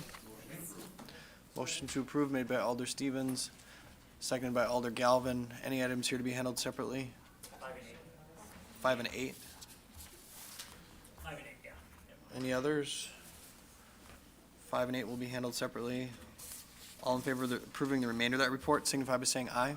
Aye. Opposed, nay. The ayes have it. That report is approved, the exception of items 5 and 8. Wishes on 5? Motion to approve. Motion to approve by Alder Scannell, seconded by Alder Steuer. Item was pulled by Alder Weary. Thank you, Mr. Mayor. I'm just going to read it as it's presented. To refer to staff to form a plan to bring stakeholders together, so far so good, on a process to move forward on the recommendations outlined in the Equal Rights Commission Housing Report. I'd make a motion to amend that, to take out recommendations and put issues. To work together on a process to move forward on the issues outlined in the Equal Rights Commission Housing Report, and to produce recommendations for the city. Is there, the seconded, motion was made to amend by Alder Weary, seconded by Alder Johnson. Any discussion? And the reason I'm doing that is I don't want to limit it just to their recommendations. There might be some other things out there that this group comes up with that we might want to embrace. Sounds good. Alder Eck? Yes, I just remember that it's recommended, so that's where I think I'd like to focus on that, where it's putting together, as they said, stakeholders, and working on a housing task force. That was what we were talking about, right, at our last council meeting, and it just didn't seem like it was in there, so. Yeah, well, I think the discussion at committee was slightly different than that, which is why the language is different. Okay. All in favor is amended, made by Alder Weary, seconded by Alder Johnson. Alder Grant. I just have a question for staff. I don't know who would like to answer it, Director Folds. But I know it kind of dawned on me after our meeting. You guys mentioned about the tenant and landlord training that's already in process. Can I just ask, where did that recommendation come from? Because I know that was a recommendation of the housing report, but we had received and placed that on file. So I'm curious as to how that was decided to move forward. What I can start, and then I can pass over to Director Cheryl Renier-Wig. There's been landlord-tenant training going on for, I think, a couple of years now. I think especially landlord training, and I think tenant training was maybe the first time offered last year. So then, I guess I'll turn it over to Decades, Cheryl. probably.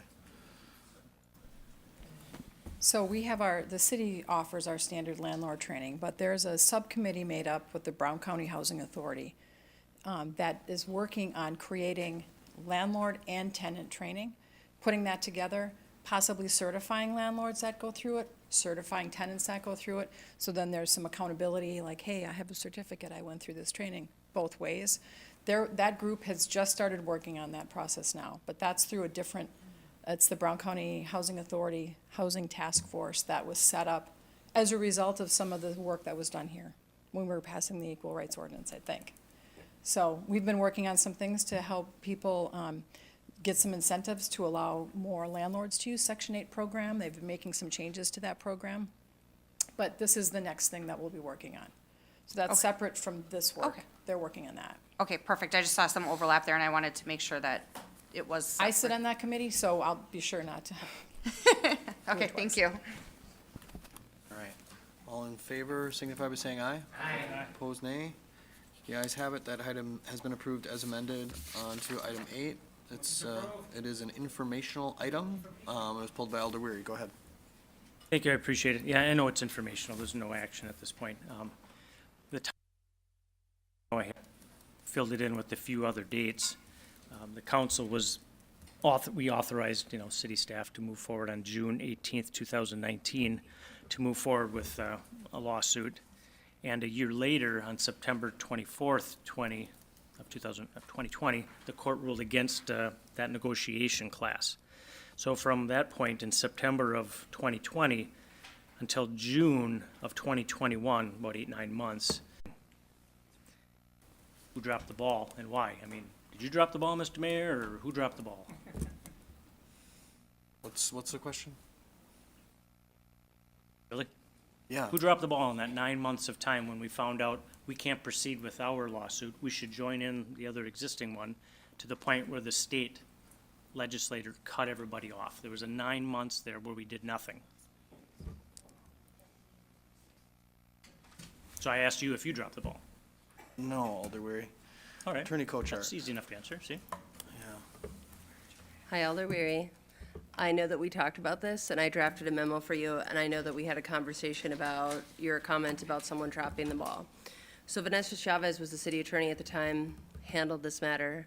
You are correct on part of that the city, the class was voted by the Sixth Circuit, that we couldn't proceed with the class. And then from that time frame, from October through May, the city didn't file a lawsuit, but the one point of correction there is it would have filed an independent lawsuit at the city's expense, not joined a lawsuit, which I think we talked about when I discussed this issue with you and we had some back and forth emails.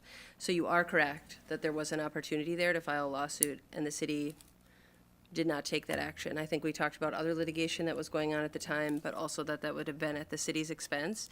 And in 19, I believe a correction there is that, from what I can see in the records, City Council chose not to move forward with an independent action because of costs and stayed in the class action. So in 19, that decision was made not to pursue, but as I said, you are correct that no action was taken. And then the legislature passed a law that created a retroactive statute of limitations where no other municipalities could file a lawsuit.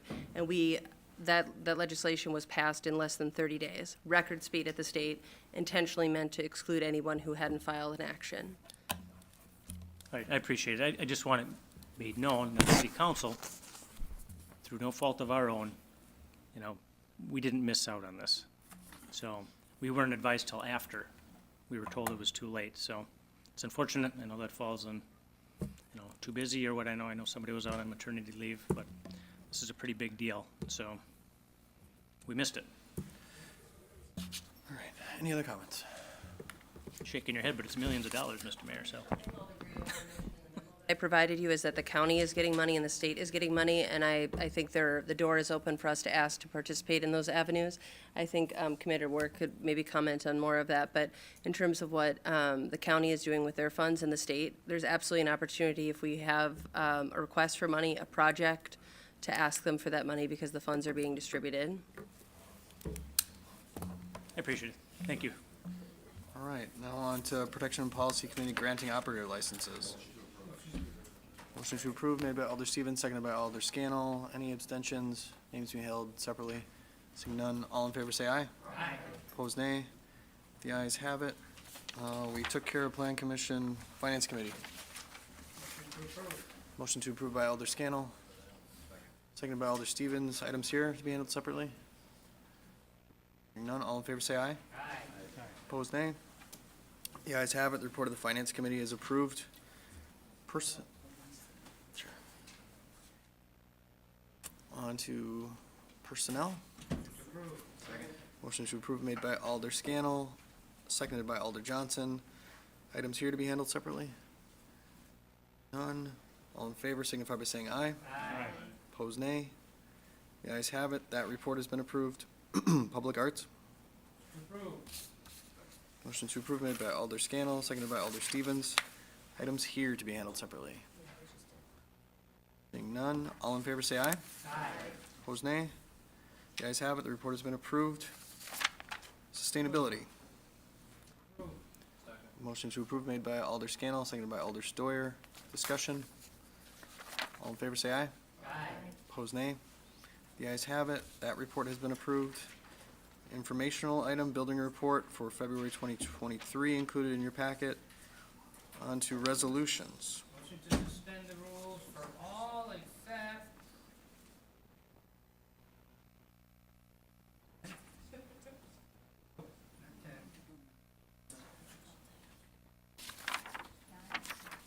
Well, I'm sorry. These are resolutions, not Yeah, that's, never mind. Motion to suspend all, motion to suspend the rules. for what purpose? Oh, okay. Oh, take them all up but 10. Alder Scannell? Alder Scannell? Resolution to accept 2020 sidewalks and. Yeah, we gotta, just have to make a change to it. Okay, yes. Alder Scannell makes a motion to suspend the rules and take up all the resolutions with the exception of, Resolution 10 with, one roll call vote. Is there a second? Seconded by Stevens. All in favor, say aye. Aye. Opposed, nay. The ayes have it. The rules are suspended.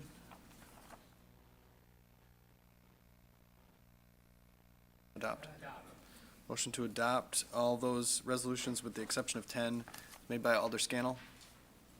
Seconded by Alder Weary, and we will use the board. You may vote.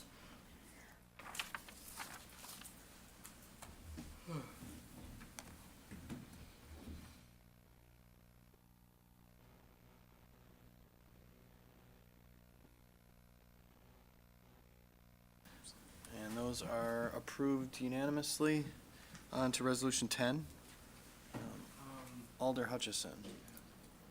There is a scrivener's error on the resolution under item W10. The resolution in your packet reads, quote, "An interest rate of 3.75% per annum," close quote. This should read, "An interest, quote, an interest rate of 2.90% per annum," close quote. So I make a motion to amend the resolution to correct the scrivener's error from 3.75% to 2.9%, and you all had a hard copy of this when you came in. I think by law, you're supposed to have a hard copy if you're changing by addendum. All right. Is there a second for that amendment? Seconded by Alder Scannell. All in favor, say aye. Aye. Opposed, nay. The Okay. ayes have it. Then I make a motion to adopt the resolution as amended, replacing the resolution provided in the packet with the resolution provided to you by the city clerk here tonight at the common council meeting. Alder Hutchison makes that motion. It's seconded by Alder Scannell, and we will use the board.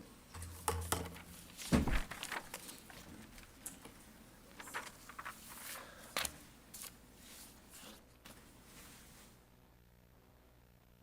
may vote.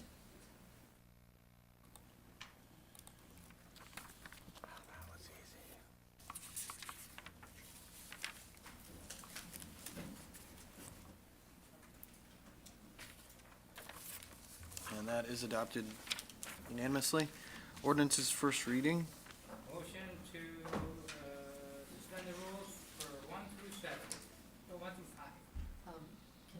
I think we want to do 1, 2, 3, 5. Well, 1 and 2 would not be relevant, right? No, you're right. Yeah. So actually, we're gonna hold over 1 and 2. Do we need to make a motion on that? Yes. No, you asked about that. So, Is this what you asked about, or? yeah. Okay, make a motion to hold 1 and 2 until our next council meeting.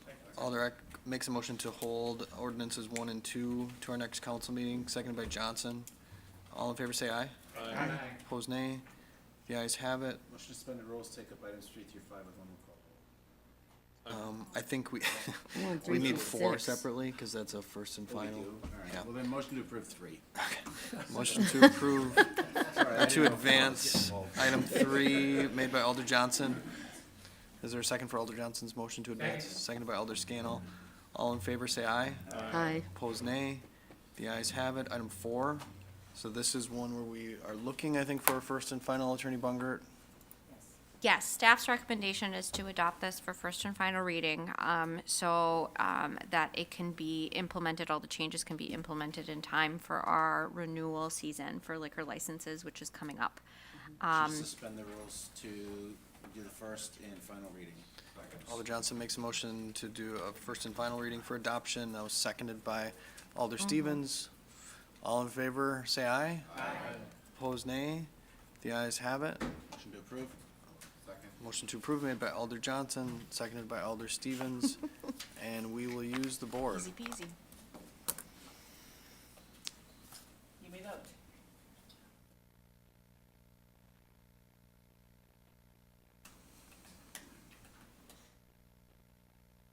Oh, sorry. Go ahead. I don't, Yes, they're still, sorry. There's Yeah, still- 2 people voted. oh yeah, now they're still voting.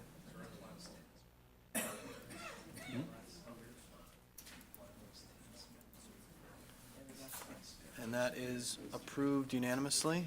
Motion to approve item 5. Motion to approve item 5 made by Alder Johnson, seconded by Alder Stevens. We will use the board. Oh, no, sorry, this is just advance, sorry. All in favor, say aye. Aye. Opposed, nay. The ayes have it. Motion to suspend the rules and take up first and second reading. Alder Johnson makes a motion to suspend the rules and advance, or adopt this ordinance rather, on a first and final reading. Is there a second? Seconded by Alder Campbell. All in favor, say aye. Aye. Opposed, nay. The ayes have it. The rules are suspended. Sorry, you're on number 6 to adopt that on the first and final. Correct. So that was the, So we were on 5. just 6. Moving things along. So the rules are suspended. Entertain a motion. Motion to approve. Motion to approve made by Alder Johnson. Or adopt. Adopt. Is there a second? Seconded by Alder Weary, and we will use the board. 6. 6.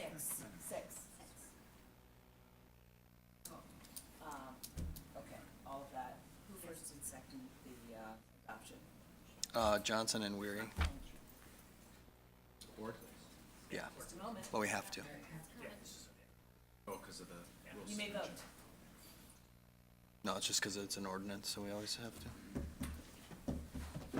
Just did a roll call, I thought. It's advancing, but since it's actually being, yeah.